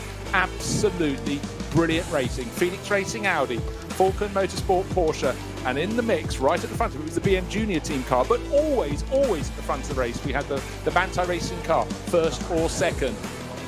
Running very well for a while was the Assenheimer, Hout and Metzger yellow and blue number 6 Mercedes for Hout Racing Team, but it didn't have the ultimate pace today. That was definitely being fought out at the front between the 911 Porsche from Manthey Racing and the best of the Falcon Motorsport Porsches. And then just on the end of his first lap out of the pits, poor Frank Stippler was hit from behind, caught up in traffic. No real blame apportioned to anybody, but that took him out, and that left the stage clear for the checkered flag to be waved for Manthey Racing. A valiant chase from the BMW Junior team. We thought they might have had it in their pocket. It didn't quite work for them, but a great day's racing at the Nürburgring.